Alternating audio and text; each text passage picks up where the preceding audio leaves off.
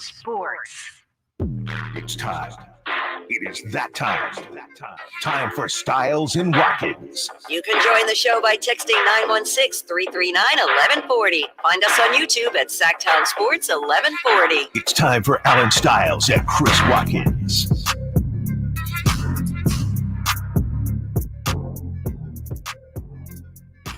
Yes. On a Monday, Stiles and Watkins, Sacktown Sports, taking you up to 2 p.m. Kyle Ledbetter behind the glass for us today as Nate is enjoying his time in Disney World. That's right, the one in Florida, Disney World. So Nate is having a good time out there, I'm sure. Chris, you ever been to Disney World? Only Not Disney, World. Only no, land. Never World. Yeah, just land. If I hear you great things. Well, actually, I hear the opposite. It's just bigger. It's just bigger. I hear it's worse because it's bigger. Yeah. People say you can't get more. The vibe. That's right. Yeah. That's right. I feel like if you are a Disney adult, I'm sure Nate's having a great time. Though. Oh, I'm sure turkey legs turkey legs. They're 3 hours ahead, so it's probably turkey leg time. So you get out there, and it's just more. It's more. Yeah, that's what I would guess. It is more, and we have more for you on the show, and plenty of it. As we break down the Bay Bridge series that comes to an end, we will play with the new name that we come up with for the Battle of the Athletics, not the Sacramento A's, just the Athletics and the Giants moving forward. We have a conversation whether or not the Niners are a quote-unquote championship team. What does that mean? Do you have to win a championship to be a championship team, or can you be a championship team without winning a championship? Keegan Murray, happy birthday to him. We discussed whether or not Keegan Murray is one of the most confusing ceilings we've ever seen for the Sacramento Kings as it comes to some of the numbers that he's put up at such a young age, but where could this all go? So we discussed Keegan Murray and the future of him on the Kings. Also, I'm the Noah Lyles apologist, and it continues. Is Noah Lyles on to something? He was on Nightcap with Shannon Sharp and Ocho Cinco and had some things to say, and Tyreek Hill calling him out. Look, man, when's the last time we were talking about a track runner with an NFL star, okay? Maybe you don't like his methods, but could he be on to something? 1 o'clock, we have the top 5 at 5. You don't want to miss what Tua had to say about his old coach, Brian Flores. And Chris is the one who wanted to talk a little bit of Raiders, so we will have some Raiders for you in about 30 minutes here, and really just breaking down the preseason so far. Unfortunately, we're not breaking down Spencer Rattler, my guy, he was breaking on the Raiders. Yeah, he did. That fumble was not great. All right, Chris, how was your weekend? How are you feeling, man? Pretty good, yeah. No complaints. It was a family full weekend, and it feels like it's baby season all of a sudden. I was telling you, my cousin has his baby shower the other day. My sister's having her baby shower pretty soon. Frankie Cardicelli's out here populating the earth. So it's feeling like love is in the air, I guess. And I'm just chilling inside. So let's do the math on this, right? Great. Normally, when you have a baby shower, and I should know this because you definitely we've had a baby, but so we did the baby shower, and it's coming back to me. I believe it was in January. Okay. And then we had her in April. Okay. Yeah. So that's basically the 6-month mark. So I'm trying to do the math here. Yeah. If there's all these baby showers going on in August, what was 6 months ago? I think you know. Yeah. I think you know. I think we're pushing near Valentine's. Is that Valentine's Day? That is basically exactly 6 months ago. Wow. Valentine's Day is February 14th. Wow. Hey, let me go out, take you to a nice dinner. It's the reason why so many children are born around the week of November 11th and November 19th. Wow. But like in my family, it's like my brother, my cousin, his dad. It's just weird how that works out. Weird. Oh no, it's not weird, Kyle. Ain't nothing. I'm more of a well, then you got different ones because you have anniversaries and Mother's Day, Father's Day. That's right. I'm a summer guy. You're just a I like celebratory kind of guy. I like a summer situation. Is going on here. So actually a fact. I'm excited for you, Chris, that you got to have some family time. And by the way, just let's get these schedule logistics out of the way. Chris Watkins will be off Wednesday through Friday. So Chris is going to get his career low on the golf course this week. Yes. It's happening this week. So you will have myself Wednesday through Friday. We will have some fun with whoever else pops up. Yep. So that'll be a good time. But Chris, you work so darn hard. You got an infinite amount of PTO hours, right? The limit does exist and you've reached it. So have some fun these last 3 days. But first, Monday, Tuesday, we are rocking and rolling. And I want to start here, Chris, with a Bay Bridge series coming to an end. And it split. So yesterday, the Giants won. They tried to blow it, but they did not blow it. They win it in extra innings. This Bay Bridge series, the last one ends at 2-2, which kind of upsets me. I mean, I feel like if the last one, just make it 5 games. Might as well. And maybe they didn't know it was the last one going into the season. Who we're not going to get into all that. But it ends 2-2, and it ends in a tie. Oakland all-time wins the final tally 76-72 against San Francisco. And I think a lot of people, Chris, had a lot of feelings going on. We have some outstanding sound from Dave Stewart, who you wouldn't believe what he's willing to give up to keep the A's in Oakland. That is at 10:45. But yeah, just watching everything, Chris and Kyle. Kyle was in the building. Yeah, I want to get your thoughts on this because you were in the building. You were in the building yesterday, Kyle? No, I was there on Saturday. Okay, let's take it. Let's take us through how it was out there. What were the vibes like? Obviously, we're watching on TV. We can see that it's way more packed than it typically is. But how was it being in the building? Real quick, Kyle also said he's never been to the Coliseum before.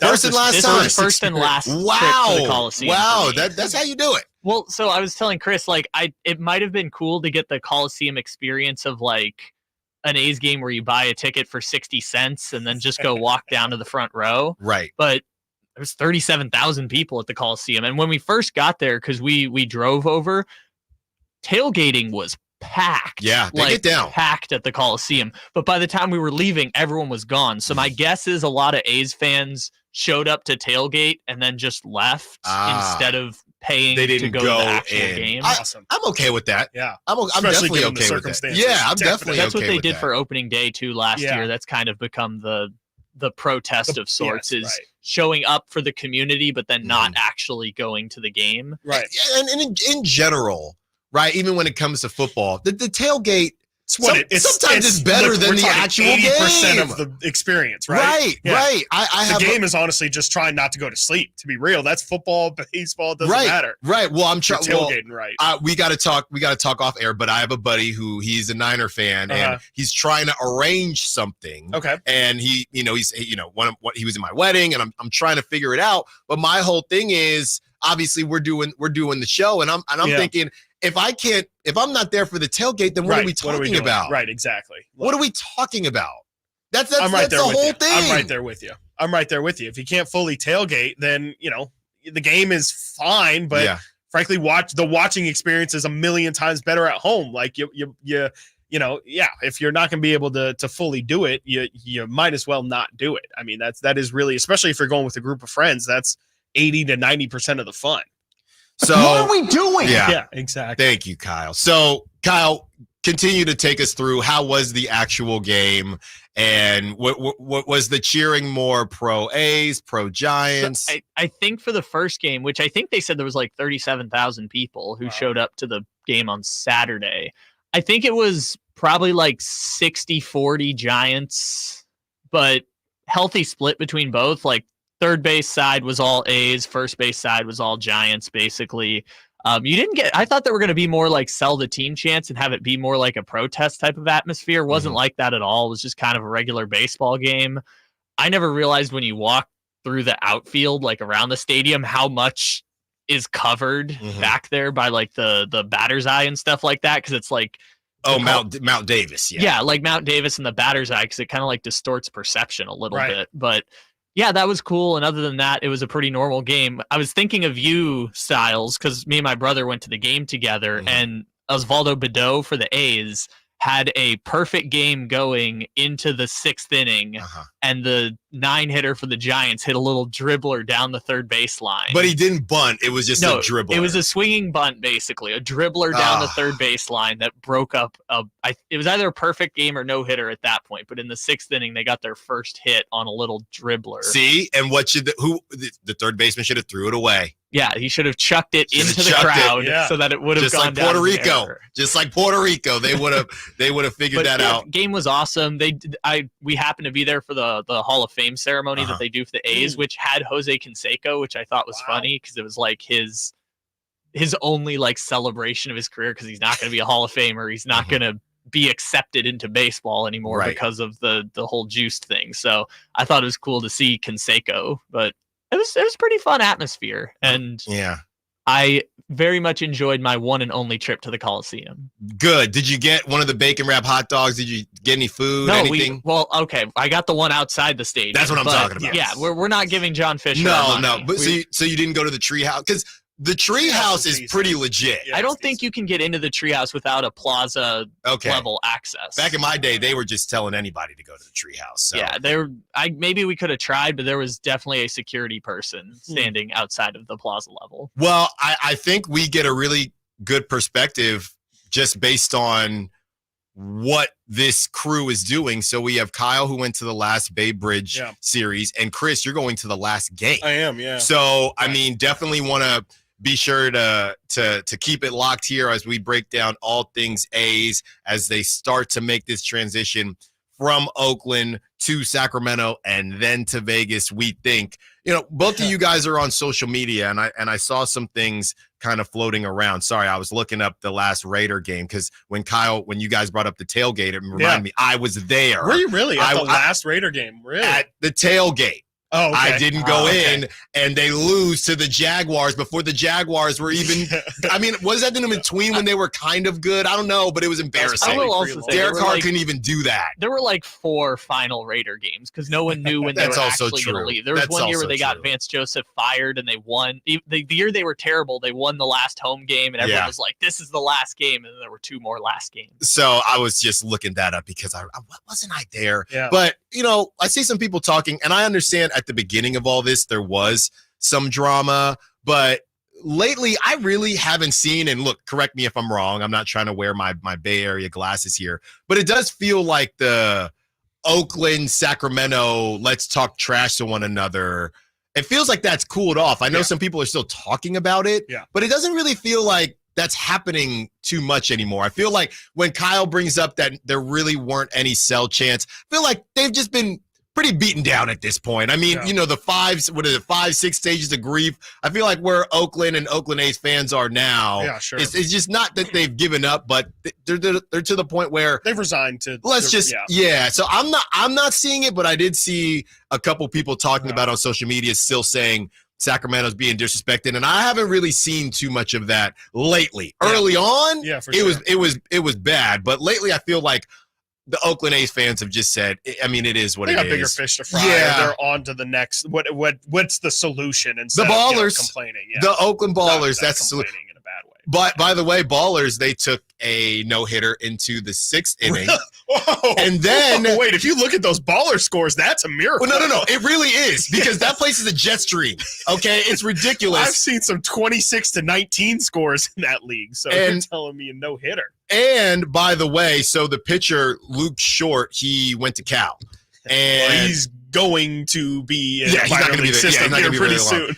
But here's the thing: no hitter got pulled after the 6th inning. No, with Skeens. Pitch count. Next guy comes in, kings up a dinger. First batter? Not the first batter, but they still won 4-3, I think. Yeah, I got dicey. This is a conversation for another day. I'm fine with the combined no-hitter. If it's a perfect game, no, but if it's a combined no-hitter, whatever. But for a Ballers game, it was a walk. That was the problem. But, like to Chris's point, it's, hey, do you want an indie ball no-hitter, or do you want to get back into the system or get into the minor league system? I think Yeah. That's actually a pretty good question, but I'm pretty sure you want to get signed. That's why you're there. Coming up next, we get into the Niners preseason looking a little clunky. And can you be a championship team if you've never won a championship? Stiles and Watkins, Sacktown Sports.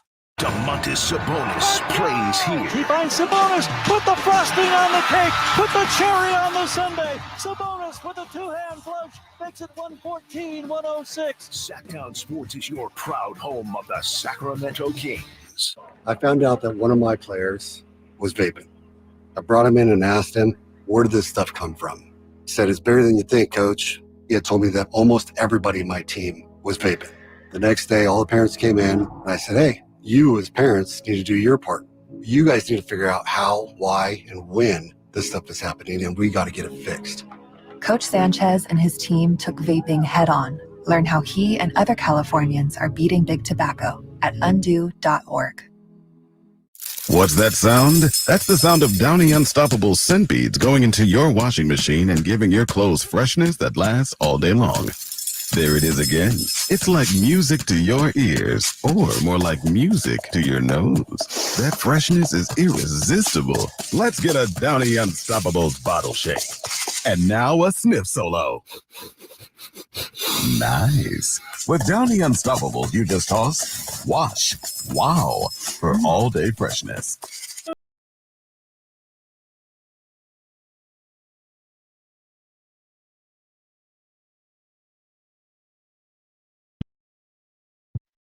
Live and local, Stiles and Watkins. Watch the show on youtube.com/Sacktown Sports 1140.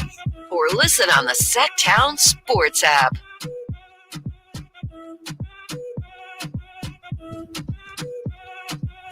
Stiles and Watkins, 10 a.m. to 2 p.m. And Chris, the 49ers preseason. So after the Ballers, I took Amtrak back up. So I was watching preseason game as we made our way back to Sacramento, and a lot of people not necessarily had anything negative to say about Brock Purdy. It was more about Kyle Shanahan and putting Brock Purdy out there where certain other starters didn't play. Yeah. And really what the thought process was, because it was incredibly clunky and really, some would argue, not safe, because Brock Purdy was getting hit, man, and some of it was his fault, holding on to the ball too long, trying to make something happen. I know they were talking about that naked bootleg, and he's got to get rid. And then he almost threw a pick on that. So, what was your assessment of the Niners preseason game? Obviously, it is preseason, but this is what's funny: certain preseason performances don't matter, but then I'm seeing the Niners have 6 guys that they drafted that have performed well in the preseason. Right. If they could hit something, it's just the same old confusing thing. Does the preseason matter or not? Right. Yeah. It only matters if it confirms what you already believed. If it goes against what you believed previously, then you just say it's preseason. So that's how it works. If it's all just confirmation bias, and it's always confusing. I mean, we go through this every year of trying to figure out if this thing matters. Are we supposed to put stock into the fact that, I'll tell you, the one thing that did stick out to me more than anything that the Niners did was Derek Carr looked great. I don't know what to do with that information, because that's the ultimate one where it's, my eyes the past 4 to 5 years have told me Derek Carr is not the guy that he was when a lot of Raider fans thought he could be their true franchise, get them over the hump type quarterback. And then I see him the other day, and he looked great. No, that was crazy. It's still preseason. But Josh Dobbs looked great. Josh Dobbs looked great. And I can tell you from last season, that's what Josh Dobbs does. He'll look great when he's scrambling and running around, and he's a great backyard football quarterback. But if you need him to stand in the pocket and make throws, he starts to get really erratic and doesn't have great arm strength. And there's a lot of when you start to see all the work. And the pastronaut. And then you take out the P, and that's what you really see is the real Josh. Yes, and you see the real Josh Dobbs. It's crazy, but it was really exciting. I'm not trying to take away from anything he did yesterday. He played great yesterday. Really, really fun. He's electrifying, and I saw that some Niner fans, vocal social media Niner fans, are out there saying, did Josh Dobbs just create a quarterback controversy here in Santa Clara? All right. Absolutely insane. But don't let Brock. I'll put it to you like this: don't let Brock have a couple bad games. Don't. No, do not. Do not. And don't let it be like, oh, yeah, he has a little thing wrong with the shoulder. No. So if there's anything to even semi-justify it, don't allow that to happen. Well, because last season, it was, hey, the UCL thing happened. Yep. We're on our way to win a Super Bowl, right? So Brock had the 3 bad games where it was Trent like missing and Debo was missing. Because your Vikings won as well. Yes, they did. Yep. And Vikings, Browns, and who was it? I think Bengals. And Bengals. So he had that stretch, but it was he didn't have they would have won the Super Bowl. Right. The UCL happened, and now they're going to win it. Now that you have lost a Super Bowl, I do think that people will look at this differently. Sure. Not me, not you, but there will be people out there that's if he has 3 bad games, and whether it's fully loaded or not fully loaded, hey, is he the guy? Right.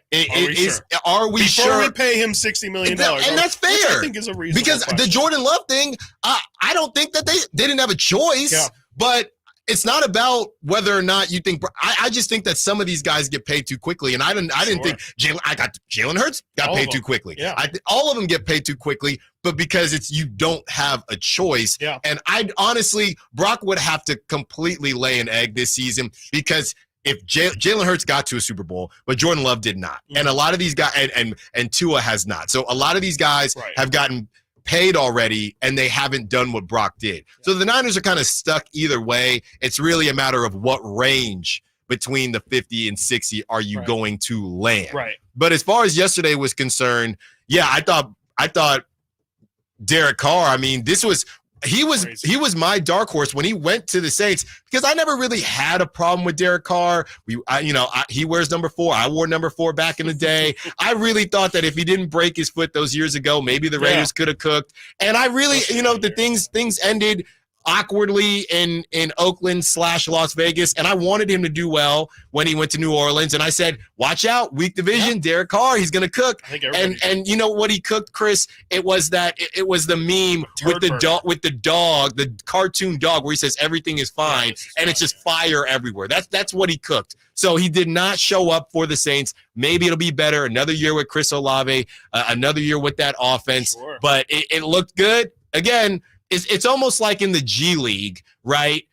Starters should look good, but even if they don't, it also doesn't matter. It's actually more confusing than the G League. Yeah, it's perfect. It's more confusing than the G League. It's great. It's just you can draw whatever conclusions you want from it, and you can both be crazy, and you can also be the smartest person in the room at all times. And honestly, it does tie into me here. Were you not thrown off by the fact that this was on like national Fox television?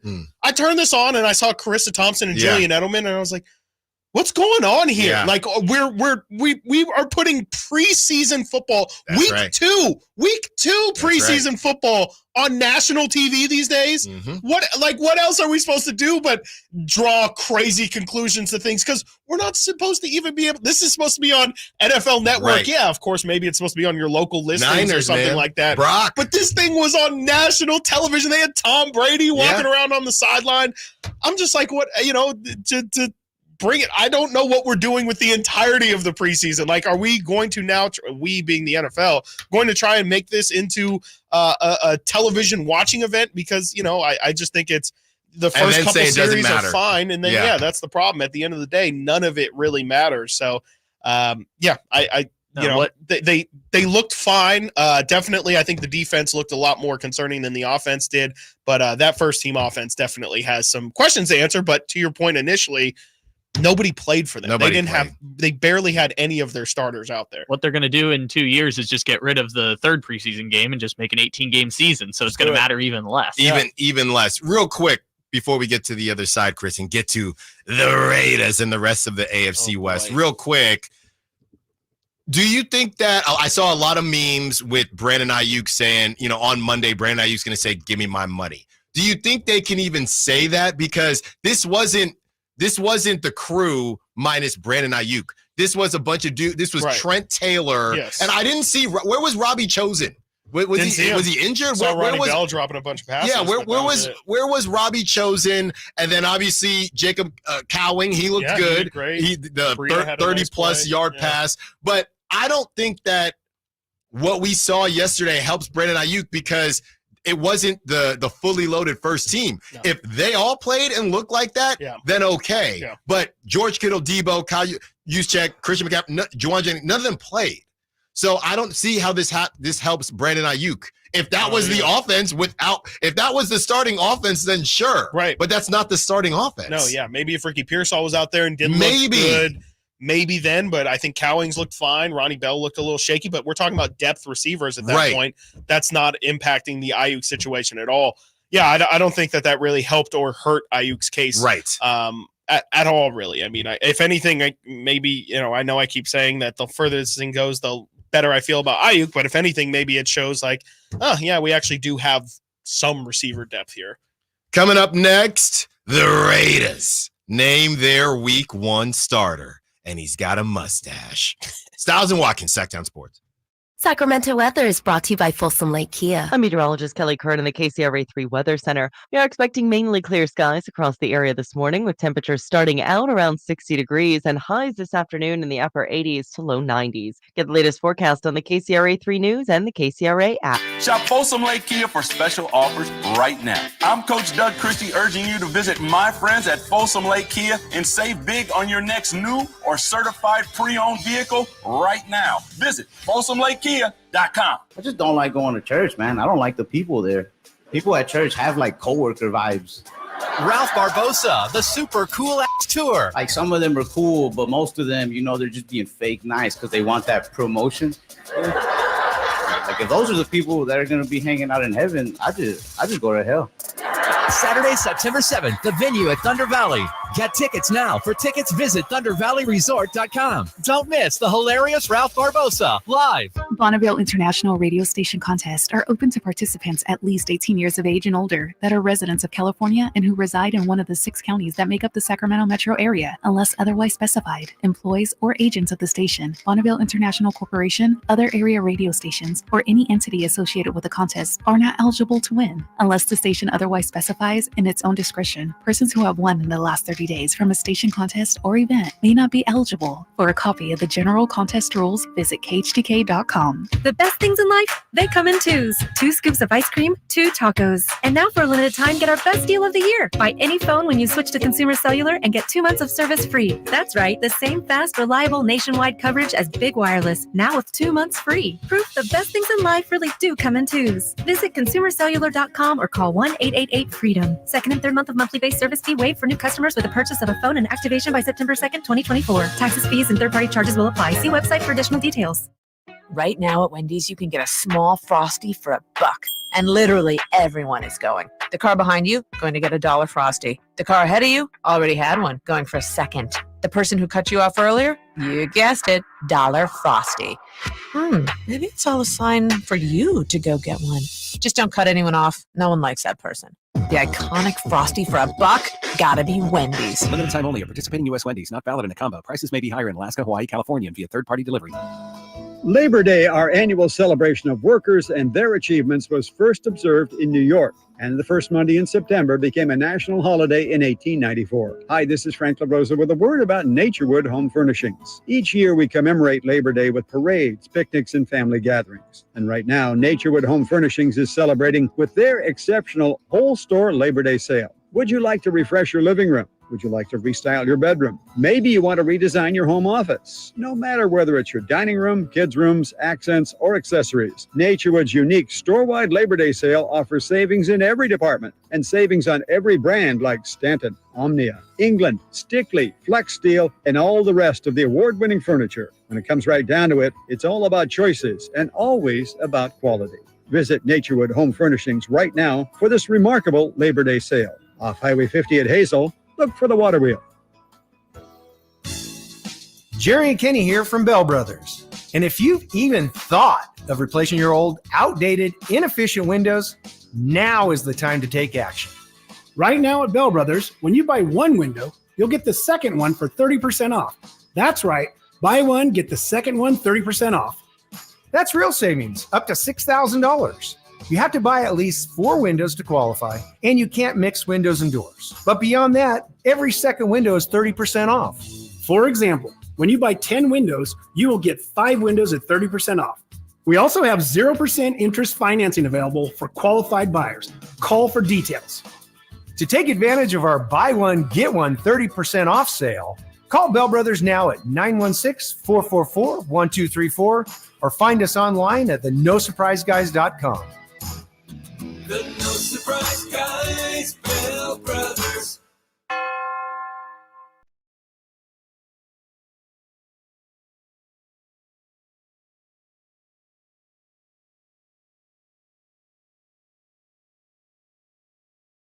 Your new home for 49ers football in the 916 Sacktown Sports.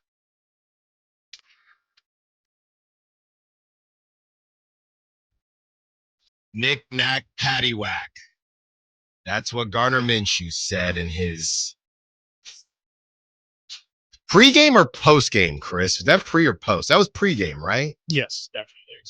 You got eat a W and you got knick-knack, paddywhack. Raiders gonna win or whatever Gardner Minshew said. But it was enough to win the starting job. And I guess win is maybe a stretch there, Chris. He has the starting job based on really just being a little bit better than Aiden O'Connell. And I mean, you talk about the opposite, and I have some numbers here we'll get into, but you have some numbers, and you talk about being a gunslinger or not being willing to take chances. And if you're Aiden O'Connell, you got to take some chances, man. I mean, you really have nothing to lose. And because you have a gunslinger in Gardner Minshew, who he has some high highs and some low lows, the Raiders are willing to go with that. I mean, in life, you want to go with someone in a lot of different circumstances that at their peak excites you or excites the fan base. And I just don't think Aiden O'Connell has done that. He played it too safe. And now he's looking at second string, at least for week one. Now, Gardner Minshew, we know it's going to be a roller coaster, so that could definitely change. But Antonio Pierce had some things to say on how he wished somebody stepped up to get the first team reps, and then figured, well, I got to name somebody. So this is what he had to say. I mean, you can't take the good and not take the bad, right? So wish it did well for both gentlemen, right? And it just didn't. And we'll look at it. We'll evaluate. They both had opportunities. Aiden had 20 attempts and Minshew had 21. So do you say congrats to Minshew? No. If you're on the team? I mean, clearly they just had no. You say, here you go. Yeah. And I'm thinking now, Chris, and I know Ari Meroff, he said, if this thing, it's the same, it's a cycle now. And now I'm going to get going here. Style Espresso, it's a little bit late, but it's still before 11 o'clock. Yeah. But now we're going to get going here. And now it's Ari Meroff talking about the same thing every single year. If this doesn't go well, Devontae Adams might get moved. Mm-hmm. And it's crazy because this receiver series that came out on Netflix, right, shows Devontae Adams hating playing with Jimmy Garoppolo. Well, brother, you're not in much of a better situation. I do wonder if he thought that the Raiders were going to go get someone. You talked about when Devontae Adams was doing his trip all around the world to promote the receiver show. He never even mentioned Gardner Minshew. Yeah. Most times when a receiver gets a new quarterback, we've already been in the film. Yeah. We've already been out there. We've at least been texting. Workouts, yeah. He wasn't even bringing it up. He said, well, I think it's Aiden O'Connell because, I mean, he's on the roster. So I do think that at some point, Devontae Adams, Bay Area guy, and the Raiders aren't in the Bay anymore. At some point, he's got to think, what is he, 31, 32 years old? You're wasting your time. You were there maybe you could go out to New Orleans and follow Derek out there, but you're wasting your time. And if this thing goes south, they don't have a choice. But here's the problem. You have Max Crosby, who's right there in his prime. You have Devontae Adams, who's right there in his prime. I mean, what should the Raiders do? I'm looking. Should they go get Josh Dobbs? I know a lot. We talk about Trey Lance look good. Yeah. I mean, because this is not maybe Gardner Minshew. He did play decent for the Colts. That's why the Raiders went out to get him. But I've used this comparison before, Chris. I'm gonna keep doing it. My pops is a good dude. Mm-hmm. Okay, but he's one of those guys where if there's a deal, he's gonna go with the deal. Okay, we had a Toyota 4Runner. It was a great car. We had it for a very long time. This is the same car that got me and my now wife stuck on top of Mount Diablo. Right. All right. Every time something happened to the car, my dad had a buddy to get it fixed. And it would get fixed, and it would be very inexpensive. But a month later, 2 months later, there was a problem with the 4Runner again. It ran forever, but it would cut off at stoplights. Just a bunch of madness. Like, Dad, if you just spend the extra money and take it to a real place, we won't have these issues anymore. And this is what the Raiders have done. Are they going to be bad enough for Shedeur Sanders? Because, Chris, I'm seeing the same thing right in that realm, and not that I'm huge on Shedeur Sanders. I think, honestly, their prayer, hope that Dak, they have another early exit and cash Dak out. Because I don't see how you're going to accelerate this process, even if you get Shedeur. Like I said, Max Crosby is no spring chicken. Devontae Adams is in his 30s. But wouldn't getting Dak be your dad going back to the mechanic and just putting it off for 2 years? I think Dak is better than Gardner Minshew. It's going to get a used car with 130,000 miles. Yeah. Getting Dak, no, I would say no. Getting Dak is not going to the friend. Getting Dak is at least going to, a Pep Boys or something. Yeah, I mean, I think the Raiders' best course of action is getting a rookie quarterback. I mean, that and moving off of Devontae? If that's what it has to be, sure. I think their plan was to get a rookie this year. I think it's just the Falcons shocked everybody and took Michael Penix higher than everybody expected, and Bo Nix went higher than everyone expected, and the Raiders were kind of left at the altar saying, I don't think I like any of the options here. And, I think that's not really – in a way, it's not their fault. I think they could have obviously maybe done some deeper digging into the draft process and maybe found out. But from my understanding, everyone was surprised that Michael Penix was off the board. And I truly believe that was where the Raiders were going to go. I think that's where they kind of had their heart set on. And, there was rumors about them maybe trading up for Jaden Daniels because him and Antonio Pierce had previous relationship. No, I remember. And that sparked the Ayuk stuff as well, as they're going to get Jaden Daniels and they're going to have Antonio Pierce, and then they're going to have a reunion with Brandon Ayuk. Yeah, because that team did so well that's what they should. That should be the priority. The Knicks and Villanova. That's exactly what they were trying to do. The ASU Raiders of Las Vegas. But yeah, I mean, I think that's, to me, the best route is to get a young, cheap quarterback that you have team control over. And the problem is you have to nail it. I mean, that's the tough part. That's the part that's easier said than done. But to me, that's the best course of trying to build out an actual team. And I think they should trade Devontae Adams. I've been very vocal about that for about a year now, as I just don't know what direction the Raiders are going. And I think he still could get you a first-round draft pick if you wanted to trade him. And that, to me, is more valuable for the Raiders' future than Devontae Adams being good while they suck. I don't see what the point of having Devontae Adams on your roster is if you're not going to fully maximize him and if it's not going to lead to any success. Last week, we had your boy Q on and he does everything Las Vegas Raiders, great. ESPN. Go check that out on YouTube if you haven't seen it. And I can't remember. I think it was 6.5 for the Raiders. Obviously, Q, huge Raider guy. Yeah. Q was making me feel good about it. Sure. But even Q said, I'm taking the over, but I'm taking the over because of that defense. Yeah. They're going to win in spite of the offense. I mean, they got Zamir White and Gardner Minshew in their backfield. Again, maybe I'm just a little bit slept on Zamir White, which I think a lot of people are, but I just don't think that that's good enough in today's NFL to lead you to anything. Since Devontae Adams got there in 2022, Gardner Minshew will now be the 6th different quarterback that has played for He's got to Raiders. regret. Well, here's the other part. Do you guys have a guess which one has the highest QBR with the Raiders of the 6? It is Brian Hoyer. See, this is I haven't even had lunch yet. I'm about to lose it. 916-339-1140. Let's get to Garrett. Wants to be a part of the Raiders conversation. What's up, Garrett? You're on Stiles Watkins. Man. What you got for us? What's up, guys? I've been a Raider fan my whole life. So pretty much my whole life I've just been filled with disappointment, except for the 4 years that Rich Gannon was there. Mm-hmm. I was really, really rocking with AOC, to be perfectly honest. I still am. I really do think he's got tremendous upside. I mean, the last, what was it, 4 games of last year? I mean, he really pulled it together and showed out.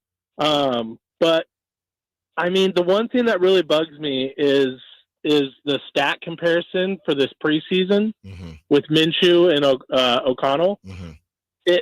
Minshew was 16 of 33 for 212 yards, 1 touchdown, 0 interceptions, which is awesome. And his QBR was 79.4. Aiden O'Connell was 21 of 29, 172 yards, 1 touchdown, 1 terrible interception. That was a pick six. And his QBR was still 84.3. 5 points higher. You're telling me this guy, now granted, I know second string, third string, and all that plays factor, but you're telling me that this guy outperformed Gardner Minshew, who's been in the league for, 5-6 years now? And Aiden O'Connell's been there for 2, learning a brand new offense.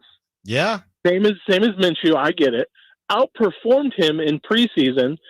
If you go back and look at yes, they were a lot of safe throws, but he drove down the field and took time off of the clock, which is ultimately what you want to do, especially against Kansas City. You don't want Mahomes out there. You want your offense out there as long as possible. Yeah. And Mahomes out there as least as the least amount as possible. Yeah. No, I think it's a great point, Garrett. We got to get to the other side, but I do have some numbers for you, Garrett. Thanks for the call. Great stuff from my Raiders fans. I do have this note for you, Garrett. This is from Tristan Kuhn, and Tristan Kuhn is an NFL draft analyst and also is a recruiting draft analyst as well. This is what Tristan had to say. Aiden O'Connell had 0 big-time throws. Passes put into low percentage windows with elite accuracy and timing to 2 turnover-worthy plays. Gardner Minshew had 6 big-time throws, 1 turnover-worthy play. Percentage-wise for the Raiders, Minshew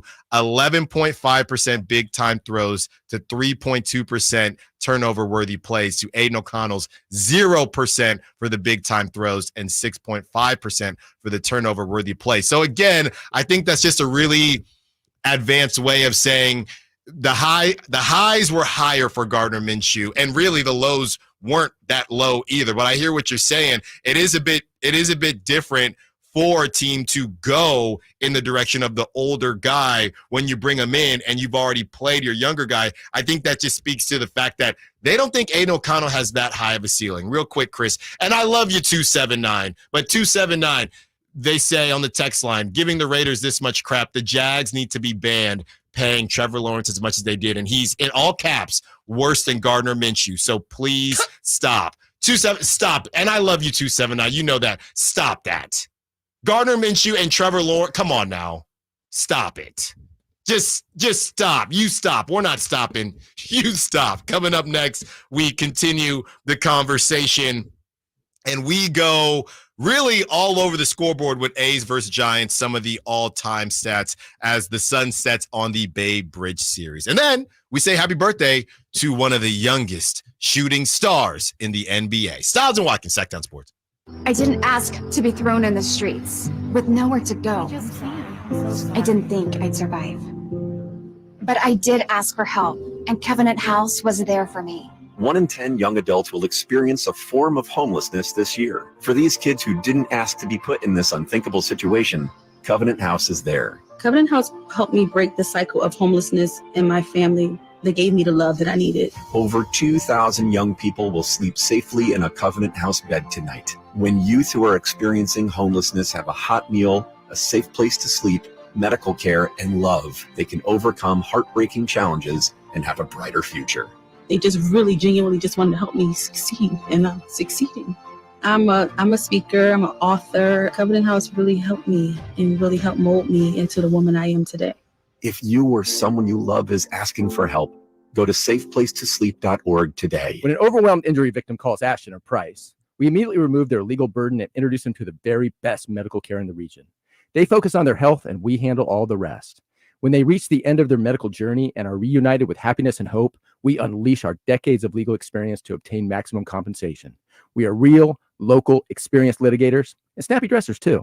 Consultation's free, and there's never a fee until we win. Remember, for the best advice, don't think twice. Call Ashton and Price. Thunder, feel the thunder. It ignites something inside of you. Lightning and the thunder.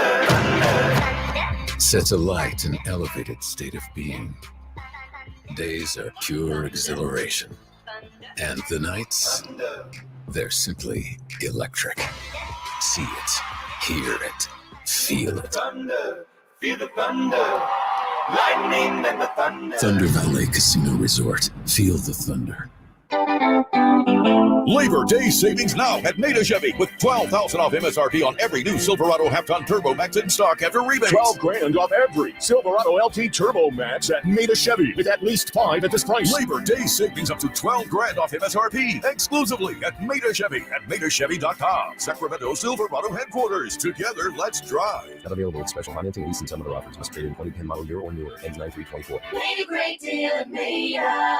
Sacramento, Dirks Bentley's coming to town. What was I thinking? I'm getting drunk on it. Saturday, September 28th at Hart Health Park at Cal Expo for Country in the Park 2. And he's bringing some friends. Harmony, I love you just the way. Tyler Rich, Dasha, Kelsey Hart, and more. Saturday, September 28th at Hart Health Park at Cal Expo. Get your tickets today before they're sold out at CITPFest.com. Brought to you by RVs of Sacramento and Hoblet Chrysler Dodge Jeep and Ram Center. Experience a golf tournament as refined as you are. The Pro Court Championship at Silverado Resort, September 12th through the 15th. Be there as the best of Napa meets the best of the PGA Tour. With world-class wine experiences, breathtaking views, and incredible golf. It's like this weekend was made for you. The Pro Court Championship, September 12th through the 15th. For tickets, go to ProCourtChampionship.com.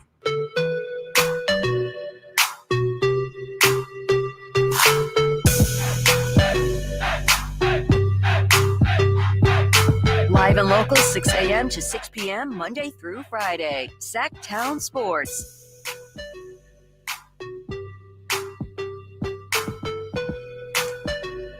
From the 831, it's time for the speculation to start. Which team will Adams end this season with? Because it won't be the Raiders. That's from Trey. Well, we don't know, right? It's all preseason. Gardner Minshew, I will say this about Gardner Minshew, and we're going to get into the rest of the AFC West. I know we said we were going to go all around the scoreboard with the A's and Giants, and we are going to do that. We are going to do that. But you know, now that the Raiders are gaining some traction here, we're just going to ride that. But we have that Dave Stewart sound, incredible sound, and we are going to go all around the scoreboard and the history of the A's and the Giants. I will say this, guys, and you hear me out on this. Okay.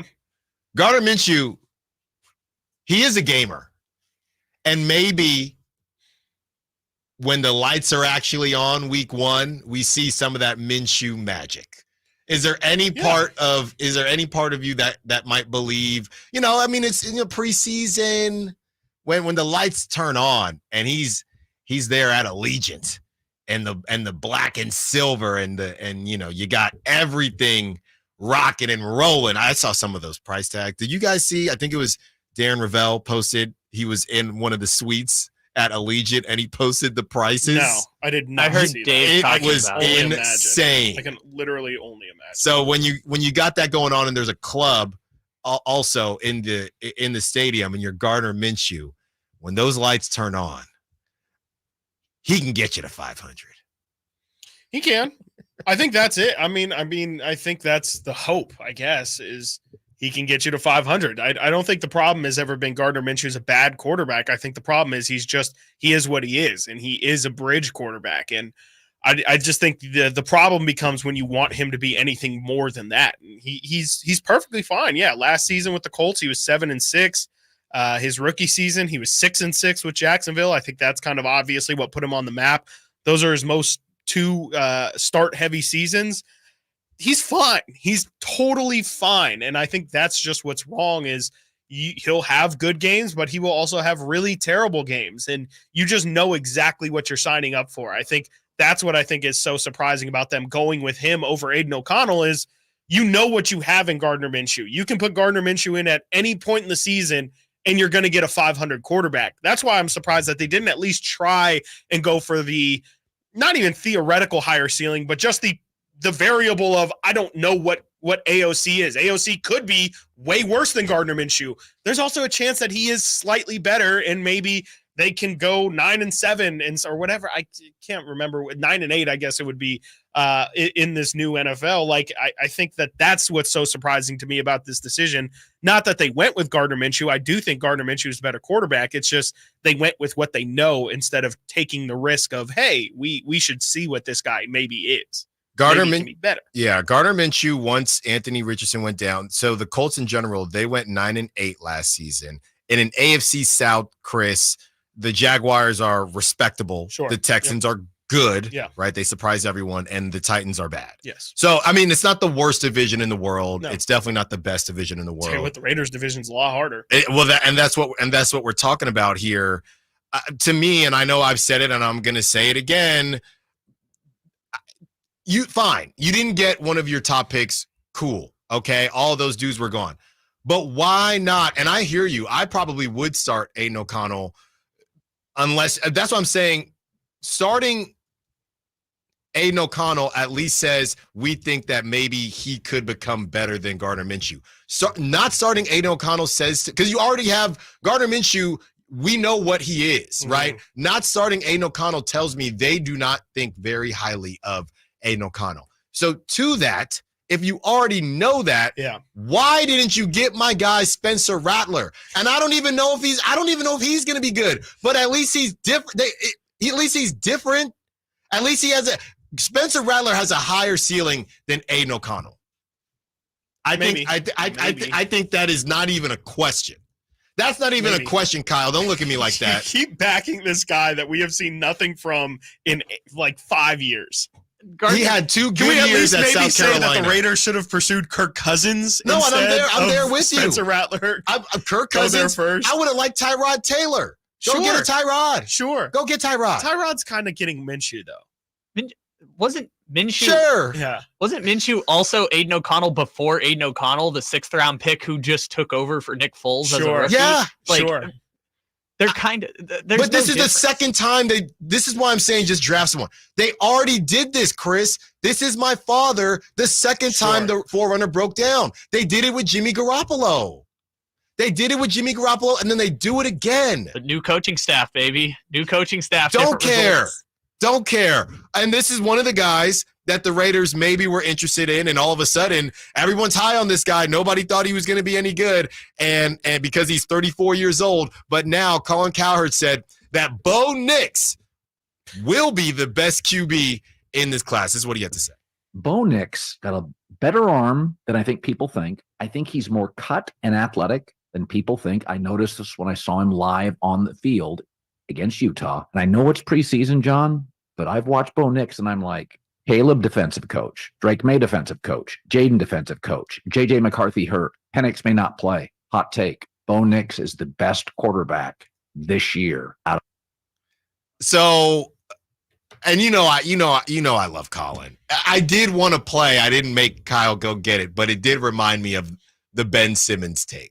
And he did specifically say this year, but it did remind me of the Ben Simmons take. Hey, LeBron. I don't know what the Ben Simmons take is. Oh, my goodness. Now we're going to have to find it later in the show, Kyle. So basically, Colin says, and the way he says it, hey, LeBron, you can keep playing if you're right, if you want to, but we're good here.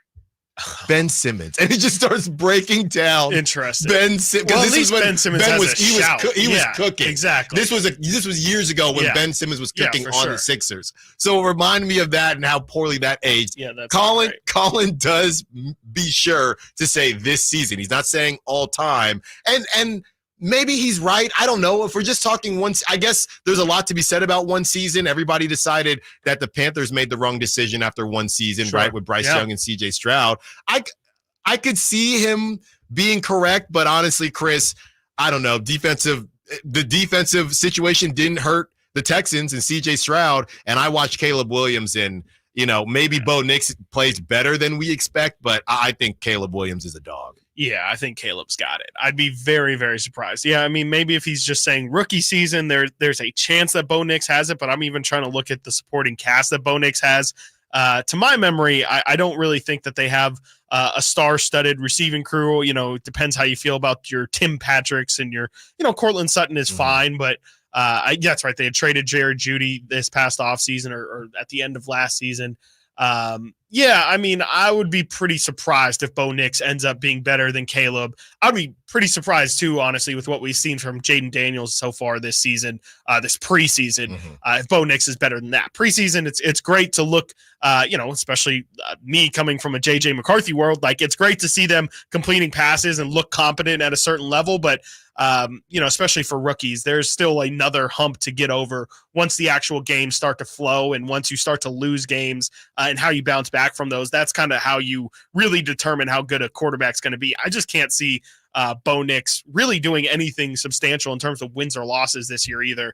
I don't think I see that for Bo this season. Yeah, I mean, maybe if the Chargers just don't have it, you get a couple wins there. But and basically, are you going to be better than the Raiders? I think that's the only way this conversation even gets any legs. But we're going to get to the all-time scoreboard with the A's Giants. That sound from Dave Stewart. But first, we are going to play this call-in sound for Chris and Kyle. Here it is. The NBA, which I've watched for 4 decades, and I say this now with Ben Simmons. Hey, LeBron, we're good, bro. You can go. You don't have to. You can hang around. Still great, but you can go. We're all good here. I never bought into it with Blake Griffin. Despite what he did last night, I've never bought into it with Anthony Davis. Russell Westbrook doesn't drive me to a TV to that level. Certainly didn't when he broke into the league. But when I watch Ben Simmons play, and again, I don't know if the Sixers are special, but when I watch Ben Simmons play, it is just a gut feeling. That is something between LeBron and Magic. Hindsight's 2020 is all I got to say. Like, I'm sure you could find some really damning audio of me and Ben Simmons. Sure. But now, Collins learned. Now he's just doing it year by year. I think Bo Nix is going to be better this year. I don't know about the years coming up after that. Well, coming up on this show, we get into the A's and Giants scoreboard, and we have that sound for you from Dave Stewart. What would Dave Stewart be willing to give up to keep the A's in Oakland? Stiles and Watkins, Sacktown Sports.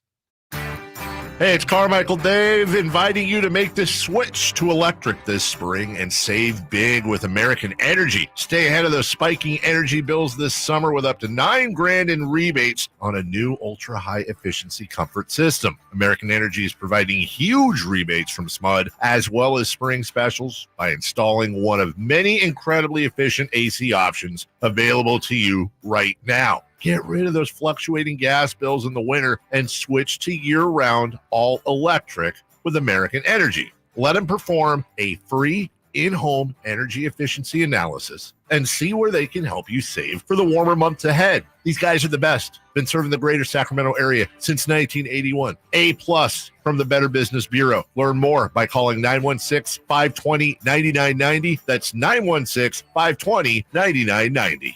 Call 916-520-9990 now. My kids call me Tom. So unnerving. Every day, the older one's like, "How you doing, Tom?" I go, "Hey, I'm not your fucking stepdad, all right?" I wish I was. It'd be a lot easier, but I'm not. From his multiple Netflix specials, comedian Tom Segura brings his new tour, Come Together, to the venue at Thunder Valley September 5th. Get tickets now. For tickets, visit ThunderValleyResort.com. Don't miss Tom Segura, Come Together. The feet have a really big impact on how the rest of the body moves. The knees, the hips, the lower back especially. If the foot isn't properly aligned, all of these joints are going to function incorrectly. That results in a lot of muscle tension and chronic pain. What I really like about the Good Feet system is that the right arch supports can put the foot in its proper alignment. So all the joints up the rest of the body will be aligned properly as well. And when the body's aligned, we can reduce the risk of injury and chronic pain. Come to the Good Feet store now for a free fitting and test walk. Toyota's national sales event is on now through Labor Day weekend. Whether on or off-road, make the most out of these final days of summer in a new Toyota truck. Don't miss a low lease on the fully redesigned 2024 Tacoma or financing as low as 0% APR on the 2024 Tundra. It's time to kick up your adventure with Toyota's legendary power and reliability. Toyota, Let's go places. Offer available through TFS to buyers with premium rated credit. Offer only available on Tundra Capstone. Ends 9/3/24. Sponsored by Xfinity Internet. Enjoy ultimate control of your home network. Personalize your Wi-Fi name and password. Assign user profiles. View and control connected devices and more with the Xfinity Internet app. From the Power Business Technology Toshiba Studios, KHTK-AM Sacramento, KYMX HD2 Sacramento, the only station in Sacramento giving you local sports coverage from 6 a.m. to 6 p.m. Monday through Friday. Sacktown Sports.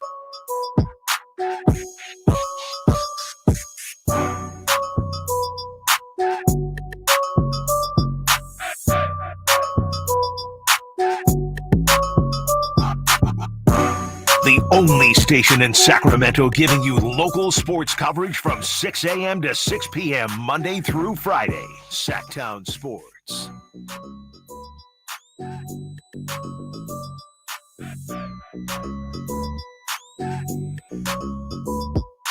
Kyle, nicely done. Little Bay Area to bring us back to honor the last Bay Bridge series. Kyle Ledbetter was in the building.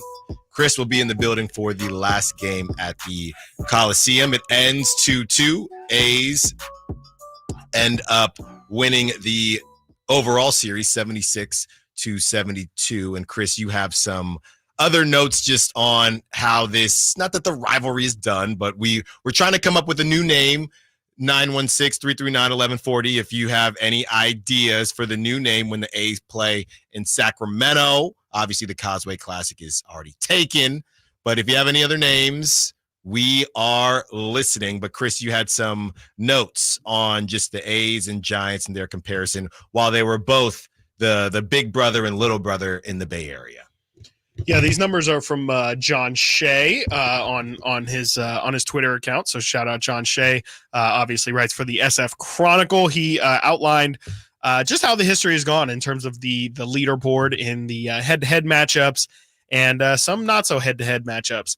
A's, as you mentioned in the first segment, they edge out the Giants at interleague play 76-72. That would have been a nice thing to kind of split as well. Yeah, would have been pretty cool. But the A's definitely get the edge there.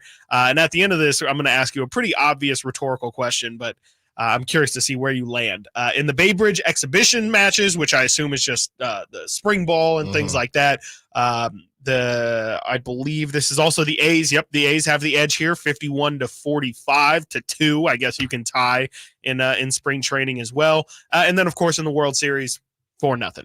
A's have won 4 World Series in their time in Oakland, 17 division titles, 21 playoff appearances. To the Giants, 3 World Series, 9 division titles, and 13 playoff appearances.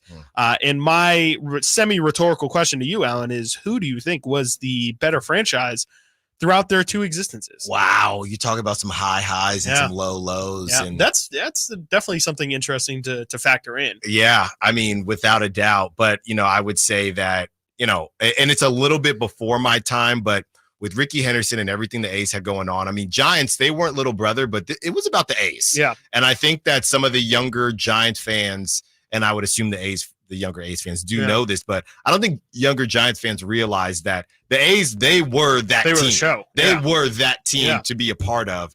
And it's gotten lost in translation with everything that's happened. I mean, the numbers are the numbers, Chris, and men lie, women lie, but numbers never lie. They don't always tell the whole truth, but they do not lie. And by the numbers, even though there were some low lows and recent memory has not been kind to the Oakland A's, it's the A's. Yeah. It's the A's. And it's crazy because, kind of just what you pointed out there, imagine if the A's would have operated like a competent franchise for the past 25 years. Right.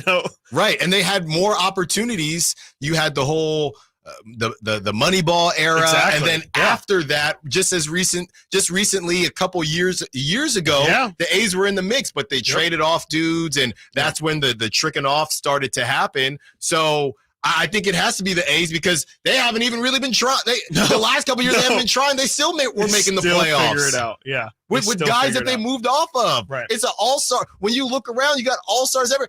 You have Matt Chapman, who's now on the Giants. Yeah. You have so many guys that have played for the A's and then have gone on to do different things. Yeah, I think of like the Josh Reddick era. Remember, the like Josh Reddick era. You had Donaldson, you had Cespedes, and then they move on straight from that era straight into like an Olsen, Chapman, Simeon, and then Sean Murphy unfortunately gets moved off as a casualty of the A's kind of doing their thing. But like that's even an example of like if the A's would have just picked one guy to pay of this group, or if they would have, it's still the Sean Murphy thing still makes no sense because his paycheck wasn't even around the corner. They just traded him because he was too good of a player, I guess. Yeah. It would be really interesting to see, how the A's would still stack up even today. But yeah, I mean, I like I said, I think it's kind of a rhetorical question because the A's have just, even in the head-to-head, they have dominated the Giants this entire time. But I think, if you would have asked anybody like me, frankly, who's like 2010 on in terms of paying attention, right? It's like, it's the Giants, no question. And it's just crazy, man. It's just really crazy how we've gotten to this point. Yeah, I think that's the biggest thing. If it's a matter of recently, obviously it's the Giants, but overall, which is what it's about. I don't even know if it's really obviously the Giants, you know, like, I mean, they had 3 World Series, which of course trumps everything, but the A's had some really good years where the Giants were just kind of floundering about. And, the Giants were great the 3 years they won the series, but in the years in between and the years since, they just took the years off. They've just, they've spent the money, but they just haven't had the success there. They spent the money, then they brought in Farhan to stop spending money, and then they started spending money again, but the money is not, don't get me started. Don't get me started. The A's are like, we're just not going to spend money. Right. How about if we just don't spend money the whole time? No, and then we can just figure things out later. Speaking of the World Series, Dave Stewart was on the A's broadcast on NBC Sports Bay Area, and Brody Bazile asked him a very specific question, and a lot of people were a bit surprised at his answer. Let's see what you think when you hear what he had to say. Stu, somebody said this on social media, that they would trade the 89 World Series for the A's continuing to play baseball in Oakland. If that were a trade to be made, you being a big part of that, would you go back and sell your soul for 89 to keep the A's here? I would do for that the rest of your life. I'd do it in a heartbeat. Yeah, in a heartbeat. I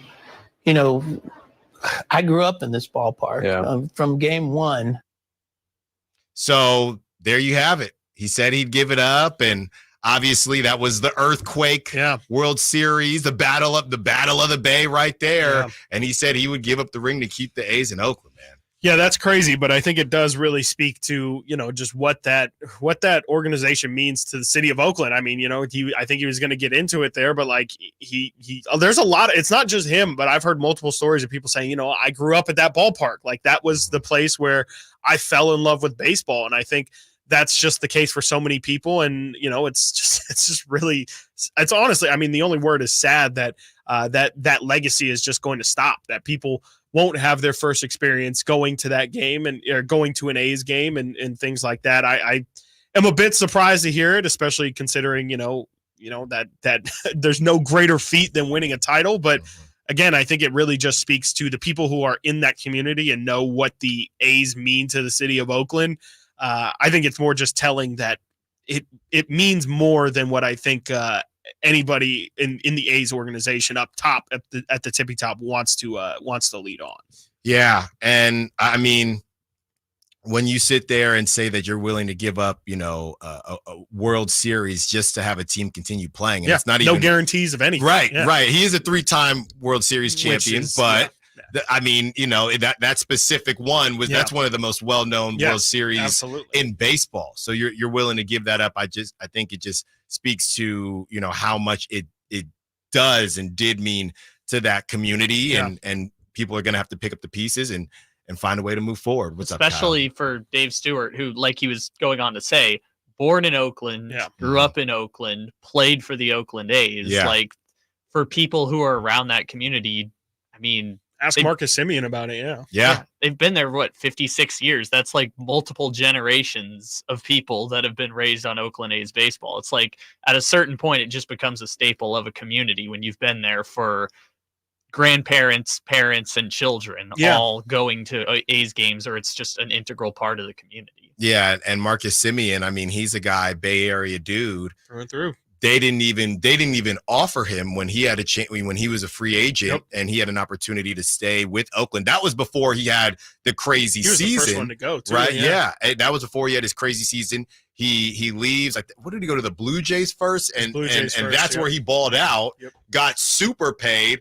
Goes to the Rangers in the same division as the A's and wins a World Series. Mm-hmm. I mean, you just hate to see it. That Rangers World Series was built on the backs of the Oakland Athletics, because even Jonah Heim, their starting catcher, was an Oakland A. Yeah. Started in the All-Star game, integral part of winning a championship. Like, the Texas and Atlanta, arguably two of the best teams of the last 2 years of baseball, Atlanta's have like crazy. 6 A's on their team. Yeah. So, it's definitely a sad situation. And we did the show when everything was announced, and we played the presser on these airwaves. And yes, we are excited for the A's to come to Sacramento. But, in remembering the last Bay Bridge series, I thought it was just some good sound to come out of Dave Stewart. And really, we'll see what happens next. Real quick, Chris, this is something that Susan Slusser, so the actual article was more about the Bay Bridge series. Okay. But she put this nugget in the article that somebody noticed, as this is what people do. And I want to get your thoughts on it. This is what she said. She says, with the A's moving 85 miles up I-80, there will still be a Northern California series. And perhaps the fact that the A's will share a park with the Giants' top minor league team will create new drama for the games, or weirdly hybrid fans at least. Premium seating at Sutter Health Park will include committing to both A's and River Cats season tickets. So that last part wasn't really what the article was about. And people thought, wait. Wait, what? So what we don't know and what we're trying to figure out now is what premium seating is. The optimists are saying, hey, suites or really close seats, like that's what premium seating is. Rows or something. The pessimists are saying this could be a lot of the ballpark because according to what we've heard, intimate setting, no place to see, no better place to see close action like this. What if premium seating is just the seats? What if it's a lot? And to get season tickets, and we just talked about this. Yeah. What was it last week? On Friday. It was either when we Thursday said, or Friday. how are they going to convince? Well, now we have our answer. Yes. Oh, how are we going to convince people to go you to don't River convince, Cats? you force. You have to go. Yeah. You don't have to go, but you got to buy the tickets. I mean, it definitely makes sense when you think of why were the Giants so okay. Like when with the confusion of, hey, this is really going to mess up your minor league team. Obviously for logistical reasons, but also who is going to show up to your games. If there's a whole other option, we literally went through month by month and said, there's about 4 days a month where there's no baseball in Sacramento or at Sutter Health Park specifically on that day. Why, if you are fiending for a baseball game, why would you not just wait for the A's to come to town and not pay to see AAA? Well, it sounds like the way around that is to say you already own those seats. By getting the A's seats, you are already locking in the River Cats seats. It's kind of crazy, but it does make sense from a business perspective. But it's also a little unsurprising that this is the manner in which we find out about it. So the tweet just had screenshot Susan's post, and she found it because it went pretty viral. So Susan says, hey, could you link my story? And then Cody, the guy who posted it, said, yes, I'll link it. And also, do you have any clarification on what premium means? Susan says, this is 39 minutes ago, by the way. Ooh. It often can mean whatever teams want it to mean. But in this case, it basically, if you want to ensure good seats, now you have to get both. As the season approaches, if sales aren't brisk, they'd likely change it. But my understanding is that sales are strong. So people are cashing out right now. And I mean, I'm not saying people don't want to go. I'm saying these tickets are going to get flipped. Yeah. I think a lot of them are going to get flipped. Oh yeah, big time, especially considering that they're at such a scarcity. You would imagine that, I mean, that's almost going to be that Yankee ticket. It's almost going to be a vibe. It's like, hey, buy all the seats and then, you can manipulate the market, put it at a premium. And I mean, Rivercat, those tickets aren't getting flipped, but the A's tickets, Yeah. they're definitely getting flipped. So according to Susan Slessor 39 minutes ago, when asked the question, what does premium seating mean? And I'm air quoting here. It often can mean whatever the team wants it to mean, but in this case, it's basically if you want to ensure good seats, now you have to get both. As the season approaches, if sales aren't brisk, they'd likely change it. But to my understanding, sales are strong. Sales are strong. Yeah, it doesn't surprise me. Sales are strong. I think people are excited for it initially, but yeah, it'll be interesting as this thing goes on, just how much excitement there is, and how much. I mean, if there is going to be a bit of price gouging because it is the most intimate setting in baseball, it's going to be interesting to see how many people are willing to pay luxury prices for a product that might not actually be luxury. Because it's still, let's not forget, this still is a AAA baseball park that you are going to. Like, it's not like you're going. It's intimate, Chris. It's very intimate, but how many people go to baseball games for the baseball itself is also a question that I have. Well, they got good food too. And they're gonna need that good food. I need that tri-tip. I'm still looking for that tri-tip. Okay, food. Yeah. On the other side, I'm gonna see if I can actually get to the season tickets and see where it gets blocked out during one of these breaks. But on the other side, we get into some Kings talk. Happy birthday to one of the young guns in the league, the sharpest shooter that we ever did see. Stiles and Watkins, Sacktown Sports. The only place you'll find Malik Monk is Sacktown Sports. Oh my, what an athletic move that time by Malik Monk. Hey Sacramento, it's Malik Monk and you're listening to the home of the Sacramento Kings, Sacktown Sports. Your local sports leader. Carmichael Dave here for Capital Casino. Sacramento summertime heat is back. And of course, Cap Casino, Sacramento's #1 poker room, wants to invite everyone to soak up some air conditioning, still with the most variety of table games in the region. And as always, the best food, best service, and the best action, conveniently located in downtown Sacramento. Capital Casino, of course, reminding everyone to please make sure you gamble responsibly. 1-800-GAMBLER. Labor Day savings now at Maida Chevy with $12,000 off MSRP on every new Silverado half-ton Turbo Max in stock after rebates. $12,000 off every Silverado LT Turbo Max at Maida Chevy with at least 5 at this price. Labor Day savings up to $12,000 off MSRP exclusively at Maida Chevy at MaidaChevy.com. Sacramento Silverado headquarters. Together, let's drive. Not available with special financing, lease, and some other offers. Must trade in 2010 model year or newer. Ends 9/3/24. Made a great deal at Maida.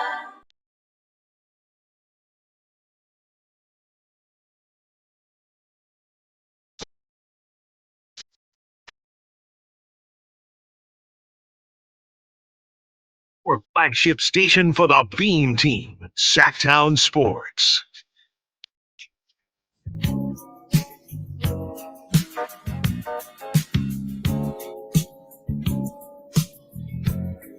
I'm here on the A's website. Stiles and Watkins, Sacktown Sports, taking you up to 2 p.m. Here on the A's website.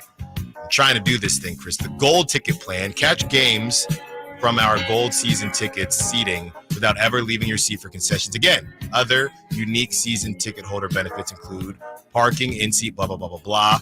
Those are okay, that's for 2024. So I'm trying to find the 2025 setup. And when my first Google wasn't even there. So maybe I'm not in the right tax bracket. But we're going to try to find where it starts and ends for anybody interested in season tickets and whether or not you then have to buy season tickets for the Sacramento Rivercats as well. About to get into some Kings talk. It's 11 o'clock hour. You know that's when we get down. But Steven wanted to tie a bow on Raiders and A's. 916-339-1140 if you want to be a part of the conversation. What's up, Steven? Happy Monday. What you got for us? Happy Monday, boys. It's been a while, man. Hope you guys are doing well. Same to you. Thank you, man. Stiles, you freaking killed it last week. I think it was last week or the week before, but it was during your solo shows in the morning. Appreciate it. But, dude, you absolutely just murdered it, dude. It was awesome. Thank you, man. Thank you. You're very welcome. So my question, Oakland is about to lose. It's about to lose the A's. It's set in stone. Oakland is about to have literally no professional sports teams, at least big-time professional sports. What is the most important legacy that's been left behind in Oakland? You have the tail end of the Warriors. I believe they started that championship run while they were still in Oakland before they moved to San Francisco. So at least the city of Oakland got to have a couple of parades. You have the '89 World Series. I believe that's the last A's championship. They got to have a parade for that. The Raiders have had a couple of championships, so they've gotten the parades for that as well. So my question is, we talk about how the mark that the A's are leaving behind in Oakland, but the Raiders. I mean, you're a Raider fan, you know what I mean. So you understand. Excuse me.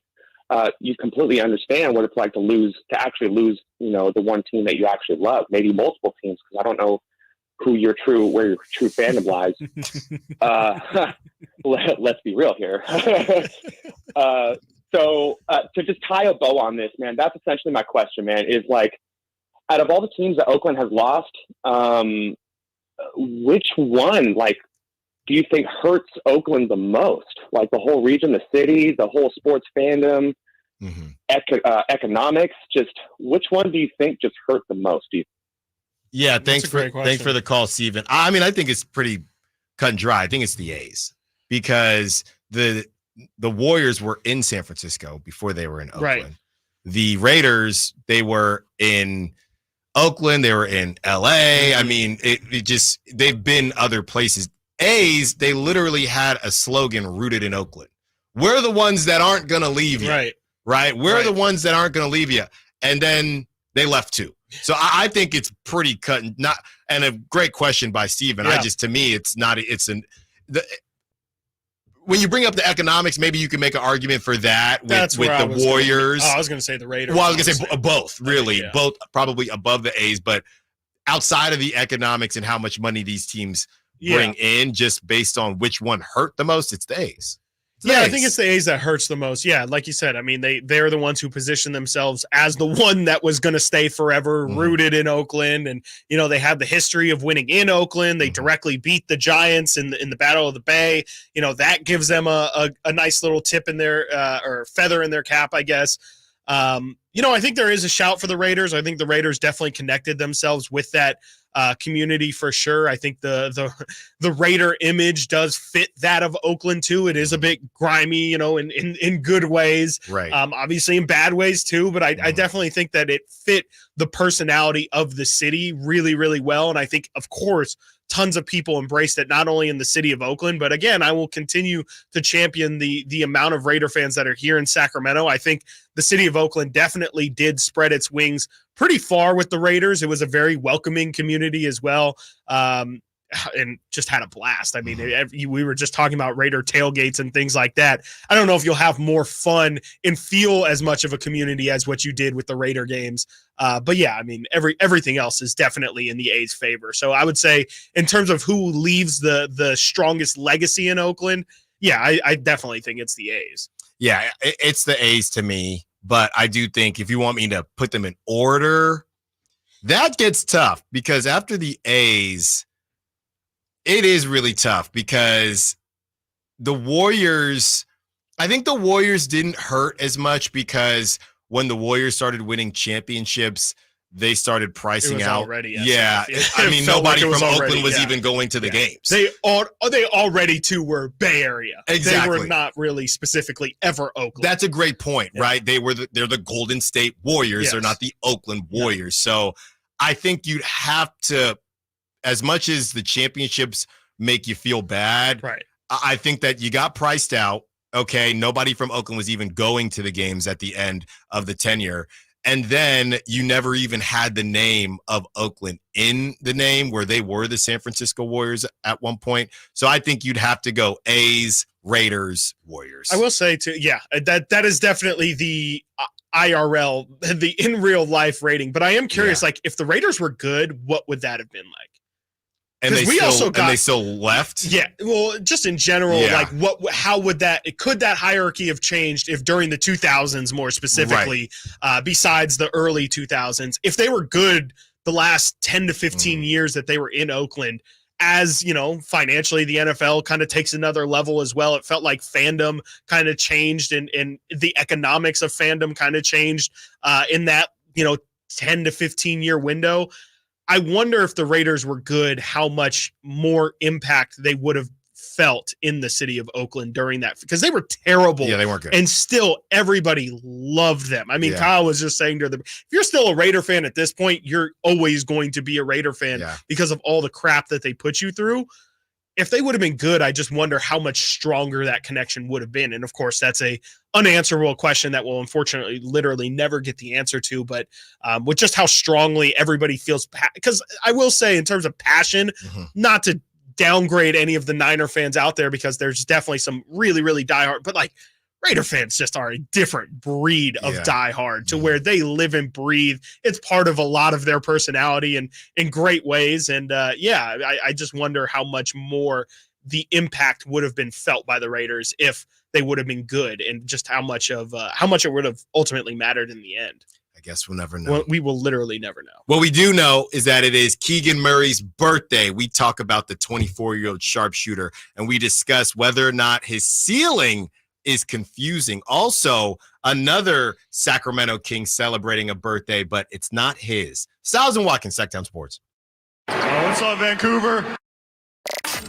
Did you miss any part of our live local shows? Don't worry, you never have to miss them again. Check out sacktownsports.com and search our podcast page and play our shows when you want. The Carmichael Dave Show with Jason Ross, Stiles and Watkins, and The Drive Guys. Plus, other podcasts like Return of the Empire, Return of the Roar, The Stingers Up podcast, and Golf to Go with Frank LaRosa. They're all available right now on sacktownsports.com. You did it, Boston. The Celtics are NBA champions. It's time to come together and celebrate in style. Go to NBAstore.com right now to get all your championship gear. The official locker room collection with t-shirts for the whole crew. The official locker room hat and everything you need to celebrate the Larry O'Brien Championship Trophy. Celtics fans, it's your time, so get your gear. NBAstore.com, a Fanatics experience. Sacramento, Dirks Bentley's coming to town. Saturday, September 28th at Hart Health Park at Cal Expo for Country in the Park 2. And he's bringing some friends. Harmony, Tyler Rich, Dasha, Kelsey Hart, and more. Saturday, September 28th at Hart Health Park at Cal Expo. Get your tickets today before they're sold out at CITPFest.com. Brought to you by RVs of Sacramento and Hoblet Chrysler Dodge Jeep and Ram Center. eBay Motors is here for the ride. 120,000 miles of night drives, daily commutes, and who knows how many. Are we there yet? Through countless fixes, elbow grease, and a new radiator, you kept your ride alive. With eBay Motors, you have over 122 million parts to keep it running. And with eBay Guaranteed Fit, they'll be the perfect fit every time. Plus, at these prices, well, we're burning rubber, not cash. Keep your ride or die alive at ebaymotors.com. Eligible items only. Exclusions apply. When you switch and save with Progressive, you could use that money towards going to see your favorite team in the playoffs. Progressive cannot guarantee that you can go see your favorite team in the playoffs. Drivers who switch and save with Progressive could save hundreds on average, but we cannot guarantee that your favorite team will make the playoffs or even finish with a winning record. They could easily lose more than half their games and finish in the cellar because they stink badly and haven't made the playoffs in years. Savings? Very possible. Playoffs? Highly doubtful. Switch and see if you could save at Progressive.com. Progressive Casualty Insurance and Affiliates, not available in all states. We cannot be held liable for your favorite team's terrible and frankly embarrassing performances now or ever. Sacramento Dodge Chrysler Jeep Ram off Business 80 next to Hagen Oaks or online sacksuperstore.com. Big inventory and the right deal. Experience it for yourself and see why their customers drive away smiling. It's the Sack Superstore difference.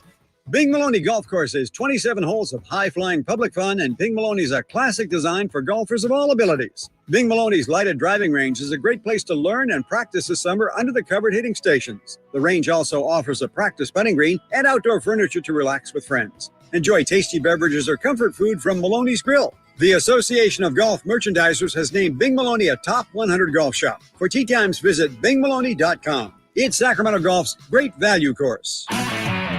If your passion is bass fishing, only one radio show has the action, information, and excitement of your favorite outdoor sport. Ultimate Bass, hosted by Tournament Bass Pro and California Outdoor Hall of Famer Kent Brown, takes you live to where the fish are biting every Saturday morning. Only Ultimate Bass feeds your passion with the latest news, products, tips, and advice from the pros. Ultimate Bass with Kent Brown, Saturday mornings at 5 a.m. on Sacktown Sports 1140, part of SEP's Saturday Morning Outdoors.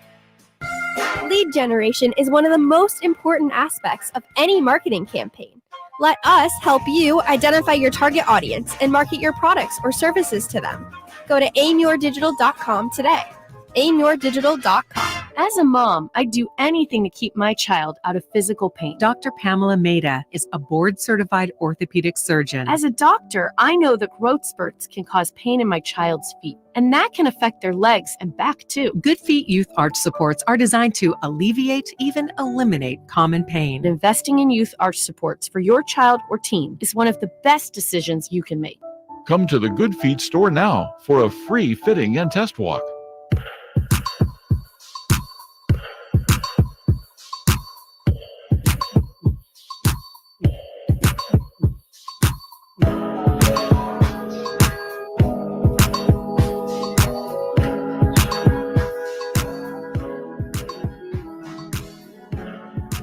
Your home for Kings basketball for over 25 seasons. Sacktown Sports.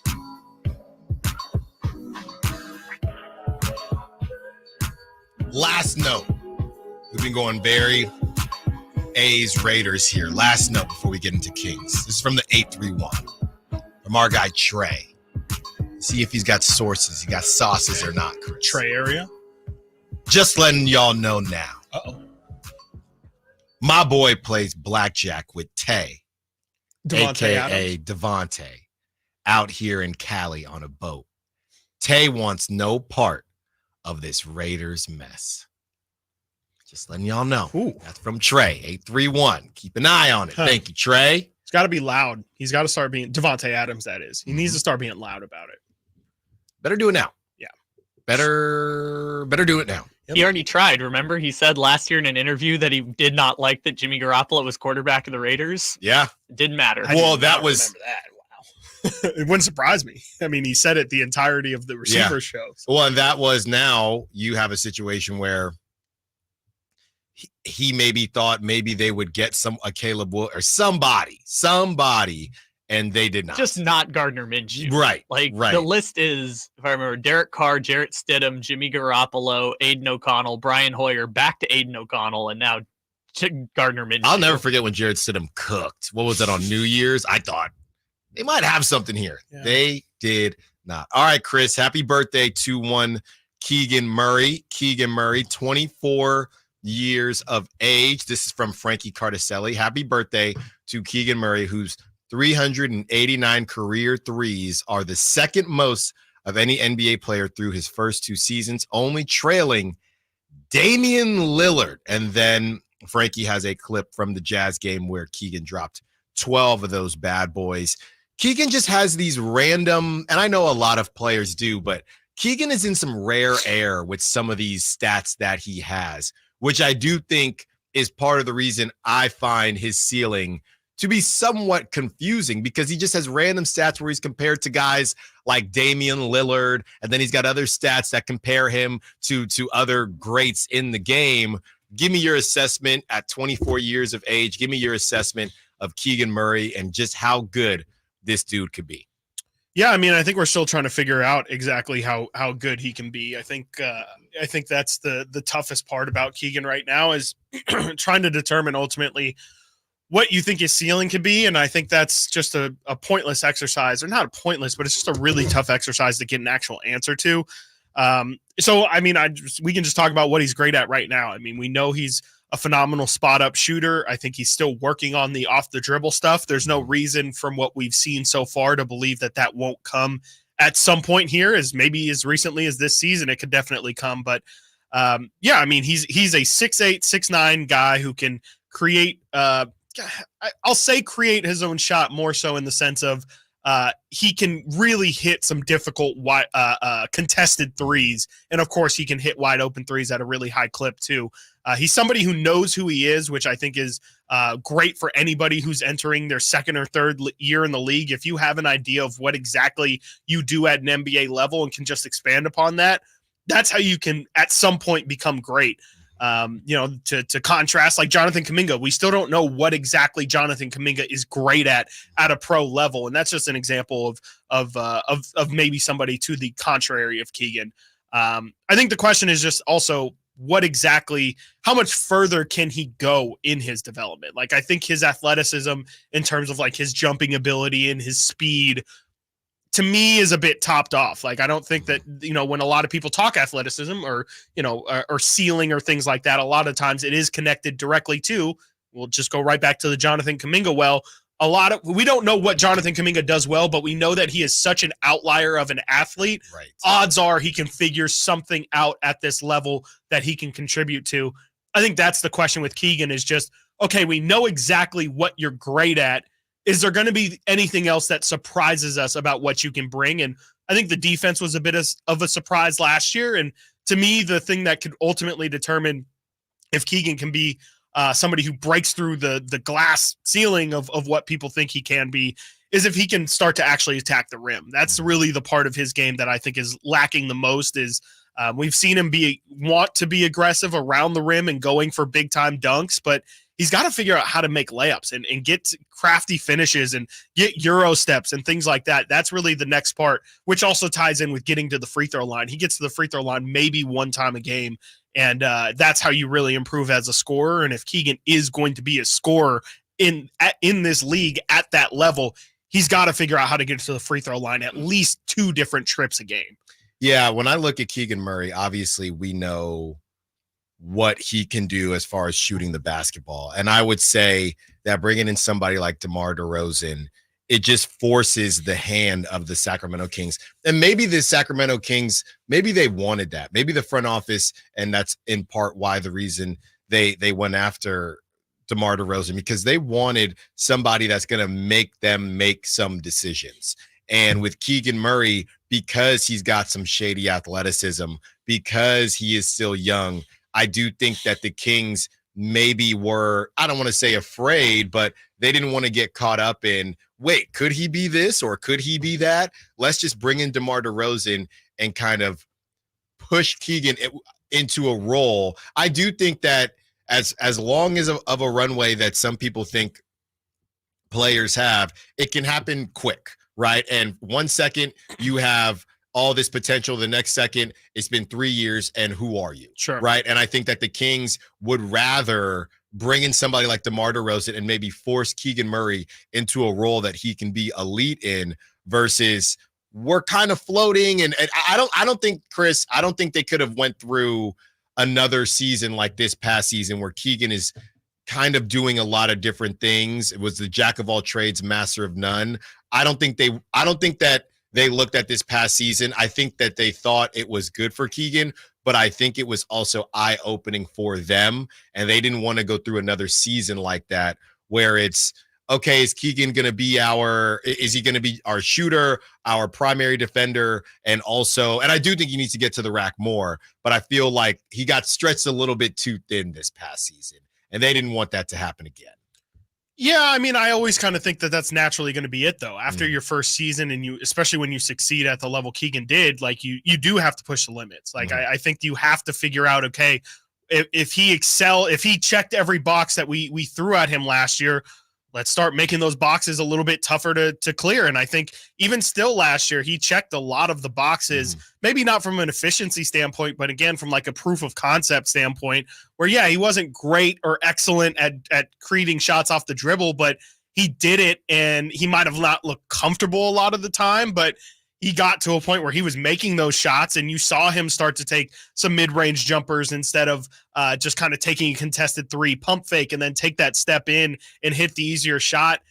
I kind of think that, this year was always going to be a big year for him. Year 3 is always really the proving season for these guys. You look at a guy like Scotty Barnes, kind of went through a same exact trajectory where rookie of the year, second year, has a really down season. Year 3 kind of reverts back to the stardom that we saw in year 1. I think year 2 is always just that sophomore slump. It's that transition year where you have to figure out, okay, I succeeded at some things, didn't do great at others. Can I continue to build on that? Is this going to be an adjustment? Is the league going to adjust to me? So it's kind of, I think it's always going to be unfair to judge a guy off of his second season. Mm-hmm. And even then, Keegan improved his points per game. He improved as a defender. I think the question is, can he get the efficiency back up to where it was during his rookie season while still putting up the production and the numbers that he put up last year? Because 2 points per game jump is really good for a guy that I think a lot of people say, yeah, he took a leap, but it wasn't this massive next level leap that he could have gone to. And frankly, at age 24, he needs to be a little bit more well-rounded of a player than some of these other guys entering their third year. You kind of need to see Keegan start to really feel comfortable in his skin. And that's another thing to me. I mean, I've talked about it in the past, but his personality, I think some aspects of it don't need to change, but I think he does need to focus more on trying to get that competitive side of him out a little bit more. Yeah, I think it's a good point on what he did last season. Okay, let's see how far we can take it. I think that they got their answer, and some things got answered, some things did not. And now it's a matter of, all right, now that this season happened, we bring in DeMar DeRozan where we can still get you to the next level, but we're not going to ask you to do everything. We're not going to ask you to do everything. So shout out to Keegan Murray. Happy birthday. And big season on the way. Big season, hopefully. Season 3 for Keegan Murray. Loading, as the kids say. Coming up next, we get to some more Kings notes as De'Aaron Fox welcomes someone else to his personal team. And we talk about DeMar DeRozan's summer workout plan. Stiles and Watkins, Sacktown Sports. In a crisis, your number one need is food, because when things go sideways, it's always one of the first things to sell out. But if you wait to stock up, all you'll find at the grocery store are crowds of desperate people and empty shelves. That's why FEMA and the Red Cross say you need at least 72 hours of non-perishable food. But here's the good news. For Patriots, the trusted preparedness company, is offering listeners of this station a special buy one, get two free deal on its best-selling 72-hour survival food kits. This new and improved kit has 20 servings of delicious food for breakfast, lunch, and dinner, all designed to last for 25 years. It sells for $29 and has been rated 4.4 stars by thousands of happy customers. But when you act quickly and buy one kit, you will get 2 more kits absolutely free. That's 3 kits for the price of one. $58 in free food. Go to freefood1.com. That's freefood1.com. This deal won't last. Go to freefood1.com now. This is the story of the one. As a warehouse manager, her job is to transform chaos into clarity and to see patterns where others see problems. Luckily, she's got a partner who shares her perspective. Grainger offers over 1 million industrial-grade products, backed by real person support and in-depth online resources, so she can tackle every task with precision and turn potential setbacks into streamlined success. Call clickgrainger.com or just stop by. Grainger, for the ones who get it done. Why choose a Sleep Number smart bed? Can I make my side softer? Can I make my side firmer whenever I want? Can we sleep cooler? Sleep Number does that. Cools up to 8 times faster and lets you choose your ideal comfort on either side. 94% of Sleep Number smart sleepers report better sleep. J.D. Power ranks Sleep Number #1 in customer satisfaction with mattresses purchased in-store. And now, during our biggest sale of the year, save 50% on the Sleep Number limited edition smart bed. Limited time. For J.D. Power 2023 award information, visit jdpower.com/awards. To find a store near you, visit sleepnumber.com. What sets Ashton & Price apart from other injury law firms? I'll tell you. From beginning to end, all important legal decisions are made directly between our clients and their experienced local attorney. A gate agent flying the plane, the receptionist performing surgery, not a chance. There's simply no substitute for the unique power of the direct attorney-client relationship offered by Ashton & Price. And there's never a fee until we win, and between you and me, we win a lot. Remember, for the best advice, don't think twice. Call Ashton and Price. At Northern California's #1 Honda dealer, Stockton Honda, we make the dream of owning a new car easy and stress-free. With prices that you just can't say no to. Save on our best selection of the year during the final days of the Honda Summer Event. Come in today or go to StocktonHonda.com. Anytime, anywhere, it's all here. StocktonHonda.com. Based on 2023 total new and Honda certified pre-owned vehicle car sales from American Honda Motor Company sold on report. I just don't like going to church, man. I don't like the people there. People at church have like coworker vibes. Ralph Barbosa, the super cool ass tour. Like some of them are cool, but most of them, they're just being fake nice because they want that promotion. Like if those are the people that are gonna be hanging out in heaven, I just go to hell. Saturday, September 7th, the venue at Thunder Valley. Get tickets now. For tickets, visit ThunderValleyResort.com. Don't miss the hilarious Ralph Barbosa live. Shop Big O Tires now through August 27th and buy 3, get 1 free on 4 select in-stock Cooper, Nitto, Nexen, National, or Sumitomo brand tires with installation purchase. Big O Tires, the team you trust. Installation required. Disposal fees extra. Not valid with other offers. See Big O dealer for details.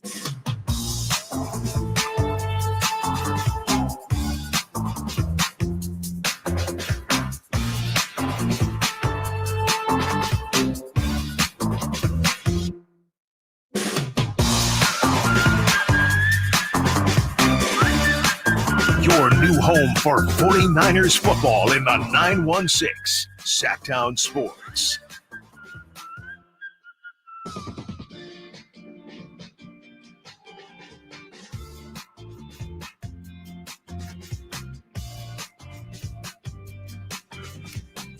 De'Aaron Fox welcomes another team member. And this past weekend, Chris. De'Aaron Fox announces the birth of his, actually, it was August 7th, but they just posted about it. So it was August 7th that De'Aaron Fox announced the birth of his daughter. And he says, my California Golden Poppy. I believe her name is Poppy. I believe that is her name. So congrats to De'Aaron Fox and the Fox family, Rain and Poppy. The family continues to grow. Like you said, yeah. Well, they're already done. Those are new draft rights too. That's right. Yeah, that's right. I'm trying to think of the rights to Poppy Fox. Mm-hmm. Mm-hmm. WNBA is growing. Yeah. Mm-hmm. So, congrats to them. And yeah, I mean, just exciting stuff. Also wanted to discuss this, Chris, before we get into DeMar's summer workout, because I'm serious now. We had this conversation, and Ben Wallace gets signed just a couple days later to the Philadelphia 76ers. Gershon Yabusele has agreed on a 1-year, $2.1 million minimum deal with the 76ers. Sources tell ESPN Yabusele is rejoining the NBA's Eastern Conference after leaving the Boston Celtics for Real Madrid in 2019. Chris, we were talking, if we understand this correctly, because of the buyout with Real Madrid, essentially the 76ers. And we said they had money to spend, right? That all season long or all off season. So they had to pay Real Madrid about $2 million to get him released from that contract. And then they're paying him a vet minimum. I know you said you weren't necessarily sure where he's going to fit and what that might look like. Seems like they wanted some wing depth behind. Obviously, you have Paul George, but besides that, it's Kelly Oubre and guys like that. Are you surprised? Are you surprised that Yabusele got back in the NBA? And are you surprised at which team decided to take a swing? I'm not really super surprised, especially after the offseason he had, or the summer he had, I guess. We kind of had seen that there was reports that teams were interested in him. He played well enough to definitely deserve it. And I'm not really surprised because, I mean, we even saw it with Sasha. It does reach a point in your European career where it's kind of now or never. And it did feel like if Yabusele is not going to, jump on this opportunity, he's not going to have this much smoke behind his name probably ever again. And so if it is a bit of a now or never situation for him, I mean, the Sixers are probably about as good of a team as he can go to. Like I said last week, my big concerns with him were the fact that he was the thing that was his calling card for Team France was his scoring, and I just wasn't sure if he would be able to score at that level, at an NBA level. And now that he's on the Sixers, not really much illusion that he is going to be a scorer. I think he can be more of a role player, more of a, if he gets 6 points a game, I think that's a huge win for him. It's a really good situation for him to go to. He doesn't have to worry about scoring at all. If he does score, it's a bonus. Maybe I guess the hope is that he can be a version of like a PJ Tucker or something like that. Just a guy who sits in the corner, hopefully can defend his position at the 4. Maybe he can also slide over and defend some other positions. I'll have to wait and see. I like I said on Friday, I'm not really super high on his pro potential, but I think if it is going to work out, it would probably be in a situation like he's finding himself in Philly. Yeah. So Yabusele, he is off to Philly. And how crazy could this be, Chris, of a turnaround? I don't know how high you are on the Sixers and Embiid's knees. That's really whether or not you're high on the Sixers, but he could get to go from playing in Real Madrid to ball out, getting a silver medal in the Olympics, and then a finals championship ring. Whoa. Well, no, then lose in the second round of the playoffs. Okay, I'm just saying. Second round, wow. I'm just saying it could be quite the turnaround for one Yabusele. That's what happens when you dunk on LeBron. I haven't seen that footage. I don't know what you're talking about. Stop it. I don't know what you're talking about either. The black SUVs are going to pull up outside of. I haven't seen anything. Outside of Sacktown Sports. Yeah. Okay, let's get to DeMar DeRozan's summer workout plan. Chris, you had this. Obviously, DeMar's 16-year vet. Do they take it easy? How did they approach this? And you had some kind of cool tidbits on what he's been up to. I saw this on Twitter this morning. Nate Jones, who is an NBA writer, excuse me, is an NBA writer, had this to say about DeMar. He said, "How does a 16-year vet not lose a step?" At DeMar DeRozan has been doing 5 a.m. strength and conditioning workouts with a Strata Fitness throughout this offseason throughout the offseason for a decade plus now, when you're up early enough to see the moonlight over the ocean. And then there's a nice little picture of the moonlight shining over what I assume to be the Pacific Ocean. I actually don't. Yeah, I would assume Pacific, because DeMar obviously from LA. You would assume he probably spends his off seasons in Southern California as well. But I just thought interesting note to see. DeMar DeRozan. I've seen for those who follow JaVale McGee on social media, he's obviously still trying to find a team. But I saw him working out on a beach in the daytime the other day, and I just think it's dope when you see these guys, especially 16-year vet, like just the amount of work that you don't see put in. Getting up at 5 a.m. It's not a glamorous lifestyle. We think that these multi-millionaires are out here, personal trainers and partying all night and then getting up, especially during the summer, right? Like you don't have work the next day. Why not live it up and party? And I'm sure they are, but 5 a.m. workouts every single day for the off seasons for DeMar. I just think that's really cool to hear. And in a way you can maybe say that this is new medicine and the wonders of guys' careers being longer than ever. DeMar in year 16 still putting in the grind. Yeah, I think it's great stuff. And obviously, as we get closer to the season, we'll see more workout videos and things like that. It feels like it's been a bit quiet. Honestly, Chris, it does feel like, I know DeMar played in the Pro-Am, but it feels like it was kind of a quiet off-season workout situation. I feel like we had the DeMar going off, but I feel like we didn't see a ton of play, and maybe it's because of the Olympics, I'm not sure, but I feel like we didn't see a ton of players. Normally in the summer, workout videos everywhere. Is it going to be a new? We've seen Lonzo over and over again because that's all he's been able to do. But I don't even know if we saw the Ben Simmons one this season. What video I saw of Ben Simmons over the weekend? Ben Simmons was on a boat fishing, having the time of his life catching fish. That's the video I saw of Ben Simmons. He's not even trying to fake it anymore. He's not even putting out workout videos anymore. But I feel like this offseason has not been filled with a ton of workout videos and pro-ams. Do you feel like that? The Kings haven't had a lot of guys in history usually do the pro-am scene, but if you follow him on Instagram, I've seen Kevin Huerter in the gym a couple times. Malik is started to post a couple times in the gym. He's more so posting on the golf course.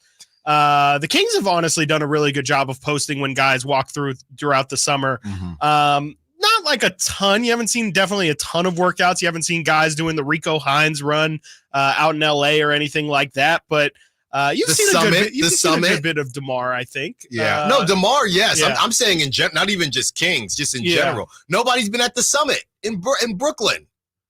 I haven't even seen those videos. I've seen a couple Chris Brinkley's. I've seen a couple Chris Brinkley videos. See, Brinkley. Yeah. I've seen a couple of those. The Rico Hines runs are going on right now. So maybe in the next couple weeks, we start to see that. Really wouldn't surprise me at all if DeMar works out at those. Those are usually full of, your James Hardens will show up and guys like that. It really wouldn't surprise me if we see DeMar in a couple weeks out there. Sabonis, I've seen Sabonis post a couple pictures of him working out. Right. I know Doug and Barbosa usually go out there and work out with him throughout the summer. I guess besides that, not really too much. Yeah. Last time I saw Sabonis, it was one of those Sport Clips commercials. Yeah, I get a lot of those Instagram ads. I'm not going to Sport Clips. I'm sorry. Oh, I haven't been getting those yet. Well, you will now. You will now. You will now. I guess that's fair. Yeah. Because we've been talking about it. But yeah, DeMar DeRozan putting in work. That's exactly what you expect to see from a 16-year vet and not taking any days off. I mean, it's different to football. It's not a Trent Williams situation where Trent Williams doesn't need to be out there. You still got to stay on top of it. And DeMar DeRozan about to wear the purple and the black and the white and everything that comes with being a Sacramento King. Very excited for him to join and to bring that work ethic to your Sacramento Kings. Coming up next, ESPN.com ranks the NFL position groups. Surprise, surprise, who's number one? Or maybe it's not a surprise at all. Stiles and Watkins, Sacktown Sports. I didn't ask to be thrown in the streets with nowhere to go. I didn't think I'd survive. But I did ask for help and kept... And young adults will experience a form of homelessness this year. For these kids who didn't ask to be put in this unthinkable situation, Covenant House is there. Covenant House helped me break the cycle of homelessness in my family. They gave me the love that I needed. Over 2,000 young people will sleep safely in a Covenant House bed tonight. When youth who are experiencing homelessness have a hot meal, a safe place to sleep, medical care, and love, they can overcome heartbreaking challenges and have a brighter future. They just really genuinely just wanted to help me succeed, and I'm succeeding. I'm a speaker, I'm an author. Covenant House really helped me and really helped mold me into the woman I am today. If you or someone you love is asking for help, go to safeplacetosleep.org today. Golf to Go is brought to you by the Hagen Oaks Golf Super Shop. Here's Frank LaRosa. Most amateurs like to play for something on the course, and you'll be pleased to know the USGA doesn't object to informal wagering when it's a friendly bet with your friends. Some of the most popular wagers are the Nassau, which is 3 bets. Low score on the front, low score on the back, and a low score for the full 18. In a round robin, 2 members of the foursome team up against the other 2, but the catch is the partners rotate every 6 holes. In skins, the player that wins the hole earns the skin. If there's a tie, the skin is carried over and the next hole is worth 2 skins. And of course, don't forget wagers for greenies, landing your shot on a par 3 green, sandies, earning a save from the sand, woodies, parring after hitting a tree, and of course, Arnies, parring without hitting the fairway in honor of Arnold Palmer. So play away. Your amateur status is safe. For Golf to Go, I'm Frank LaRosa. Labor Day, our annual celebration of workers and their achievements, was first observed in New York, and the first Monday in September became a national holiday in 1894. Hi, this is Frank LaRosa with a word about Naturewood Home Furnishings. Each year we commemorate Labor Day with parades, picnics, and family gatherings. And right now, Naturewood Home Furnishings is celebrating with their exceptional whole store Labor Day sale. Would you like to refresh your living room? Would you like to restyle your bedroom? Maybe you want to redesign your home office. No matter whether it's your dining room, kids' rooms, accents, or accessories, Naturewood's unique store-wide Labor Day sale offers savings in every department and savings on every brand like Stanton, Omnia, England, Stickley, Flex Steel, and all the rest of the award-winning furniture. When it comes right down to it, it's all about choices and always about quality. Visit Naturewood Home Furnishings right now for this remarkable Labor Day sale. Off Highway 50 at Hazel, look for the Water Wheel. Advanced Infusion Center, where wellness meets vitality. Unlock your full potential with our customized Liquivita vitamin IV drips, tailored to fit your unique lifestyle. Whether you're an athlete aiming for peak performance or a frequent traveler looking to stay healthy, we have an IV infusion just for you. At Advanced Infusion Center, we understand that wellness isn't one size fits all. That's why our expert team is here to personalize your infusion experience. Ready to elevate your wellness journey? Call Advanced Infusion Center today or visit them online at advancedinfusion.com. Carmichael Dave here for Capital Casino. Sacramento summertime heat is back. And of course, Cap Casino, Sacramento's #1 poker room, wants to invite everyone to soak up some air conditioning, still with the most variety of table games in the region. And as always, the best food, best service, and the best action, conveniently located in downtown Sacramento. Capital Casino, of course, reminding everyone to please make sure you gamble responsibly. 1-800-GAMBLER. Labor Day savings now at Maida Chevy with $12,000 off MSRP on every new Silverado half-ton Turbo Max in stock after rebates. $12,000 off every Silverado LT Turbo Max at Maida Chevy with at least 5 at this price. Labor Day savings up to $12,000 off MSRP exclusively at Maida Chevy at MaidaChevy.com. Sacramento Silverado headquarters. Together, let's drive. Not available with special financing, lease, and some other offers. Must trade in 2010 model year or newer. Ends 9/3/24. Made a great deal at Maida. From the Power Business Technology Toshiba Studios. Your home for Kings basketball for over 25 seasons. No look, Bibby to Weber down the lane, flying jam. There's your play of the night right there. It's inside is Sabonis, a two-hand rip, a brilliant pass from De'Aaron Fox. KHTKAM Sacramento, KYMX HD2 Sacramento. Sacktown Sports. This segment is brought to you by Capital Casino, conveniently located at 411 North 16th Street in downtown Sacramento.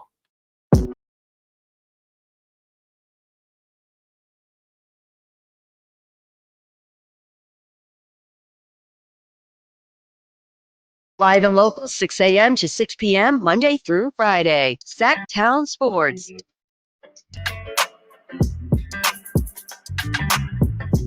We have hit the 12 o'clock hour, halfway through this Stiles and Watkins show on a Monday. Kyle doing a great job for us. Some great calls already. Keep them coming as we talked about the Raiders and the A's to start the show.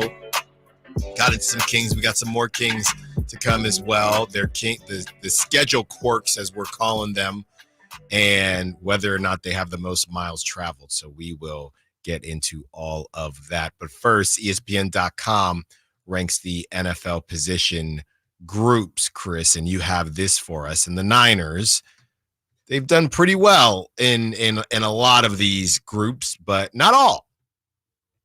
ESPN.com wrote this. Mike Clay, who's a senior NFL writer over there at the Four-Letter Network, did a nice little fun exercise. And if you are not a Niner fan, I highly recommend. You do need ESPN Plus to read it, but it is a very interesting breakdown of every single position group, and you can find where your favorite team ranks throughout all these. Unsurprisingly, the Niners finish very, very highly in just about every single position group. We will go first with the quarterbacks, in which pretty self-explanatory. You just put up all, and these are the entirety of the position group as well. They go into depth and things like that. Mm-hmm. Of course, if you have Patrick Mahomes, as the Chiefs do, you're going to be at number 1, and my Minnesota Vikings are at 32 after the injury of J.J. McCarthy. Just essentially riding with rookie sideline. Sam Darnold's locked in early starter. Nick Mullins is the backup plan. Perhaps Kevin O'Connell can turn Darnold's career around. So essentially, again, looking more so at the entirety of the group as opposed to just who they have in that starting spot. For the quarterback group, again, the 49ers ranked 9th with one Brock Purdy. This one's pretty interesting to me. They had the 49ers receiver group as number 2 in the NFL, only behind the Houston Texans, who, of course, have Tank Dell, Nico Collins, and now Stephon Diggs. Was a bit upset to see the Vikings at 9 in that list. Kind of feel like they got robbed there.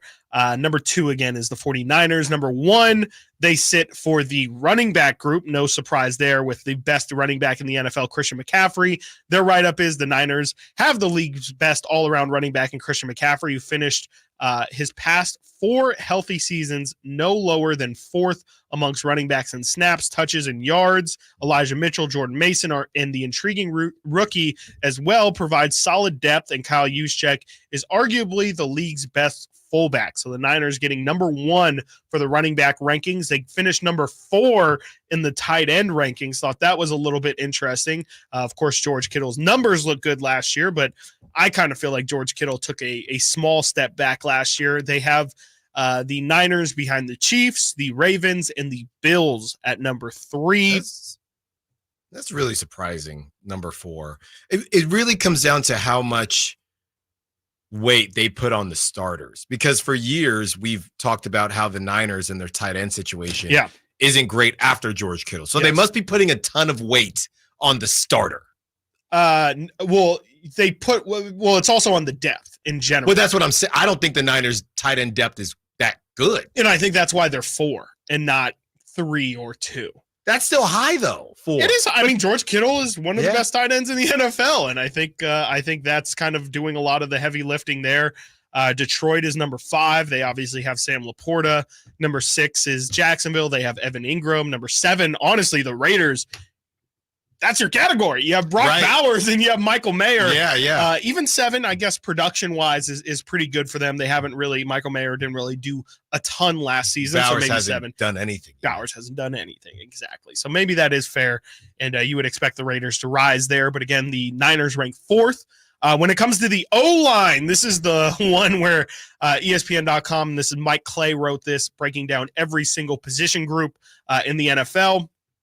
This is where they say the Niners need to improve the most, and I don't think you're going to hear any argument from anybody about this, but they have the Niners in the just outside the bottom 10 in the NFL when it comes to offensive line groups. They have them ranked at number 21. There's no write-up for the 21st best team, so there's nothing on the Niners specifically as to why they are 21, but you could assume Trent Williams, and that's about it when it comes to the offensive line to get excited about. The number 1 offensive line was the Detroit Lions, and the shakiest offensive line, definitely from a Niner perspective, you want to hear this, number 31 and 32 are in your division. 31 is the Arizona Cardinals. Number 32 in terms of the shakiest offensive line group ranked by ESPN.com is the Seattle Seahawks.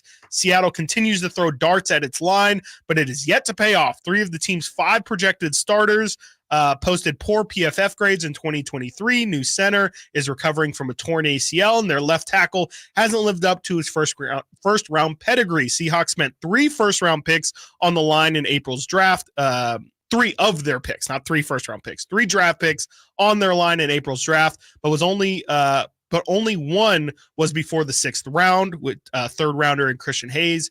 It's hard to imagine this group improving substantially on last season's below average finishes in pass block win rate and run block win rate. My goodness, what a mouthful.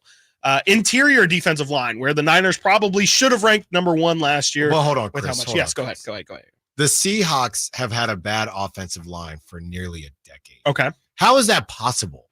That's Russell Wilson was running for his life. Right. And I just don't understand. And that's to that point when we've had Nate behind the glass. Hey, this is how a lot of teams approach offensive line. One thing I will say, and he's a 3rd round pick, so I don't know how much of a shady hit it was. I think it was just a hit, but a lot of people with the Niners excited about Dominic Pooney. Yeah. They're very, very excited with what he's done. So maybe that's somebody that can help the shaky situation and help to rise in that category. But again, just like Brock Bowers, he hasn't done anything yet, but people are very, very high on what they very high on what they've seen from him so far. But yeah, the Seahawks, man, they just refuse to care about an offensive line. Yeah. They're another team that I have no clue what they're doing. I really don't. Very confusing. I mean, yeah, it feels like they're on a fast track to 500 or just above it or just below it. Yeah. And I think the thing about the offensive line is you have to invest in it. Like it's one of the only position groups, or it is the only position group, I guess, where it's 5 starters, and then you also need to think of the depth as well. That plays a factor into it. That's a lot of investment. Like you do have to, they say that the Seahawks put three picks into their line this year, but it takes multiple years of investing and maybe even splurging on the free agent market, or maybe even doing like the Niners did and making a big trade for one of the offensive linemen in order to really flip it. And so the Seahawks have definitely prioritized drafting running backs, drafting receivers. I mean, obviously with receiver, and now they've put a lot of investment into their cornerback group. Not quarterback, not offensive line. Bold strategy, Cotton. We'll see if it pays off. I think the funniest outcome of that is the only time they spent a significant draft pick on an offensive lineman, it was Charles Cross with the pick they got in the Russell Wilson trade with the Broncos. Right. So they had to trade Russell Wilson to finally convince themselves to invest in the offensive line. And it still stinks. Still stinks. Yeah, it's going to get better, but it's bad right now.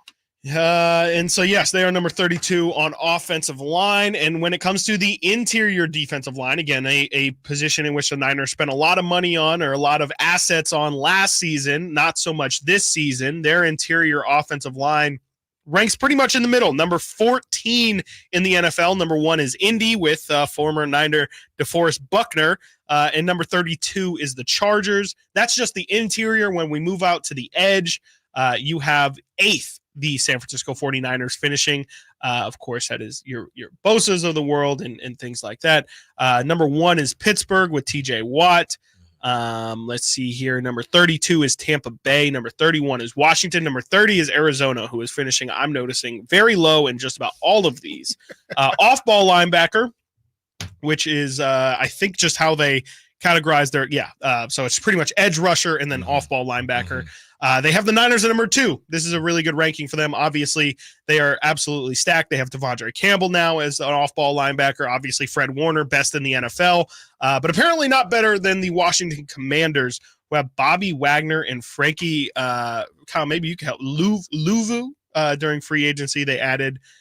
They are apparently the best linebacking core in the NFL. Didn't see that one coming out of Washington. And the cornerback group, the Niners ranked 12th, which I think is pretty decent, given that a lot of people, I think more so last year, thought that this was a massive, massive hole for this team. I think for them to be 12th is perfectly fine. Number 1, for what it's worth, is the Jets, and the worst is the Giants. So a bit of a trick or treat there in New York when it comes to the corners.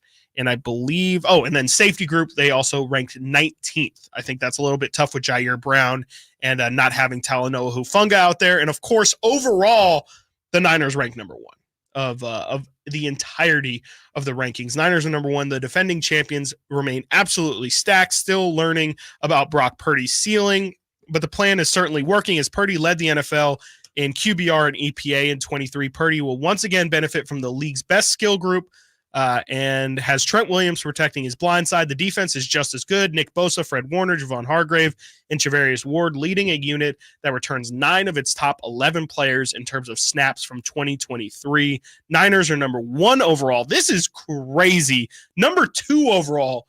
I could probably give you 4 guesses, probably 10, honestly, and I don't think you would get the 2nd overall team. Well, if you're saying that, yes, if I'm saying, even with me saying that, okay, I don't think so. Let's you'll get try the honest ones. Baltimore. No, Buffalo. Baltimore is 7. Houston. You said Buffalo as well. Buffalo is 13. You said Houston. Houston is 11. The Bengals. The Bengals are, oh my goodness, Bengals are 16th. Miami. Miami is 8th.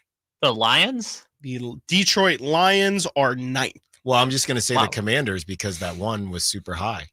Not the Commanders. They are 29th. I'm telling Bobby you. Wagner is a Hall of Famer, but even I had to Google who Frankie Luvu was, which apparently he was cooking. He just played for the Jets and Panthers. Yeah, nobody's looking at that. Even I didn't know who he was. That makes me feel better. The Raiders. I know. 25th. Not bad. That is purgatory. Coming in at 2nd on ESPN's positional rankings, I guess overall is the one that I'm most confused at, though I guess they do have them in the team to watch category, so I can give you at least a write-up on why they're number 2. In the overall category, as we go position group by position group, we did not, I think we listed this team once. The New York Jets are number 2 for overall in this list. The read up, they are not the best team. They are not the shakiest team, but they are the team to watch. And they said, I've already written at length about why the Jets are a legitimate Super Bowl contender, but the core of my optimistic outlook is this. The roster is absolutely stacked. Aaron Rodgers is healthy for now and has much improved supporting cast thanks to the aforementioned offensive line upgrades. Mike Williams and, let's just say, they just essentially say that their skill position players are better than people think. New York returns 8 of its 9 snap getters to an elite defense that has Quinnen Williams, CJ Mosley, and Gardner. Even if Rodgers plays average ball, the roster is built for a title run. Wow. I mean, I would disagree, but it's, I guess, not that crazy. Mike Clay wrote a story on what was this, Friday? It was either Friday or Saturday on why the Jets, Aaron Rodgers, will win the Super Bowl. But you're talking also kind of cross promoting there. But you're talking to somebody that had Aaron Rodgers top 5 QB still. Well, yeah, that part's fine. That's why it makes sense. They got Sauce. Yep. They got Garrett Wilson. They might have Hassan Reddick if they decide to pay him. This is why they had to get Zach Wilson out of there. And that's why Aaron Rodgers went to the Jets. All we're missing is a QB. And I think to that point, Chris, a lot of people don't believe in Saleh as well. Yeah, no, for sure. And they do have Aaron Rodgers, top 5 quarterback. He is 5th on the quarterback rankings. I guess now I have to look back. So they have 5th best quarterback ranking, 5th best running back ranking. They have the 13th best receiver ranking. Tight end, I can't imagine they're super high on here. They're 23rd on tight end. Offensive line, which was the big question mark when Aaron Rodgers got there initially. They are now 6th, so they clearly have put a decent investment, or at least Mike Clay thinks they put a decent investment into the offensive line. Defensive line, interior, that is, 21st. Edge rusher, they are 12th, which isn't amazing. Off-ball linebacker, they're 4th. Cornerback, they were 1st in corners. Safety, nobody really cares about safety. They are 28th in best safety. So all that equals 2nd best unit. Okay. Yeah, that's pretty much exactly how I feel, Kyle. Like, okay. All right. Like, I mean, I guess I think it's are the Jets going to be good? I think so. I think they'll be fine. I think 10, 11 wins maybe, but I don't think that there will be a portion, maybe for a week or two, we talk about the Jets as Super Bowl contenders, but I don't think that we're going to be going through the season saying that the Jets are the, I guess this has them as the favorite in the AFC, as crazy as that is, even though they're followed by its Niners, NFC, and then Jets, KC, Cincinnati, Cleveland follow up after that. Those are 4 straight AFC teams. Coming up next, we get back into the Kings conversation and their schedule quirks. Where do they fall where it pertains to most miles traveled? Stiles and Watkins, Sacktown Sports. Malik Monk plays here. Started left, goes right, steps back, launches the 3. Nothing but net. Oh, that was just filthy. Oh, my, that was sweet. Sacktown Sports is your proud home of the Sacramento Kings. Sacramento, Dirks Bentley's coming to town. What was I thinking? I'm getting drunk all the Saturday, September 28th at Hart Health Park at Cal Expo for Country in the Park 2. And he's bringing some friends. Parmalee, I love you just the way Tyler Rich, Dasha, Kelsey Hart, and more. Saturday, September 28th at Hart Health Park at Cal Expo. Get your tickets today before they're sold out at CITPFest.com. Brought to you by Arby's of Sacramento and Hublet Chrysler Dodge Jeep and Ram Center.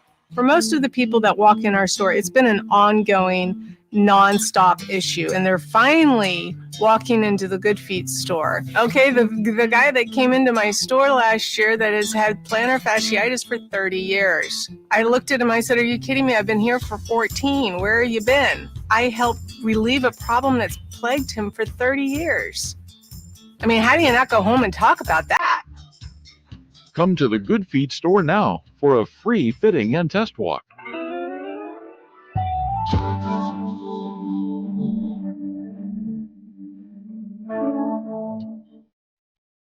Live and local. It's Stiles and Watkins. Watch the show on youtube.com/SacktownSports 1140. Or listen on the Sacktown Sports app. About to get into the schedule quirks with the Sacramento Kings, but I gotta say something. And this is gonna sound very, what are we? Because we're on there's obviously Middle America, and then the coast. This is gonna sound very coasty, because we are on one of the coasts, right? West Coast, as Kyle's got the West Coast jams going. But we're sitting here. It's Nevada against Hawaii. And the same thing happens with the Little League World Series and the College World Series and the Softball World Series. And I just don't understand. I understand that you cannot just say, hey, these states are just never going to have nice things, okay? But I do not understand continuing to have these events where there's so much better weather in so many other parts of the country, but you choose to deal with this, and these kids are playing the College World Series in the rain, and they don't have to, Chris. Yeah. They don't have to. Yeah, I guess it's just for convenience sake, if I had to guess. Like, there could be, it's just the middle of the country. Yeah, exactly. That would be my guess, but go to Texas. Yeah, Texas might be fine. It might be too hot though. And that look, the ball is it's squirting around. I mean, it's crazy, man. If I remember from when I was a child, I'm pretty sure it's because Williamsport, Pennsylvania is where Little League Baseball was founded. And that's cool. That's really cool. Yeah. You know what's not cool? The weather. Just like Dave said, bad baseball. And there's already Little League. I know it's the best of the Little League. Look at that. Is that fun to you? Not as a parent, that's for sure. Like, it might be a little bit fun as a player, but I don't want to sit out in the rain. That's for dang sure. No, this is not football. Baseball is not fun in the rain. Baseball No, weather. this is how baseball is supposed to be. Yeah. But no, in the elements. no. They had to have added more teams to this tournament too, because I don't know how Nevada and Hawaii are not That's a in good the point. same region. Or they moved Nevada because Nevada's jersey says mountain, not west. Yeah, so I Googled it real quick. I guess the West is only Arizona, Hawaii, Northern California, and Southern California, which apparently are two different Interesting brackets. So then who's mountain? Mountain is Nevada, Utah, Colorado, Wyoming, and Montana. I guess Beautiful. Nevada's got some But that's not Northwest, which is apparently Idaho, Oregon, Washington, and Alaska. not north enough, I guess. Just keep adding teams so they can all play in the rain. Yeah, I mean, you definitely sound coastally elite for sure, but I would also would have guessed that. I mean, it's the middle of August. How is Pennsylvania raining right now? It's Like, weird out maybe there. it's an anomaly. I don't It's know. weird I out also there. don't watch the Little League World Series. And it's still hot. It'll be frequent. hot rain. It's still hot out there. You know where Muggy, Allen it's wants to play nasty. the Little League World Series? Oakland, California. Yeah, I mean, they got a place. Right. They can play in the got a place. Coliseum. Yeah, plenty of seats. Kids can have fun. Running Kids these through the days, they seats. might send one out the seats. Yeah. You never know. There's some big boys from Hawaii. 12-year-old hitting it 400 feet into Mount Davis. The next Bryce Harper, whoever it is. Yeah. All right, let's get to these schedule quirks. I just had because this weather, I can't look at this. By the way, I did get my AC fixed over the weekend, Chris. Oh, in your car. In my car. Gotcha. I did get it fixed. Fantastic. Shout out. You know who you are. I'm still working on a endorsement with you. So let's get that taken care of, and then I'll give you your just due with the name. All right, Chris, let's get to Alan's holding people hostage over here. Their company's hostage. My I'm goodness. not holding them hostage. I'm offering them an opportunity. It's like your ad here. That didn't sound right here. like. Yeah, right here was your ad here. Allen is a bus stop. That's what I'm learning. He's a bus stop that you can just plaster your ad. You know who you are. It was your ad here. Most miles traveled in the Speaking NBA of cars this season. and players. This is always a hot button topic. People wonder if it ends up mattering or not. The Minnesota Timberwolves lead the league in most miles traveled with just under 50,000 miles, 49,900 miles traveled. Phoenix is next at 48,900 miles. And the Sacramento Kings are third in most traveled teams this season with 47,500 miles. My goodness, that can get you a lot of free mileage somewhere. Third most traveled team in the league. I kind of mentioned the day the schedule came out, there was that weird Atlanta, Toronto back-to-back. Those are the kind of things that can contribute to it. And, of course, when you are a team that's on the coast as well, the next three teams, the Kings, Warriors, Clippers, when you're on the coast, obviously, in order to make those East Coast road trips, you are clearing the entirety of the country. I guess it's been a problem for Minnesota for a long time. They're perennially kind of in the top 5 of most traveled teams because they're pretty much the most Eastern Western Conference team in the league. And so most of their travel, anytime they go to Sacramento or to Golden State or LA or Portland for that matter, they have to travel a ton, and that's even within their conference. So Minnesota has kind of made this into a thing that can be really, really frustrating for a lot of teams. We'll see if it ends up impacting the Kings this season. Found this great website called positiveresiduals.com that has really tracked the NBA calendar throughout. I'm pretty sure I can go back all the way to 2001, 2002 season and figure these things out. I thought these were a lot of really interesting notes when it comes to rest advantage, the amount of games in which the Kings will have a day off of game, or maybe even 2 days off before their next game, and the team they're playing has less than that.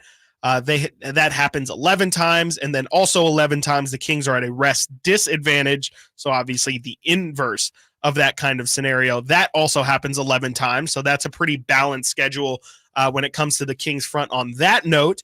The easiest game on the Kings schedule, which is essentially calculated by if it's at home or on the road, obviously the quality of opponent. Is that opponent coming off of rest? Do you have a rest advantage? Are you at a rest disadvantage? Right. The Kings' easiest games, according to positiveresidual.com, is actually a tie between 2 games, and that is between the Portland Trailblazers, and that will happen. When is that? That is on October 28th, one of the first games of the season. And the other game is 119 versus Washington.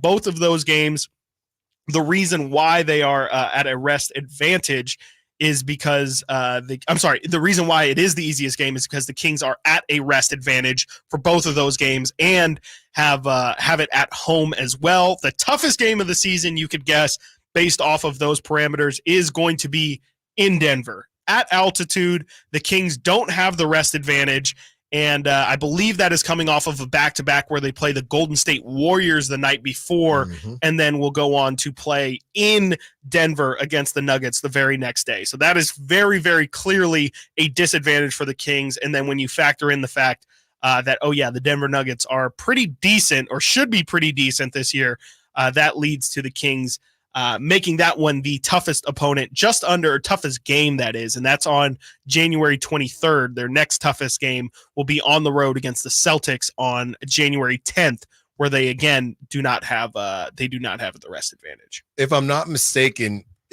isn't that Warriors in Denver? Doesn't that kick off the stretch of destiny or the stretch of doom? Because that's the end of January, and that's leading up to the All-Star break. That's right before, or a couple games before, that really long 6-game road trip as well, right? It could be. I don't have the schedule right in front of me. That's going to be a rough one, Chris. Yeah. That is going to be a rough one, but it's about as tough as it gets. Yeah, it could be worse. It could be worse. And, as Chris has continued to say, you got to play everybody. We already knew that there was going to be some bumps in the road, or some tough stretches and easy stretches. The bottom line is just take care of business. Okay, last season, it didn't matter if you had advantages. You still found a way to trick off games. So ultimately, I don't really care. All right, you win the games you're supposed to win. There's a couple scheduled losses that are going to be on there. But the thing is, that's not what this is about. This is about winning the games that either you're supposed to win, or that you have, you're right there with the other team in terms of who is going to take it. And those are not the games that the Kings, nobody's going to be upset at the Kings if they lose to the Nuggets at altitude coming off of no rest. That's not the problem to me. The problem is you losing to the Blazers and Skylar Mays and dudes like that. That's been the problem. So you take care of that, and the Kings will be okay. Okay. Their easiest 2 games last year were a home game against Charlotte on January 2nd. And guess what? They lost. So they lost their easiest game of the schedule last year. Crazy. They also, their second easiest game was, and this is by a wide margin. I don't know how exactly they figure it out, but the ranking for that Charlotte game was a 0.125. The next easiest one was against the Wizards. That was a 0.139. The next easiest game was a 0.178. So that's the level of difficulty in which that game should have been way easier than others. Again, the second easiest game they had last year was December 18th against the Wizards, in which, let's see here, December 18th against the Wizards, they won. What a concept. 143-131. They won that game. Obviously, no defense played. Their toughest 2 games of last season, Boston on the road, I can already tell you that was a loss. I believe that was the game in which the Kings almost came back at the last minute. They tricked it off. The Celtics pretty much gave them that game. The second toughest game of the Kings schedule, based off of rest advantage, based off of altitude, and based off of the location, was against the Denver Nuggets on February 14th, in which I think the Kings might have actually won that game. They did. They won that game. So the second toughest game on their schedule, they won 102-98. February 14th, I believe that was when we were in Vegas for the Super Bowl. So the Kings lost their easiest game and won their second toughest game last season. Which, so if I remember, that Hornets game was the one where I think it was like 55% of their total points weren't playing. It was like there was no LaMelo, no Brandon Miller, some other dude was out, and they still lost. That's so bad. That's awesome. That's so bad. But it's a new team. Sick. This is why you went and got DeMar DeRozan. No more sleepwalking, Chris. Yeah. All right. No more sleepy Kings. Coming up next, Brett Huff, new poll, Boogie or Domas? Who you got? Stiles and Watkins, Sacktown Sports. On the move? Got somewhere to be? Take Sacramento Kings basketball with you. The Sacktown Sports app will let you stay connected to your passion. Never miss a moment of Sacramento Kings basketball with the Sacktown Sports app. My kids call me Tom. So unnerving. Every day, the older one's like, "How you doing, Tom?" I go, "Hey, I'm not your fucking stepdad, all right? I wish I was. It'd be a lot easier, but I'm not." From his multiple Netflix specials, comedian Tom Segura brings his new tour, Come Together, to the venue at Thunder Valley September 5th. Get tickets now. For tickets, visit ThunderValleyResort.com. Don't miss Tom Segura, Come Together. Hey, what's up, everybody? It's your boy Drapes, Kyle Draper. As the proud sponsor of the Sacramento Kings Mop Crew, Alsco Uniforms offers certified hygienically clean lab coats, scrubs, bed linens, towels, floor mats, and an array of mops tailored for your healthcare facility. Our services include convenient delivery to your doorstep. Leading the way in healthcare laundry services in Northern California, discover why it pays to keep clean with Alsco Uniforms. Go to alsco.com to learn more. Again, that's ALSCO.com.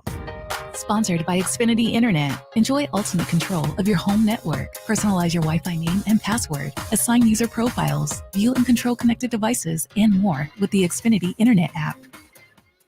Coach Doug Christie here to remind you, if you're in the market for a new car, shop Folsom Lake Kia. Low interest rates, low payments, and zero down deals with approval of credit. Folsom Lake Kia, over 25 years, right here in Folsom.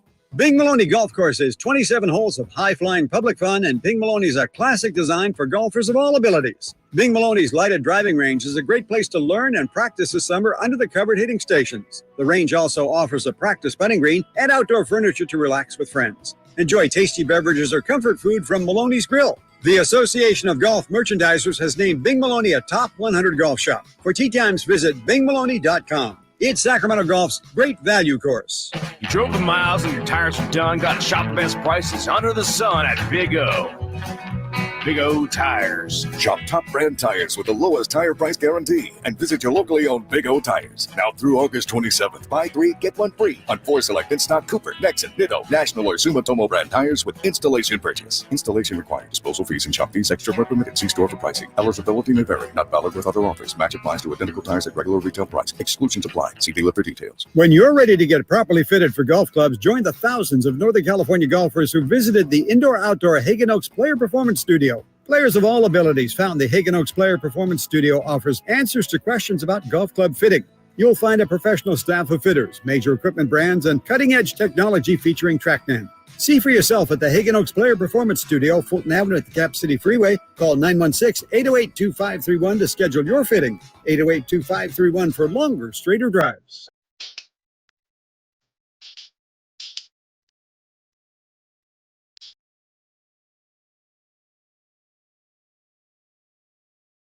For home for Kings basketball for over 25 seasons. Sacktown Sports.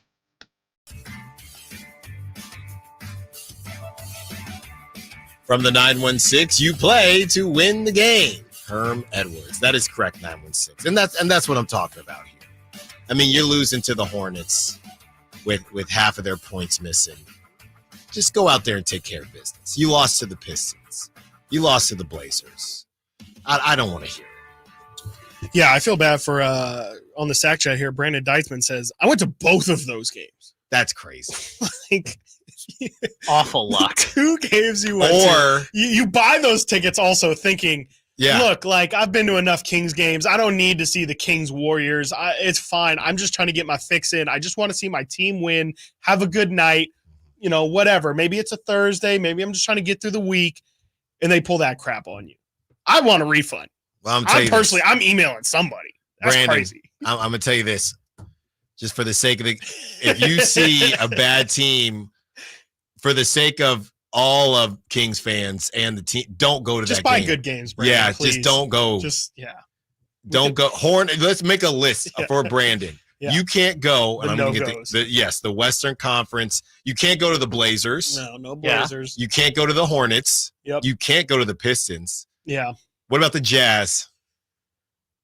Jazz is probably borderline. Like, I would prefer you stay away, but I get that we can't tell you. We can't black out half the schedule for you. Can't go to the Nets. Cannot go to the Nets. Cannot go to Brooklyn. I'm sorry. I know you want to see Jordy. Brandon, how about the Wizards? No, stay Wizards. away. No Wizards. Don't you dare. Can't. I love that joke on the internet that was like, the Wizards will blank this season, and someone was like, the Wizards will go out there and try their best. I saw that. I saw it because they were trying to guess the win instead of guessing the win total. Guess the win total. Who else? Is that the it? Hawks. I'm throwing the Hawks on there. Can't go to that There's one, got to Brandon. be one bad team in the West that we're forgetting. It's just the it's Blazers. Utah and San Antonio, but I was going to say, yeah, those teams are too You can good. go to San Antonio. You can go to those. Those are explainable losses. What about Houston? How do we feel about Houston this year?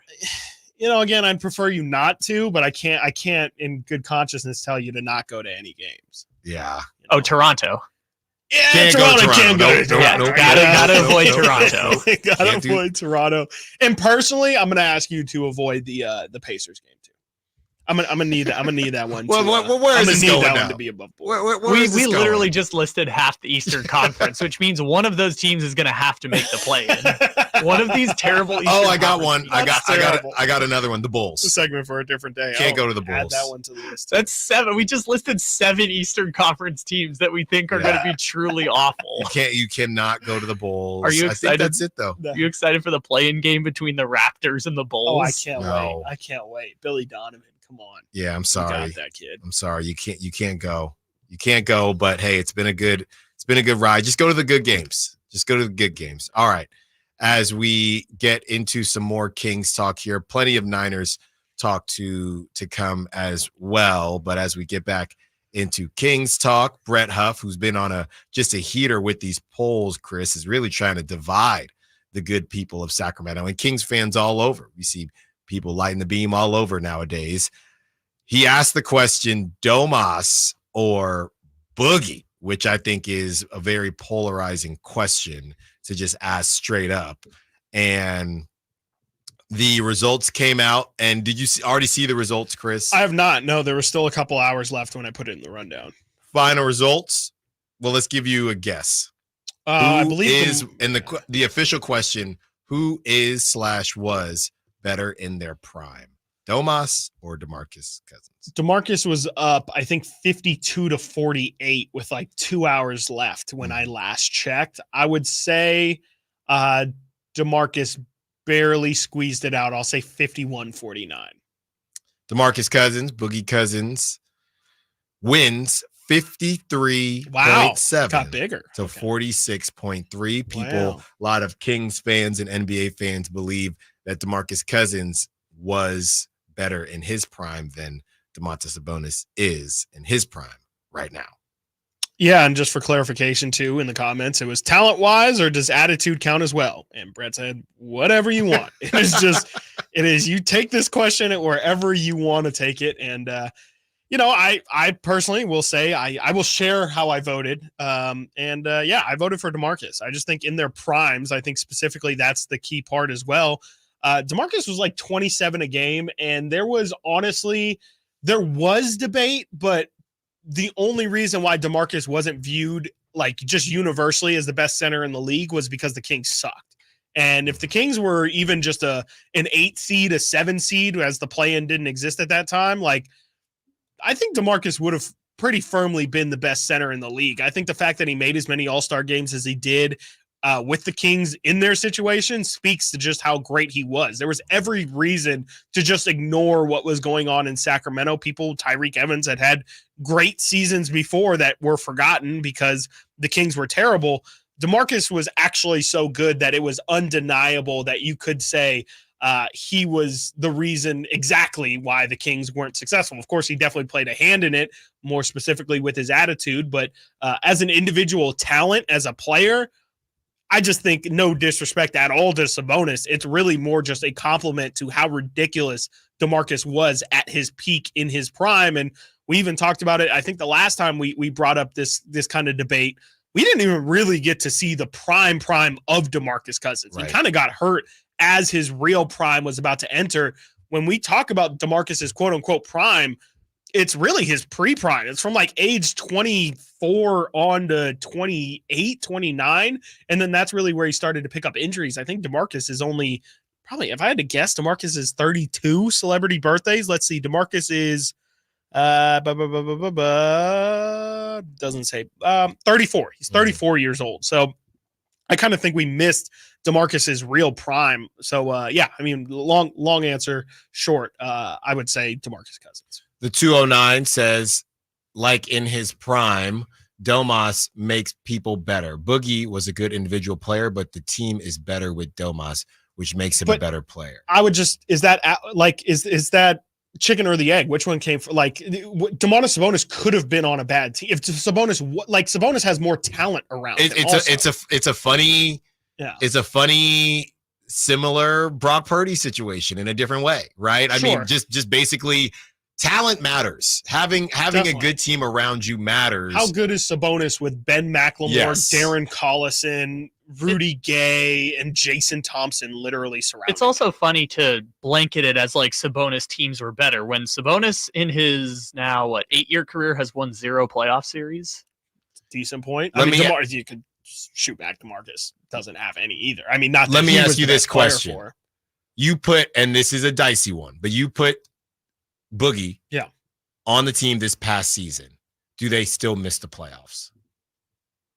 I would think not, but it's also a bit, I don't want to say it's an unfair question, but they just are so different that the style of play would be, I mean, you could run the same offense through DeMarcus because he was a great passer. He's criminally underrated as a passer as well, but it's just DeMarcus is a scorer, and like that's first and foremost what he does. So I don't even know how different the team would look because maybe Malik Monk doesn't get as much of an opportunity in a DeMarcus Cousins team versus now him and Sabonis. Like Sabonis allows Malik to run that pick and roll through him and with him.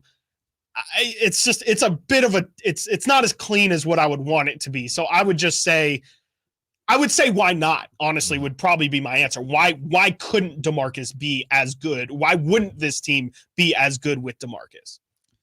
Because I think that's the question for me is when I have DeMarcus over Sabonis is what can Sabonis do that DeMarcus can't? And I don't know what that answer is. And that's why people said, can we take it outside the lines to the attitude? Well, exactly. Just talent. Yeah. Like, I don't know what Sabonis does that DeMarcus can't. Right. But obviously talent, and like if I'm fitting this guy into a team setting, undoubtedly it's a lot easier to fit Domantas Sabonis into a team, I would think. Yeah, if you have a hothead, right, and the hothead can't figure it out, and there's another guy who doesn't have as much talent, but you can depend on that other guy. Yeah. You're going to go with the other guy because that's what you can depend on. That's exactly what it right? is. If you being able to depend on the best ability is availability, and not just physically, mentally as well. Yeah. But yeah, I mean, it's almost the only like way I can modernize the DeMarcus Cousins side of it is like, and let me know if I'm stepping a bit too far, but I do think, and I guess with the MVP, it maybe is a step too far, but like Joel Embiid versus Sabonis, like it's like, yeah, Sabonis, to everything you laid out, I think is still true. Sabonis plays 82 games, a lot more consistent. There's no questions on, is Sabonis's knee going to be okay for this week? Do we need to load manage? Embiid is ridiculous, but he's ridiculous for like 60 games. Again, I think the MVP kind of puts him a level above where DeMarcus was at. But again, talent for talent, I think Joel is similar to DeMarcus in, I don't know if there's a thing on the floor Joel Embiid can't do. Right. But if we're building a team around it, again, if you put Joel Embiid on this Kings team, I just don't know how I can really try and gauge what the team would look like because it would just be so different. Mm-hmm. Yeah, I mean, again, you might be cooking, you might be that 2 seed, and then Embiid goes down, right? I mean, that's the thing. You have guys all around the league, whether it's DeMarcus Cousins or Joel Embiid, that have higher highs than Domantas Sabonis, right? And can take over games more than Domantas Sabonis can, but they have their own flaws. Yep. DeMarcus would be getting kicked out. Yeah, DeMarcus getting kicked out. Joel Embiid's knees say, no mas. It's just there's just a lot going on there. So yeah, I think it's a great conversation though. Coming up next, it always gets the people going. Coming up next, does Rich Paul have too much power, and did he stop something from happening that may have caused Chris to contemplate a lot of things in his life? We also talk about the top 5 faces in baseball. We know that Kyle Ledbetter will have some things to say because no Padres are on this list. Stiles and Watkins, Sacktown Sports. I had been starting to be sick all the time at work, so I went to the doctor. He asked if people in the office smoked. He identified it as being exposed to secondhand smoke. I decided to sue. It was worth it in the end, California being the first state to be smoke-free in workplaces and restaurants in the country. Andrea was part of a historic movement to ban smoking in the workplace. Learn how she and other Californians are fighting big tobacco at undo.org. Whether you own a local business or a global one, you're always looking for ways to position your operation to create opportunities and move on them faster. With Bank of America, you get access to experts, award-winning insights, and business solutions so powerful, you'll make every move matter, locally and globally. Visit bankofamerica.com/banking for business to learn more. What would you like the power to do? Copyright 2024 Bank of America NA. Why choose a Sleep Number smart bed? Can I make my side softer? Can I make my side firmer whenever I want? Can we sleep cooler? Sleep Number does that. Cools up to 8 times faster and lets you choose your ideal comfort on either side. 94% of Sleep Number smart sleepers report better sleep. J.D. Power ranks Sleep Number #1 in customer satisfaction with mattresses purchased in-store. And now, during our biggest sale of the year, save 50% on the Sleep Number limited edition smart bed. Limited time. For J.D. Power 2023 award information, visit jdpower.com/awards. To find a store near you, visit sleepnumber.com.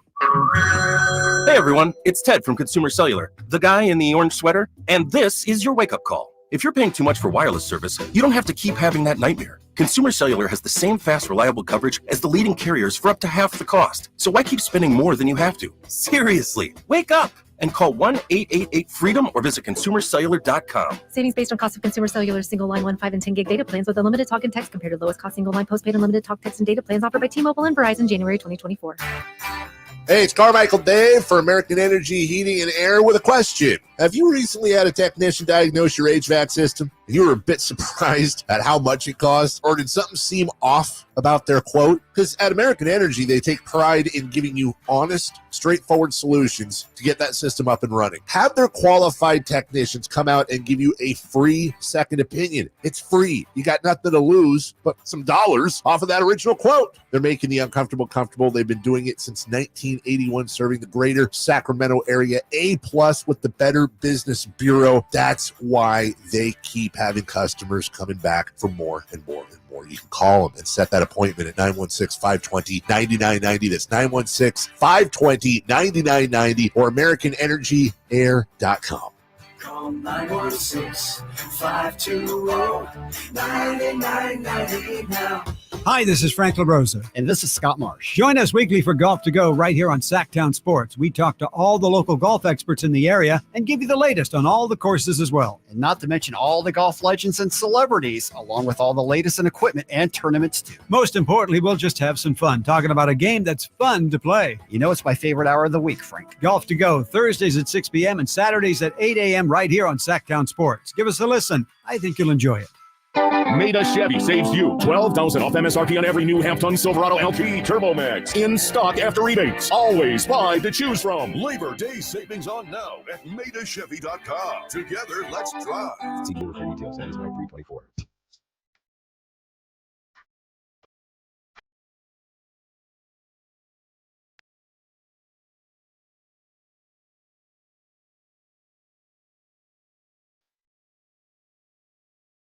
Live and local, 6 a.m. to 6 p.m., Monday through Friday. Sacktown Sports.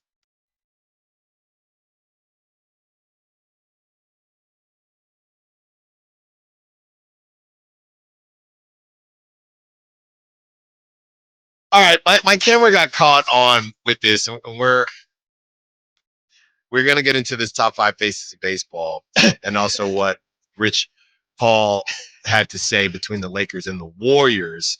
But speaking of faces, I did some content last week, and I was reading the YouTube comments, and someone said, "Cool, we got the Michael Finley lookalike." I don't look anything like Michael Finley. No, you really don't. This one's like actually. I'm putting my foot down on this. At this point. I'm putting my foot. After all, it's time to put my foot down. It is. I'm putting my foot down with this one. I'm putting my foot down. There's one picture I'm seeing here with his salt and pepper beard. Not that one. Definitely not that one. I'm putting my foot. I don't look like Michael Finley. I think this is maybe the one. Kyle, do you see this? Do I need to bring that closer? Here you go. Chris just showing pictures of Michael Finley. Okay, I guess that's like, literally the only one where it's like kind of, and it's him dunking, and so it's like it's not like you're not focused on his face This at all. is But crazy every now. picture of just Michael Finley standing, living his life, it's just I don't see anything. It's just a man with the same beard as you. Add him to the list. Add him to the list. Crazy. Along with Idris Elba and Childish Gambino. Draymond Green. Morris Chestnut. Morris Chestnut. You know, It's just the list. it's is crazy. John Denzel. David Washington. Yeah. No, not Denzel. His son though. Oh, okay. Yeah. You know what? That one. I was gonna say that one is probably like the closest actual one. No, but the Childish Gambino one is spot on. Sure. I feel like. Hey, I'll take them all. All right, guys, let's get into this because I want to leave time to talk about the top faces of baseball. Then we have the top 5 at the top of the hour. That's coming up at 1:00. Rich Paul, Chris, this came out, and this is insane because you know I've been on this Rich Paul thing, just has way too much power. According to Mark Stein, here's the report. Rich Paul reportedly implored the Warriors and Lakers to scrap the idea of trading LeBron to the Warriors last season, largely because he wanted to insulate James from potential backlash over switching teams for the 4th time in his career. That sounds insane. First of all, he has way too much power. If the Lakers, I refuse to believe that the Lakers and Warriors were going to do a deal, and because Rich Paul said, no, it'll look bad on LeBron, they said, oh, okay, sorry, Rich Paul, we won't do the deal. Right. There's no way, right? I don't think so. I mean, maybe there's a chance that, you know, as the reports started to surface, he called in just to say, hey, I don't know if any of this is true, but if it is, cut it. I mean, maybe that's it. But no, I wouldn't think that in the this becoming public that Rich Paul did anything of the sort. But, you know, it also wouldn't surprise me, I guess. I mean, we know that LeBron takes more ownership over his career than anybody else we've ever seen. It probably did happen to some capacity, but I don't think it happened until after it kind of became a thing. But I am pretty surprised that that's the reason specifically why he noted that it has nothing to do with the LeBron-Steph rivalry of it all, or, you know, LeBron again going to a stacked team or anything like that. It's just in general, oh no, we don't want reports about LeBron going to any team because we don't like the conversation of, oh, he's a mercenary or something like that. So I think that part is the strangest to me. Yeah, I can't believe that. I believe that maybe he said something. I just don't believe that the Lakers or Warriors cared, right? I mean, maybe if it was LeBron, maybe it's him being a mouthpiece for LeBron, but LeBron is the one going on all these shows talking about how much he loves Steph Curry and how he'd love to play with Steph. So I don't know if they're on the same page there. Obviously, we know that they've been working together for years and years and years. But when I saw that, I'm just worry about your incoming wedding with Adele. That's what you need. Great. That's what you need to worry about. Yeah. All right. You don't need to be calling teams and saying, don't do this and don't do that. That's his job. But not this. This is not his job. I think so. How is that not his job? He's his agent. Don't do this deal because it'll make my guy look bad. And we don't even know if LeBron told him to call. I mean, I would assume LeBron told him. So LeBron is telling people. I don't think Rich Paul's ever doing anything but when we have these conversations about how much LeBron is in control and not in control. Yeah. So now we think LeBron is going on these shows talking about how much he wants to play with Steph, but then telling Rich Paul, hey, it actually, because I've been talking about it, a deal might happen. So tell them not to do it. Yes. What's crazy about that is that he's crazy. He wants to be able to talk about people and up people and, bring them into his web without it being, oh, LeBron clearly wants to go there. I think that's just Do you think it was about playing with Steph, or you think it was about, I know they're saying, to your point, I know they're saying it was about leaving. It was about leaving, but was it about playing with, like, would he have said no if Steph was going to come to LA? Yeah, I guess I can't really answer that part of it, but I would say that the Steph angle probably made it to the point where, like, I'm sure if this was a rumor about LeBron going back to Miami or whatever, or joining Kevin Durant in Phoenix, maybe he wouldn't feel the urgency to go out and step in front of it. But I do think that the Warrior angle to it all is pretty key to it. I definitely think that it's the fact that it is the Steph rivalry, and it would be about as I guess maybe I'll just say it's about as soft as a move as you can have, is kind of doing the KD thing and going to the team that I guess, the Warriors aren't quite built how they were before, but it would just be a bad look. I mean, I don't think I really need to explain why the perception of LeBron going to the Warriors would be a bad look, but that's more what I think the urgency of Cliff Paul, of Rich Paul going out and saying, we need to squash this, is that you don't want the talk of, oh, LeBron, here we go. Here's another feather in the cap of Steph Curry. LeBron wants to go join him. And I think, LeBron is in legacy damage control at this point, and he's just trying to make sure that even those kind of things don't get out, because that seriously could impact how people view his legacy. Is, even at the end, LeBron tried to just get a ring for the sake of getting a ring. He's always looking for the easy way out. I mean, people are crazy. Well, then tell LeBron to stop talking about it. Why? He has free speech. He can do whatever he wants. He can talk about whoever he pleases. But it's just the same thing that people have a problem with LeBron, the how calculated he is. I'm going to talk about Steph, but actually now that I have an opportunity because of, in part, what I keep talking about. Hey, Rich, go tell them we don't want to actually do it. I just like talking about it. So your problem is that LeBron talks about Steph. My problem is LeBron makes it seem like he wants to play with Steph. He says it. He said it on the shop. Yeah. He said it on the one who was the mind game. Yes. He said it on. He said it on all of these things. Yeah. But he doesn't actually want to play with Steph. I think he's just acknowledging how great Steph is. I think there was a lot of bad blood between the two, and he's trying to kind of massage it. We'll find some sound. This is not acknowledging. This is, but hey, it's Bronny. I think that's what he said. It's Bronny, and it's besides Bronny, it's Steph. Yeah. I mean, he can say these things. He can say whatever he wants. De'Aaron Fox signed a shoe contract with Steph Curry's brand. Like, okay. That's what I'm saying. Okay. No, so LeBron can say things, and I just say, okay. No, it's not just okay. That's not, no. That is not the same. Weren't the Olympics super fun when they played together? Yeah, and that sparked up everything else. That's why this stuff is coming out. Now, just be authentic. Do you want to play with Steph or not? Sounds like you want him to be inauthentic. No. If you want to play with Steph, stop talking about playing with Steph if you don't want to play with Steph.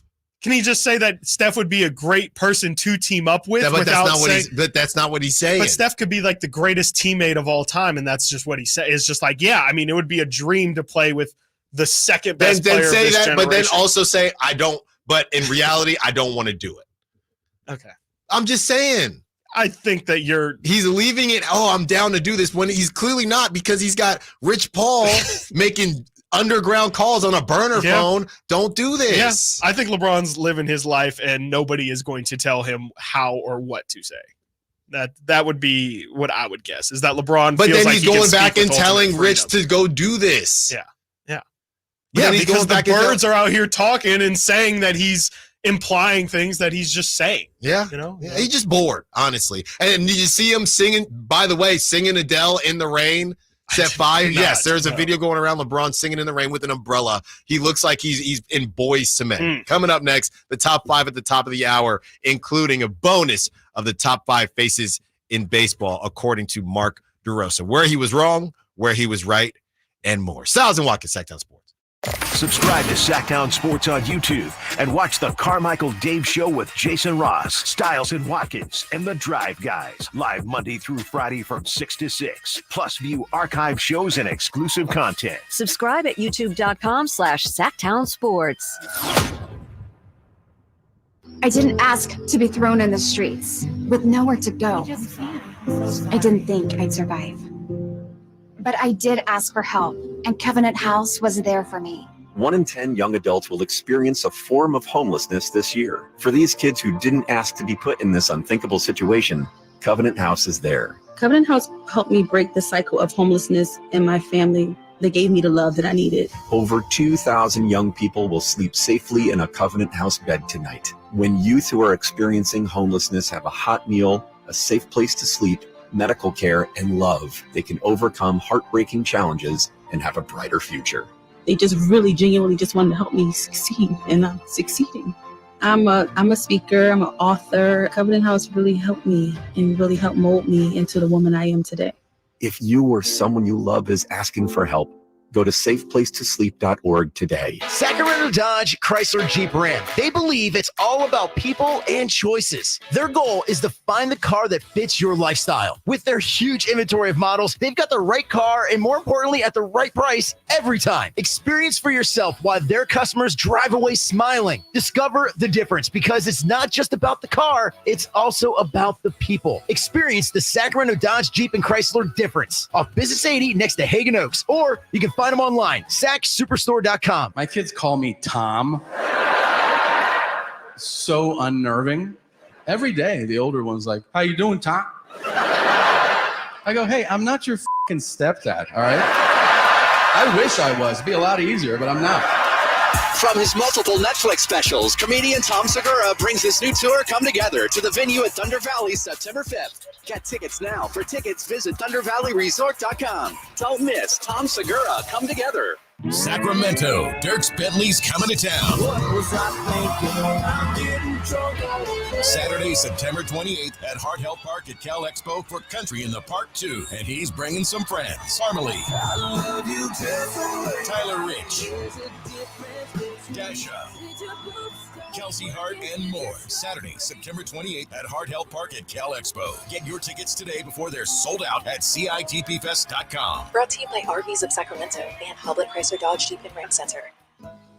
Labor Day, our annual celebration of workers and their achievements, was first observed in New York, and the first Monday in September became a national holiday in 1894. Hi, this is Frank LaRosa with a word about Naturewood Home Furnishings. Each year we commemorate Labor Day with parades, picnics, and family gatherings. And right now, Naturewood Home Furnishings is celebrating with their exceptional whole store Labor Day sale. Would you like to refresh your living room? Would you like to restyle your bedroom? Maybe you want to redesign your home office. No matter whether it's your dining room, kids' rooms, accents, or accessories, Naturewood's unique store-wide Labor Day sale offers savings in every department and savings on every brand like Stanton, Omnia, England, Stickley, Flex Steel, and all the rest of the award-winning furniture. When it comes right down to it, it's all about choices and always about quality. Visit Naturewood Home Furnishings right now for this remarkable Labor Day sale. Off Highway 50 at Hazel, look for the Water Wheel. I would end the day with sore feet, sore legs. The drugstore inserts that I was purchasing were really not very useful at all. I walked into the Good Feet store and a guy kind of grinned at me and said, I hear that a lot. I was living with chronic pain before going to the Good Feet store. Now I don't really have that problem. I'm able to do the things that I expect to be able to do, even at my advanced age. I feel pretty good about what's going on. Come to the Good Feet store now for a free fitting and test walk. When you switch and save with Progressive, you could use that money towards going to see your favorite team in the playoffs. Progressive cannot guarantee that you can go see your favorite team in the playoffs. Drivers who switch and save with Progressive could save hundreds on average, but we cannot guarantee that your favorite team will make the playoffs or even finish with a winning record. They could easily lose more than half their games and finish in the cellar because they stink badly and haven't made the playoffs in years. Savings, very possible. Playoffs, highly doubtful. Switch and see if you could save at Progressive.com. Progressive Casualty Insurance and Affiliates, not available in all states. We cannot be held liable for your favorite team's terrible and frankly embarrassing performances now or ever. Why choose a Sleep Number smart bed? Can I make my side softer? Can I make my side firmer whenever I want?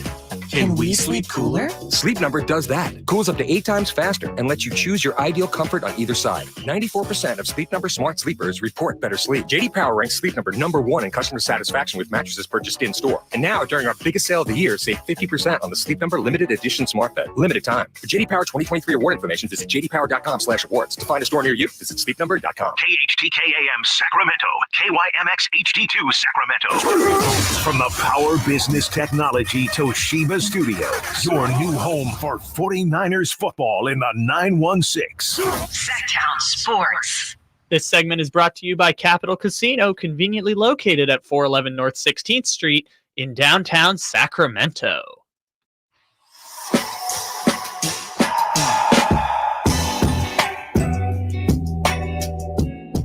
Sacramento's official home for the San Francisco 49ers. Sacktown Sports. It's time for the top 5 at the top of the hour. Last week we did top 5 at the top of the middle of the hour, which turned into top 5 at the bottom of the hour. But it's time for top 5 at the top of the hour. Can't wait to get this started. All right, Kyle, let's start this. The top 5 at the top of the hour. Chris, you're going to love number 1 on the top 5 at the top of the hour. Snoop Dogg. Snoop-a-loop. Has officially made $9 million from promoting the Paris Olympics in 17 days. Oh my God. He, and I don't know how, they're giving a lot to him here. They're saying he also increased viewership by 79%. Individually? That's what I'm saying. How does one calculate? We can, yeah, someone said, I highly doubt viewership increased 79% from Snoop Dogg. But he just happened to be there. I think the Olympics were just incredible. Yeah. And that's why it increased. But let's not focus on that. Let's focus on Snoop Dogg making $9 million. I asked the question, it's like really. $500,000 a day. Yes. And when we read the numbers, yeah. I asked the question, is Snoop Dogg, is this his, obviously Robert Downey Jr. had his issues, but then he came back and Iron Man was kind of a revamp, and more people know him for Iron Man than anything else. And I'm not saying more people are going to know Snoop Dogg for the Olympics than anything else, but is this going to be Snoop Dogg's his legacy? It's going to LA. Yes. You know he's going to be a part of LA. 1,000,000%. So, I mean, that's 2 in a row. A lot of Snoop Dogg, a lot of money made. Yeah. Could this alter his it can never take over. As our parents get older, and our age range and Kyle's age range don't really know Snoop besides the 3 songs that the old school rap station plays ever so often. Could he be more so known for being the rapper that turned into the Olympic guy? I don't think the Olympic guy specifically, but I definitely think the post-rap career is already, I would say, more what Snoop is known for today than anything else. I mean, like, even just from my perspective, like, I'm 28, 27, I don't know how old I am. It's a problem. It's a real problem. But I mean, Snoop's big songs in my lifetime, Drop It Like It's Hot. That's right. And then Sensual Seduction. That's right. And even that is like kind of pushing it in terms, like, it was fine in terms of Sensual Seduction. It's not like his biggest hit by far, but like, that's the kind of hits that I'm working with Snoop in my like adult or like conscious lifetime, I guess I'll say. So I would kind of already say it's what he's known for, is being the jovial, funny, comedian almost. Like I definitely think if you ask kids in high school today, I mean, they'll know he's a rapper or was a rapper at some point. But I was honestly thinking this over the weekend. I saw Ice Cube being interviewed about the Big Three, and I wonder if most of his money has been made kind of in extracurriculars than actually in his music career. You mean Ice Cube, the movie star? Yes, that's right. Literally from. Are we there yet? Are we there yet? Yeah. All those fun. Snoop Dogg. The Jump Street. Yeah, Yes, the Jump Streets. Snoop Dogg. Korean Jesus got his own problems. He did he performed right in the closing ceremonies. He performed the Snoop Dogg song. Yep. One of the 3 Snoop Dogg songs, and that was it. Yeah. And that's what he does now. I only brought up Robert Downey Jr. because I'm just thinking of guys who I'm trying to think of another. I got you. I think the best comparison is Shaq, where it's the commercial spokesperson in his last 15 years. Because the thing I think of with Snoop Dogg is like the Shaq or Megan Thee Stallion, where it's like all money is good money, man. If you're willing to offer money, I will. Yes, the general. Shaq still is basketball player first. To Chris's point, I think for now, but Snoop was popping DJ in the second. 90s, and Shaq was popping in the early 2000s. Right, Give so it's Shaq coming. 5 to 10 more years, and we'll see. It is going to arrive. The new Papa John. Okay, number 2 on the top 5 at the top of the hour. And I don't know why they had to say it like this. So this is specifically from Dove Kleinman.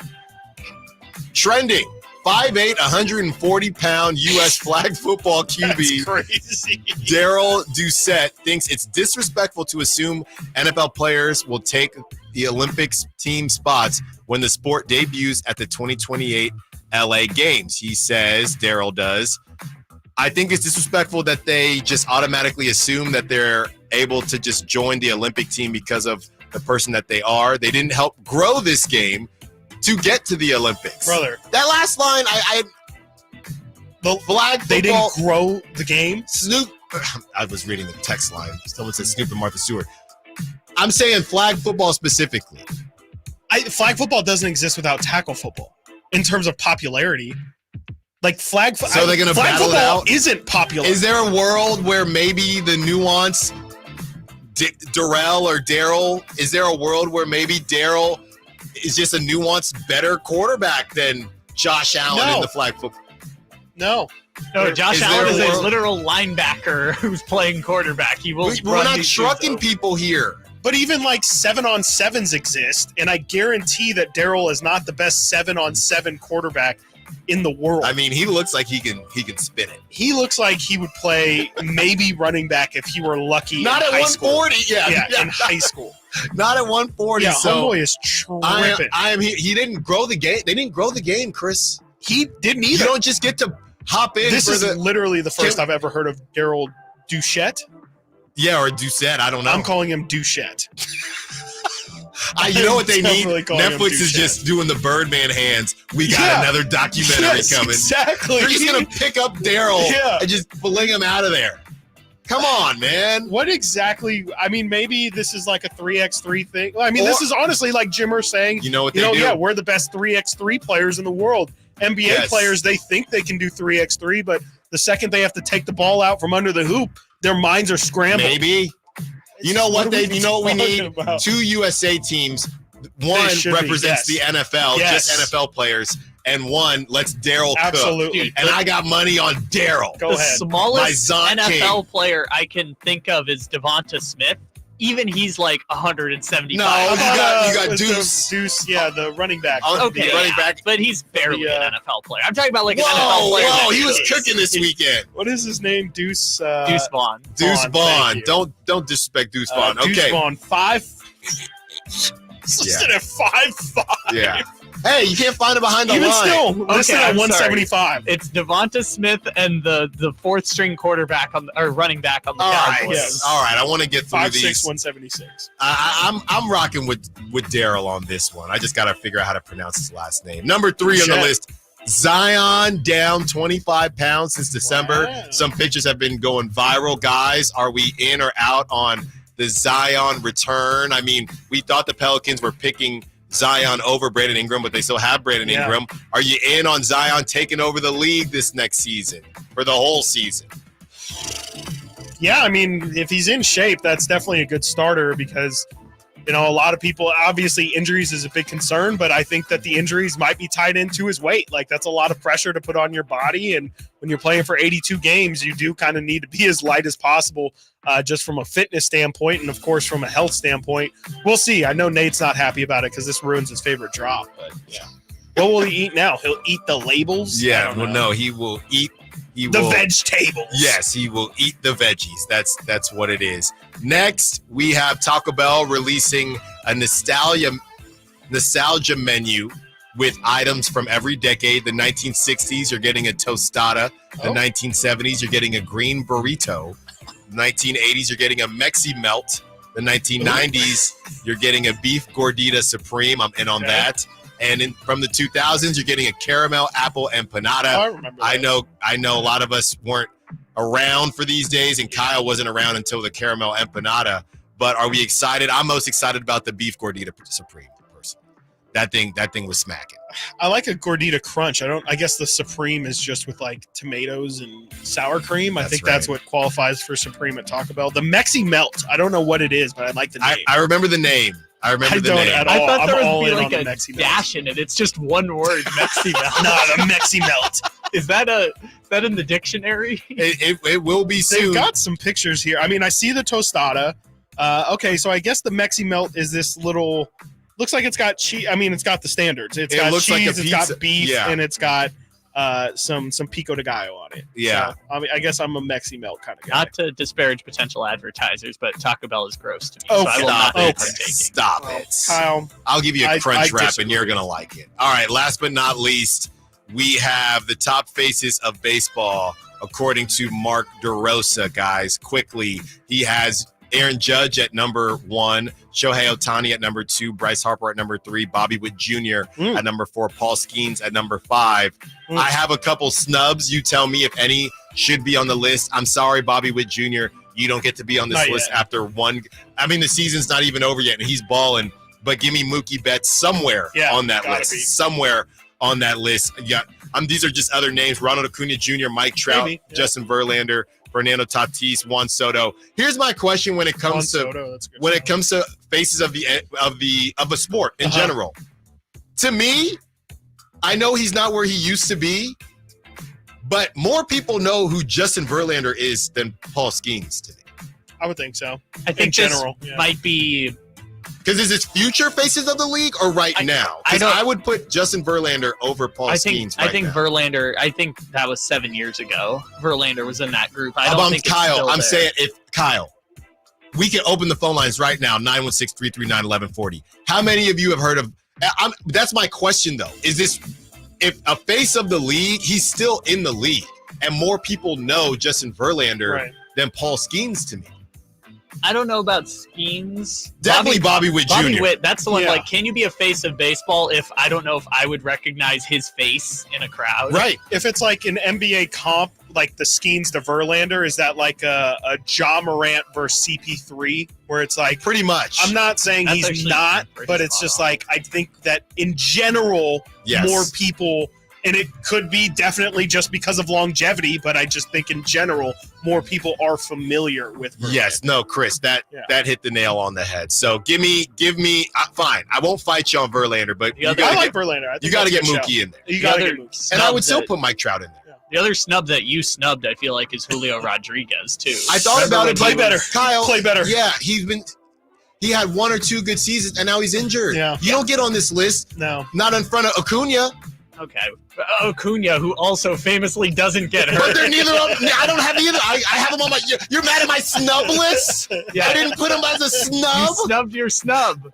Oh my goodness. 209 saying bring back the chili cheese burrito. Now, The 209, chili that does cheese not burrito? sound. What decade is that from, 209? I feel like 'Cause I don't Taco remember Bell that. already gives people stomach problems. You introduce 209. a chili cheese burrito. No, I don't remember that. Okay. Earlier Doesn't sound bad. in the show, Chris and I, we went back and forth on LeBron. And Chris, sometimes he's a LeBron apologist at times. Sure. And now it's time for me to do my thing with Noah Lyles and be the Noah Lyles apologist. As Noah Lyles was on Nightcap with Shannon Sharp and has some things to say. And now Tyreek Hill, he has a response to that battle. Let's talk about it. Stiles and Watkins, Sacktown Sports. Dan owed an unbelievable amount of money to the IRS. I got behind on my taxes. It's a horrible feeling. He was in denial. And when I got those letters from the IRS, you wanted to act like they didn't exist. Finally, Dan turned to Optima Tax Relief, the leading tax resolution firm. A-plus rated by the Better Business Bureau, they've resolved over $1 billion for their clients. Optima got me a settlement with the IRS. These people are really people friendly. It was every bit of a new lease on life for me. The fast action and the great results made Dan's head spin. I felt like I was in a dream, but it's real, and I have paperwork to prove it. They got the job done, and life is good. For tax help you can trust, call Optima now for a free consultation. If you're worried about what's going to happen with the IRS, stop worrying. Make the call now. Call 800-343-6460. 800-343-6460. 800-343-6460. Optima Tax Relief. Testimonial from an actual client. Some restrictions apply. For complete details, please visit OptimaTaxRelief.com. The following is a test of the emergency alert system. This is only a test.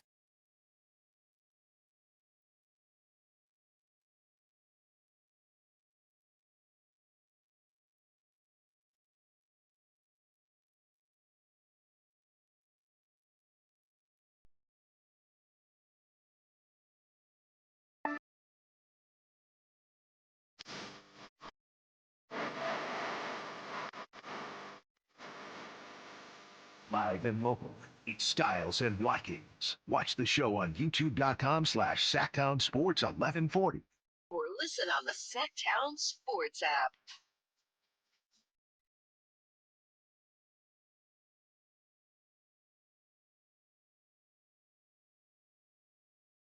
Is Noah Lyles on to something? Well, you might not agree with his methods. And Chris has a list in terms of things that he likes to talk about. It goes number 1, Brandon Ayuk, and number 2, Noah Lyles. So no Brandon Ayuk news today. So I had to make sure we got to number 2 on Chris's list, Noah Lyles. And is he on to something? You might not agree with his methods, but here he is now on Nightcap with Shannon Sharp and Ocho Cinco. You got Tyreek Hill calling him out. And when is the last time we talked about a track star once the I know the Olympics just ended, but he is still a part of conversation. He might, if he actually agrees to this 50-yard dash with Tyreek Hill, you know that's going to be content everywhere. So as much as people didn't like what Noah Lyles had to say, could there be a method to his madness? But as it pertains to what he originally said, here he is on the Nightcap with Shannon Sharp and Ocho Cinco, just explaining himself. And then you're going to want to listen to the end because the end had people talking as well. Everybody sees the clip. Everybody sees the thumbnail. Everybody sees the 16 seconds. But did anybody decide to ask, what was the question that was asked to me? Question that was asked to me is, how do you feel knowing that when you go back to your own country, unlike these other countries that celebrate their athletes on such a humongous stage, when Taboho won his gold medal, he went back to a stadium filled with 30,000 people celebrating him. Yes. Mm-hmm. When I showed up back home on my flight, of course, some people recognized me, and I'm very thankful for that. But there was no 30,000 people. There was no limo driver ready to take me home. There was no bus waiting. If I had my mom, I had my pops, and they were ready to take me home, and I was ready to go to bed. But there was none of that. There was none of that. And but the difference. I can understand the difference because we have a different way in America of seeing our sports. Problem that I had was you were given the title of a world champion to people who weren't facing the world. That's where I drew the line and said that's hurtful because you already have those, but you're giving the title to people who aren't doing that. Nothing wrong with being a national. But let me ask you this: they are great champions. They just didn't have the title. Is Nikola Jokic one of the best players in the world? I'm gonna be honest, I don't know who that is. So the end got people talking, of course. But I do think the beginning, he had me, he lost me. I do think the beginning does give a lot more context. But Chris, you know what I was thinking of when he was talking?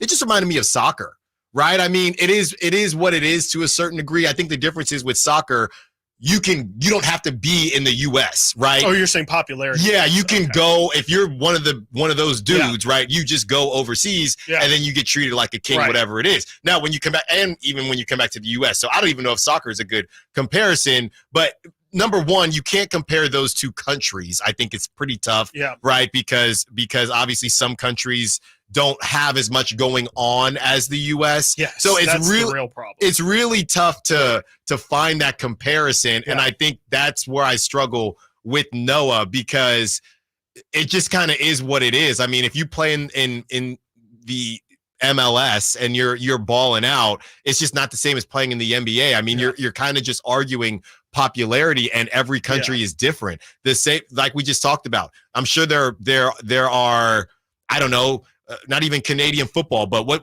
isn't there like a Germany league that's always on the mat, and you win your championship? Nobody cares in Germany. You know, if you win something in soccer, it'd be completely different. That's just basketball, and title. even in basketball. So like, okay. We saw the whole thing with Sasha. So I just think that I understand where he's coming from, but ultimately, you're trying to fight. I'm not even trying to fight. I'm just not really sure what you're trying to change. The bottom line is that because of the sports leagues and how big they are, track is just you. And I think he's doing a good job, different methods, but I think he is doing a good job to keep it at the forefront. But it's never going to be the NFL. It's never going to be, I don't even know. Maybe it could be baseball one. I don't know. And somebody else said, well, track also doesn't have a league to follow along. And maybe Noah, in doing this, the Diamond League will be televised better, right? So people can check out, oh, did Noah win this week or whatever it is. I don't know how they get there. I appreciate what he's trying to do. But even like golf, nobody cares. That's like me being upset. I mean, it's not the same with baseball, but I could yell until I'm blue in the face about, oh man, I just wish baseball just was bigger than the NFL because I like baseball better. Or Mookie Betts. It's almost like Mookie Betts trying to complain that he's not as popular as T. Higgins or somebody like that, right? Somebody that he's better than at his sport because of the popularity. Like, more people probably know the name Daniel Jones than Mookie Betts. Maybe it's close, but the fact that it's even a conversation it looks bad on baseball. But that's just the popularity of the NBA and the NFL. That's just what it is. Yeah, no, exactly. And, it's not fair to Noah, but his name would be a lot better known if he would have won the 100 and the 200. I think that's also the thing is if you do want to stick out, it's not impossible. It's just you have to be a little bit extraordinary, and that's just kind of you're a victim of the circumstances. But yeah, I mean, like you said, in the U.S.,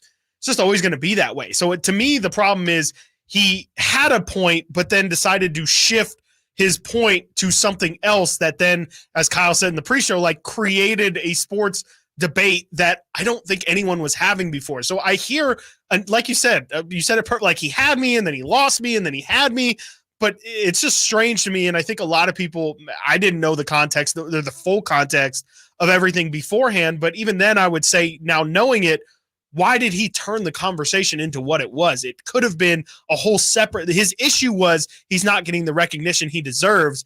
And then he shifted it to them not being world. It was just a weird transition, point to try and prove your point. Well, he's trying to say essentially, why do y'all care so much? Yeah, because it's not even a world championship. I think that's what he's trying to say, but it doesn't matter. It doesn't matter. Yeah, it's just, and then it also doesn't help that he doesn't know. He literally doesn't know what he's talking about. The fact that he didn't know who Nikola Jokic is. And then he said he didn't know Tyreek Hill. Use that as an example. I don't know if that part's true. I believe a lot more that he doesn't know Nikola Jokic over he doesn't know Tyreek Hill. But even then, I don't know why he decided to turn the smoke. The Tyreek Hill quote was funny. He's like, "What's that football guy? The cheetah?" Right. You know his nickname. Yeah. By the way, he also had this to say about Tyreek Hill, the cheetah, and this was also on Nightcap. He said Tyreek is just chasing clout. If he really wanted to race people. Tyreek's the one chasing clout here. Okay. If he really wanted to race people, he would have showed up like DK Metcalf. And I was trying to look up if DK raced him. I know DK was doing some Olympic thing, but I couldn't find a straight up race between the two. He goes on to say, we can race if he is truly serious about it. I'll say this, Chris. Not during the season. I'll say this. The 50, I don't know about Tyreek. I know that Noah can win in the 200 and the 100. I know that. Sure. My question is Tyreek Hill specifically said the 50. Tyreek is 50-yard thinking, dash, yeah. if I can get to my top speed before Noah, there's a chance. If I'm Noah, I'm saying 100 or nothing. I'm not racing Tyreek in the 50. Because I'd have to know. You got to. If you're the fastest man in the world, you have to accept all challenges. You have to. You don't. But I think Tyreek was smart. He said, "I'll race you in the 50." Yeah. Because if you watch Noah, that's why he's so good in the 200. Yeah, takes him a while to get going. Takes him about 90 meters. But we're talking about it. So Noah, he's done some good things. He's done some off things. What? I would just love Why to are you know the looking good at things. Chris, what do you mean one of the good things? You keep saying that nobody's talked about a sprinter like this in a long time. But that's I true. feel like you're forgetting about Usain Bolt. There was a whole conversation. Hold on. There was a whole conversation about could Usain Bolt play football? Could Usain Bolt try to be a striker for Man United? No. But that's okay. But But you're first of all, you had said if Noah wins both, it would be different. That plane is that arriving at the airport is not any different. Not in my opinion. If he wins both, not much. Not much. Usain Bolt, we'll never know. We'll never know. Usain Bolt, what you're saying, you're not wrong, but Usain Bolt might have been the best. So I think that's to the point that Noah's getting to. Noah is the fastest, is the world's fastest man right now, right? Yeah. And nobody cares. Right. So to even have the conversation about he barely won. That does play a factor into it. You can't Dominance matters, especially in American Bolt was sport. once in a lifetime. So the last time we talked about a track runner was possibly the best track runner ever. But that was his last Olympics was 2016. The only Olympics we've had in between there is 2020, which was the COVID Olympics. No, but so that's why the gap hasn't been. I think if you're bringing up, I think you bring him up, Usain Bolt. It's the same thing as bringing up Michael Phelps, Simone Biles. Sure. These are not even tier ones. These are S tier. Yeah. These are completely different humans. Yeah. Noah is saying he wants a world, and he's trying to get to a world where you're still talking about who is the best right now, not the best all time. Sure. That's all I'm saying. Yeah, I think And he might not ever get. I don't know. He probably won't get there. Coming up next on the other side, we have some fun because as I'm watching Caleb Williams in the pregame, something piqued my interest. Also, the 209, two different 209s. We really struck a chord with this Taco Bell thing. 209, that was the 90s. Another one, 90s kid. Chili cheese burrito fire. Both two different 209s. Fire coming out. You know what? Bring it back. Okay, I heard that. Bring it back. Coming up next, we have some fun about what Allen's looking for in a QB. Stiles and Watkins. Like Michael Finley. Trying to find out where to catch your favorite team's games? Are you a fan of the Kings, Niners, and the NFL? Well, Sacktown Sports has you covered. Touchdown! San Francisco! It's all on his shoulders. Cox rocks. He fires for the win. He's got the triple. Catch all your Kings, Niners, and NFL games all year long on Sacktown Sports and SacktownSports.com. Insurance companies perform a very valuable service, but they want to keep their money. Although most cases settle before trial, it is paramount that the insurance companies know that if pressed, your legal team has the experience to take your case all the way. For 25 years, Ashton & Price has earned the reputation that if the insurance company isn't fair, we're ready to force them to be fair. My mom used to warn me, wait till dad gets home. Think of us as dad. The best part, there's no fee until we win. Remember, for the best advice, don't think twice. Call Ashton and Price. At Northern California's #1 Honda dealer, Stockton Honda, we make the dream of owning a new car easy and stress-free. With prices that you just can't say no to. Save on our best selection of the year during the final days of the Honda Summer Event. Come in today or go to StocktonHonda.com. Anytime, anywhere, it's all here. StocktonHonda.com.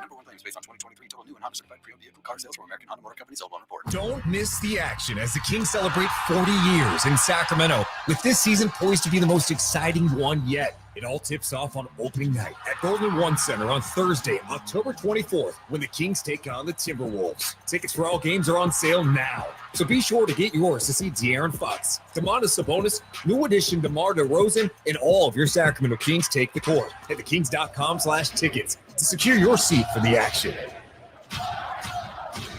Hi, this is Greg Papa. Disasters hit every day. If your home, business, or building has suffered from any disaster, SunPoint Public Adjusters can help. SunPoint prepares, presents, and negotiates your claim with the insurance company, working only for you, making sure you get everything you're entitled to and letting their focus be on what's most important, your family or your business. Call SunPoint today at 888-247-7865 or contact us at sunpoint.us. SunPoint Public Adjusters, the gold standard in public adjusting. License number 2N14884. Here are the top 3 reasons to get your golf clubs fitted at Hagen Oaks. First, the most knowledgeable professional fitting team in the country has been trained by every major club manufacturer. Second, Hagen Oaks has the largest inventory of golf merchandise in the area, and the club demo program is unmatched. Third, the indoor to outdoor player performance studio gives you incredibly accurate data, and you can see your ball flight. Add a 90-day club fitting guarantee, and that's more than 3 reasons. Fittings are available 7 days a week. Make yours today by calling 916-808-2531. That's 808-2531.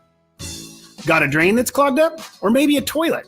Or a faucet that just won't quit leaking? Kenny and Jerry here from Bell Brothers, and we want you to know that it does make a difference which plumber you call. At Bell Brothers, we respect your time by showing up when we say we'll be there. Our technicians are all background checked and drug tested and will greet you with a smile. They're trained to do the job right the first time, and they carry over 1,000 parts on their trucks, so they won't have to order something and then come back later. They leave the work area cleaner than they found it, and your final bill will be the same as they quoted.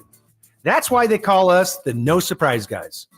So if you need a plumber, it does make a difference who you call.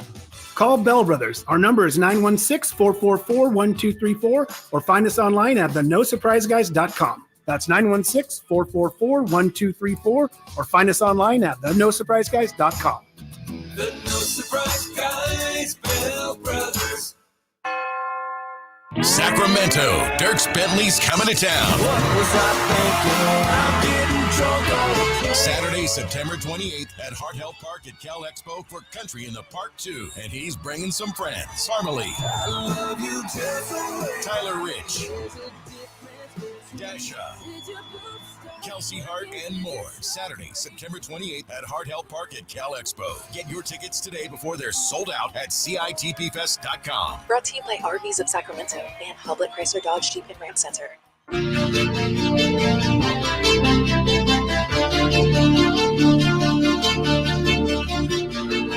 Your home for Kings basketball for over 25 seasons. Sacktown Sports.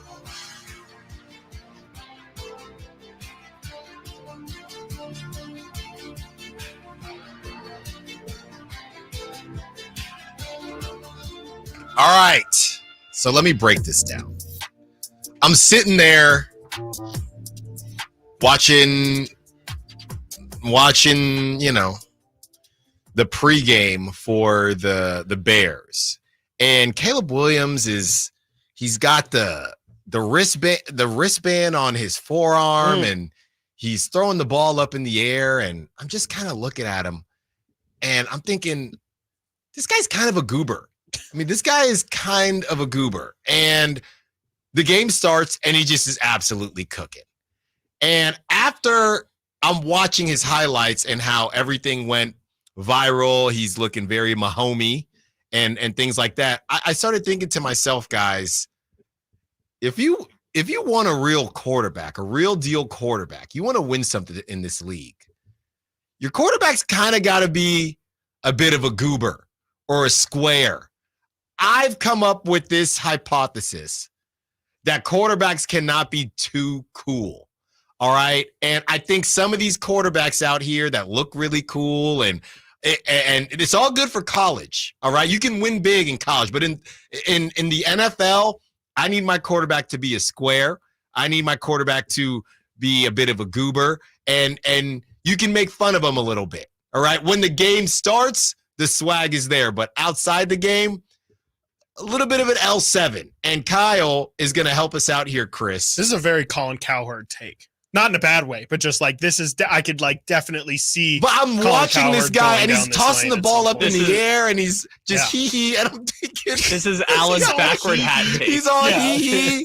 And I'm thinking, I need my quarterback. That's not to say that every goober square quarterback is going to win. Yes. But I don't know. These cool quarterbacks, they don't get it done. I will say Mina Kimes has a great, I think it's for quarterbacks. She says, every great and I think it's with quarterbacks. It might just be with every great player in general. You either need to believe in God or believe you are God.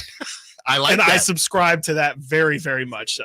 So yeah, we'll see where we have these guys falling on ends. Now first let's do it like this. First let's go through the Super Bowl winners. Okay.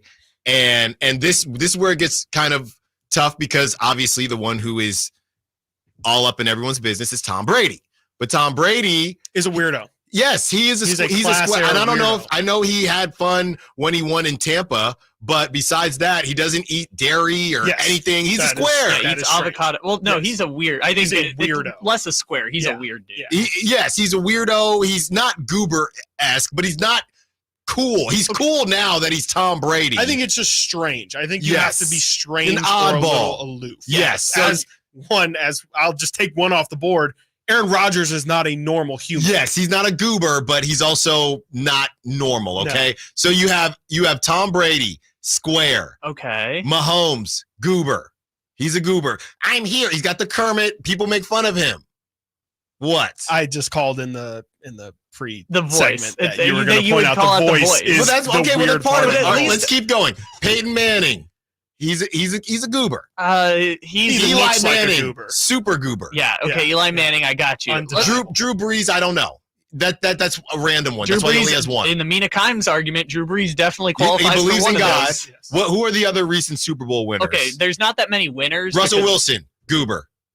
Yeah, but Russell Wilson was like the 7th best player on the team that won the Super Bowl. Uber goober.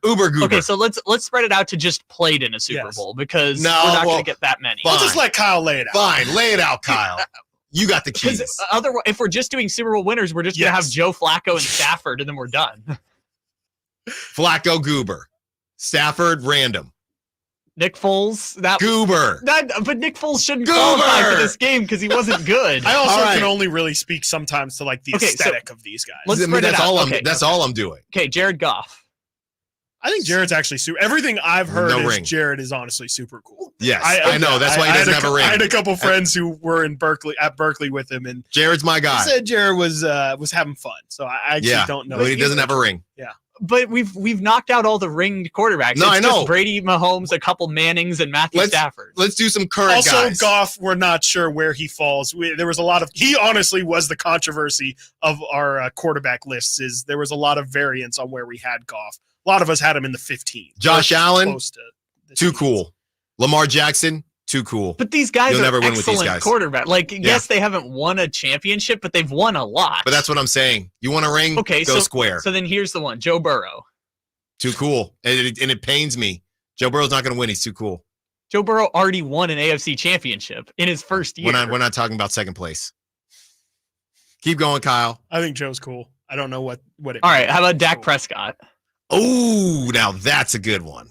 I think Dak's cool. The here we go thing is super weird. Here we go. Dak kind of has that same Jared Goff where he was having a time in college. Yeah. I guess he's too cool. I think he's too cool. Yeah. I think he's too cool. Yeah, I don't think I've seen anything that would lead to Dak as a weirdo category. Well, I watched the Hard Knocks with him, and he's definitely cool. I think he's too cool. Okay. I guess that serves him well as quarterback of the Cowboys, right? Because Tony Romo was also kind of seen as this cool guy who was dating famous people. And he was too cool. That's why he didn't win. Yeah, it is kind of funny. The Cowboys ended up with basically the same quarterback for 25 years. Just keep going, Kyle. Who else do we have? How about Jimmy Garoppolo? Too cool. And he sucks. Yeah. All right. Where's the opposite? You're missing the obvious one. Which one are you thinking of? Brock Purdy. He's perfect. You can win with Brock. He's a square. Yes, he is a square. I will get that. But is he, what was the term you called Caleb Williams? A goober? Is he that? He's not that much of a goober, but he is a square and he believes in God, so you can win with him. So what's the difference between these two categories? You have to be a square and or a goober. But what's the difference? You're nobody's first call on Friday night. Okay, so how about Kirk Cousins then? If we get to Kirk, Kirk can win one. Kirk can win one. Kirk's a freaking weirdo. Literally, no one has ever said Kirk Cousins can win you a Super Bowl. But by my diagnostics, you can. So this is cool people cannot win. That's right. And weirdos will win. Yes. Okay, so then like Jaden Daniels. He's not winning. You see that man? He's got way too much swag. Okay, so he's then not winning. So then what about Anthony Richardson? Can't win. Nope. I actually believe that one. I'm really Too like the logic. I'm following. Keep Okay, going. so what about Will Levis? He drinks Well, mayonnaise and uses no, it as a that perfume. guy. How about Gardner Minshew? I don't know. Well, here's the thing. I know he's weird. I know he's the weirdest a goober. person. He's the weirdest person I've ever seen. But he also is. Yeah, I don't know. Well, why is Gardner Minshew not a?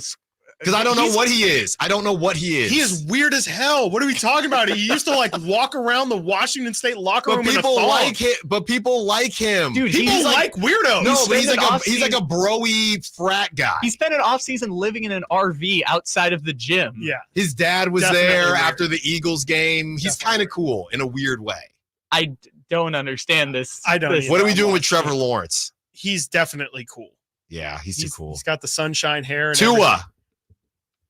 Tua, I literally know nothing about. I Tua. know literally nothing about Tua because Tua never says anything Which I interesting, guess is except weird. today, weirdly. Exactly. Today's the first time Tua's ever said anything I just think in general, you're close to something in the sense of weirdos or like these guys that have weird quirks to them tend to be hyper obsessive about football. And I think that's helpful is that they aren't concerned about, hey, yeah, what am I going to wear? Oh, wait, let me make public appearances. Let me date the coolest celebrity.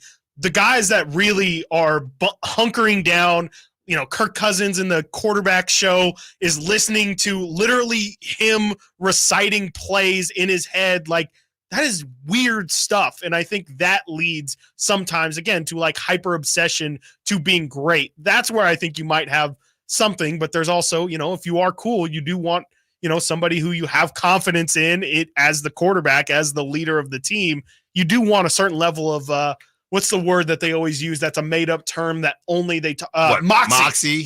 You got to have moxie in the pocket and in the huddle. And I think that's where you want your guys to not just be straight up oddballs. But I also feel like what you're doing, Alan, is like if someone wins, therefore they are weird. And No, I'm not doing that. I said Kirk hasn't won. I said Kirk could win. But if you're just doing Super Bowl champions, then you only Then have let's like do the 7 rookies. options. We can do the rookies. I said Jaden Daniels is way too cool. Okay, so Caleb Williams is a goober. He can win. But Caleb Williams is pretty cool.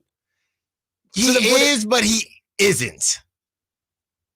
Well, I what mean, does that mean for his I mean, winning? a lot of people make fun. Let's call a spade, the nail polish. I mean, people Yeah. make fun of him for certain things. Yeah. How he talks a little bit. He had a purse. Sure. And people joke him about that. I wouldn't put him in the But same. that's also like super, you know, whatever gen they're in right no, now. I get you. It's- But I don't think anybody is. He is. I don't think anybody is saying he's as cool out as. there. I mean, he's an not as cool as individual. Jaden Daniels. I don't know if might anyone be. is even talking about whether or not Yeah, those I guys don't know are cool. a single thing Like- Well, about I'm Jaden talking Daniels. Like, except because for then you throw the Michael best friends with Penix in IU. there, where it's like we just Well, he could win. Now But we that just guy. learned about him. I just Yeah, feel like he's an also adult. 42, but he could win. we just learned about him 4 months ago. No, Yeah. but he could win though. He's a grown man. Okay, by this logic, Will then Bo Levis, Nix is- 2027 Super Bowl champion. Just wait. Heard it here first. Bo Nix. Bo Nix is just Brock Purdy. He's That's just basically he's whatever you think Brock Purdy is. That's what Bo Nix is. Just Oh. probably not as good. Well, as Bo. no, I learned said Brock something could win about it though. Bo Nix today. And I don't know. We need to know Whitey's gonna more have a about. field day with We this need to know more about Yeah, Bo I'm Nix. really confused. Any more, 'cause- Kyle? Before we get to the other side, any well, more names? Okay, for the him? only I think we've listed 25 quarterbacks. What about Kyler Murray? What about Call of Duty? Too cool. thinking that too. Too cool. Okay, He's a video gamer. That's cool now. These kids love streamers. okay. So is Baker Mayfield cool or corny? Oh yeah, no, Baker, he can't win. He's way too cool. People want to hang out with Baker. Is he cool Not or me. corny though? It's I think the he's same. corny as hell. I think People him wanna hang doing out. that dance, remember at the Oh, I watched that video. I probably Yeah. watched that video over 150 times. and Alan Stiles could win a Super Bowl at any point here at any year coming soon. Any more, Chris? I'm having so much fun with this. We Guess just Sam Darnold. He's definitely That's weird. a tough one.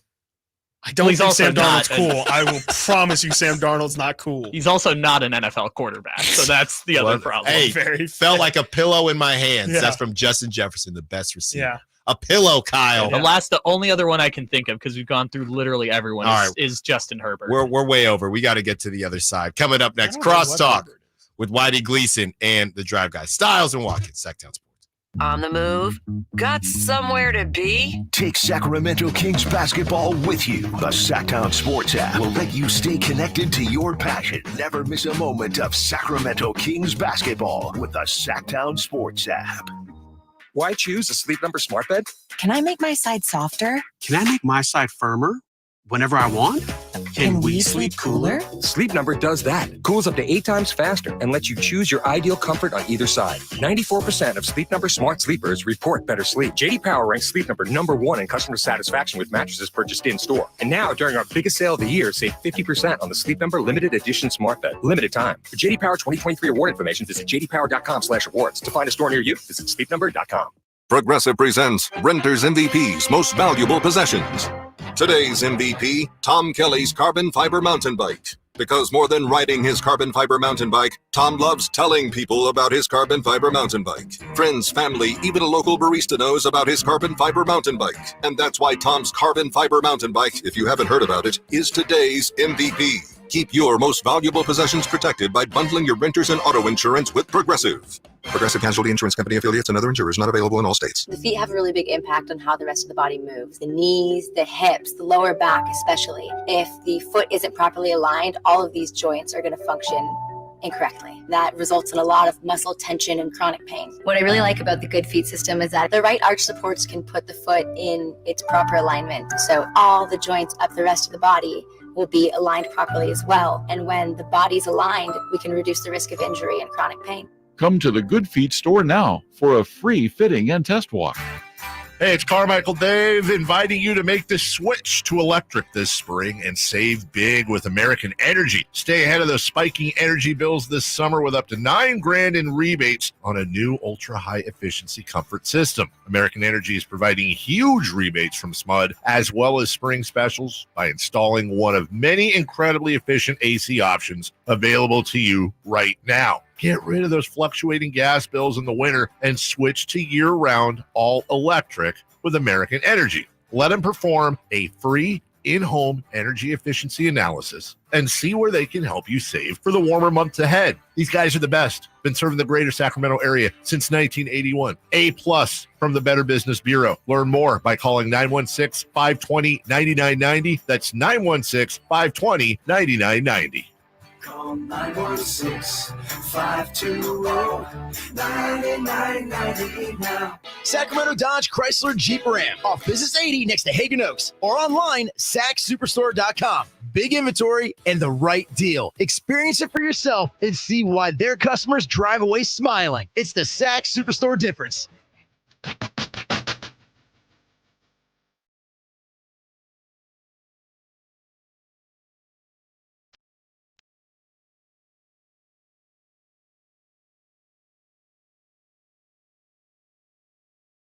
Sacramento's official home for the San Francisco 49ers. Sacktown Sports.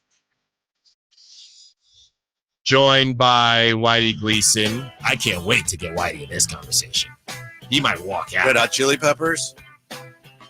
Red Hot Chili Peppers or Green Day? Green Hot Chili. Green Day.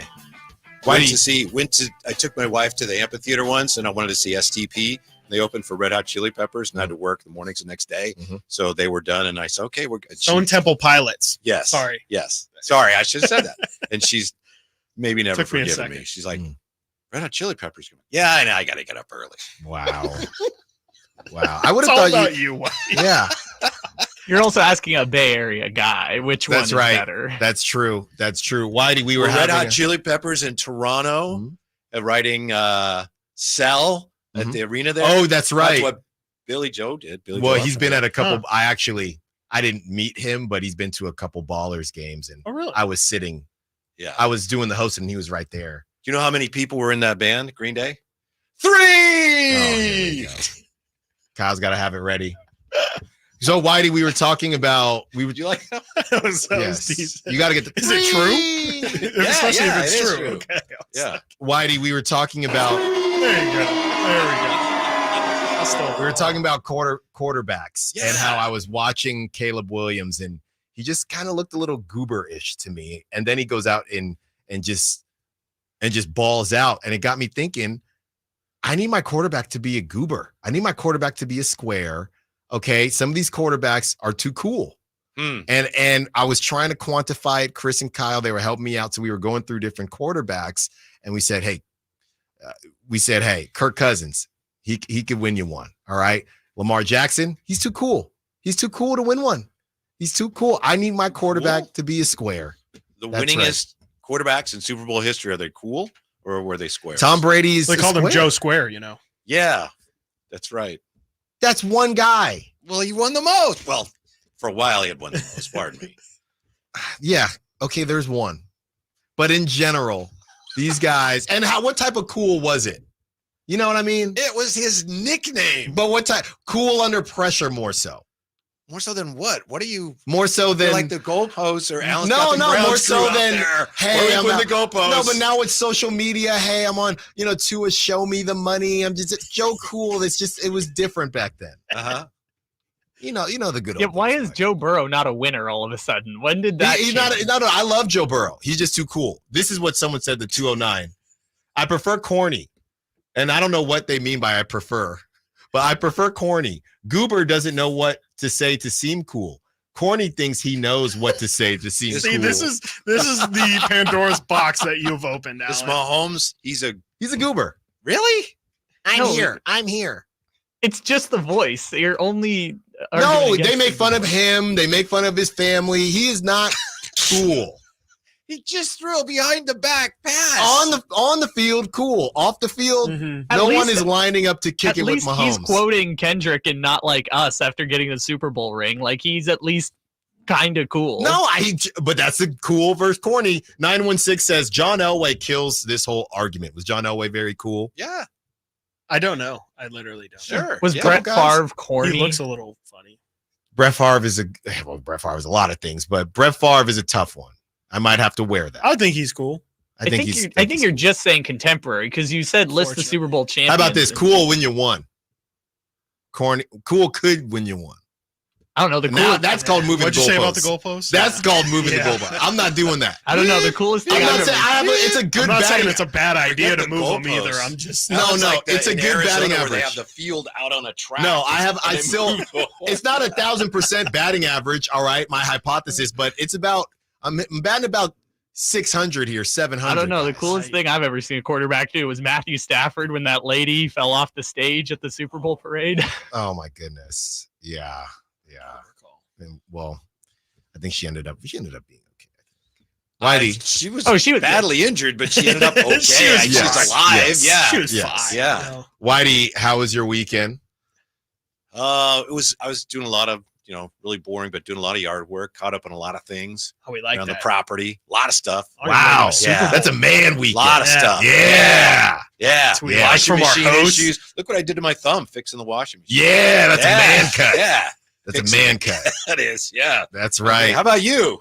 Well, I had the Ballers yesterday, and that was a good time. They took a no-hitter into the 6th inning, or I guess into the 7th. But Chris's kind of ball game. Well, I know. Well, they pulled him. Luke Shorty pitched that Cal. They pulled him for pitch count after 6 innings, and then his name's Luke Short. Yes. So it's probably your favorite player. Let's just power through and continue on here. What's on the show today, Whitey? Matt Barrows is going to be with us. Wow. I'm very interested in what he had to say because I saw a quote from him saying that the Trent Williams deal in the Niners is at I think he said the witching hour. Ooh. That's what he said. So I am very interested in what he has to say as far as the Niners and Trent Williams, because everyone's just been talking about Brandon Ayuk. And this was a really quiet weekend as far as Brandon Ayuk was concerned. Whitey, some people were saying, oh, this is a great weekend for Brandon Ayuk because of the Niners, how bad the offense looks. But I thought, well, nobody was playing. If everybody played and the Niners looked like that, sure. But it was Trent Taylor, and I didn't even see Robbie Chosen out there. Pasternaut didn't have any problems. Pasternaut didn't have any problems with Jacob Cowing. That connection was something else. Yes. We've joked on this show before about BP All-Stars, batting practice All-Stars. They'll hit a bunch of home runs in batting practice. And I'm trying, and help me out. And Chris, you can help me too. I wouldn't call. That's nice. Thanks, I know. I wouldn't call because he's your guy. Name's on the show. No. Come on now. I wouldn't call Josh Dobbs a BP All-Star, but he's one of those guys that the very beginning of his stretch where there's no, like you said, Chris, backyard football where they don't really have a scouting report. He's incredible. And then he just completely falls off a cliff. And I think some Niners fans are falling for. We've seen this from Josh Dobbs before. We've seen this before. But it's not batting practice because he's done it in games. Right. But then it just goes away. I think he's potentially pretty good. I think he's potentially a really good backup. Yeah. He's a smart guy, obviously. He can figure things out. Right here. And he has some physical ability as well. I believe it was David Lombardi say, what if they moved? Because obviously a lot of people he's opening some eyes. What if they move Josh Dobbs? Do you think if you're the Niners, the way he's playing, would you want to move him or? No, he's my backup. Yeah. He'd be my backup. I know they were talking about maybe moving him to third string and maybe they'd have to put him on waivers and then someone would take him. I don't think. Right. That's what they said. If it were me, this is probably unpopular. I would have him be my starting quarterback. Then I don't have to pay Brock Purdy and all you that money next year. And you get more of these sound takes. like Kyle Draper these days. That's right. Well, and he is rubbing off on me. Yeah. That's right. Well, they're both coming up next on The Drive, guys. Thank you for listening to Stiles and Watkins. Thank you all the callers, texters, sack chatters. Thank you to Kyle doing his thing as usual. Until tomorrow, secure the bag, light the beam. I didn't ask to be thrown in the streets with nowhere to go. I didn't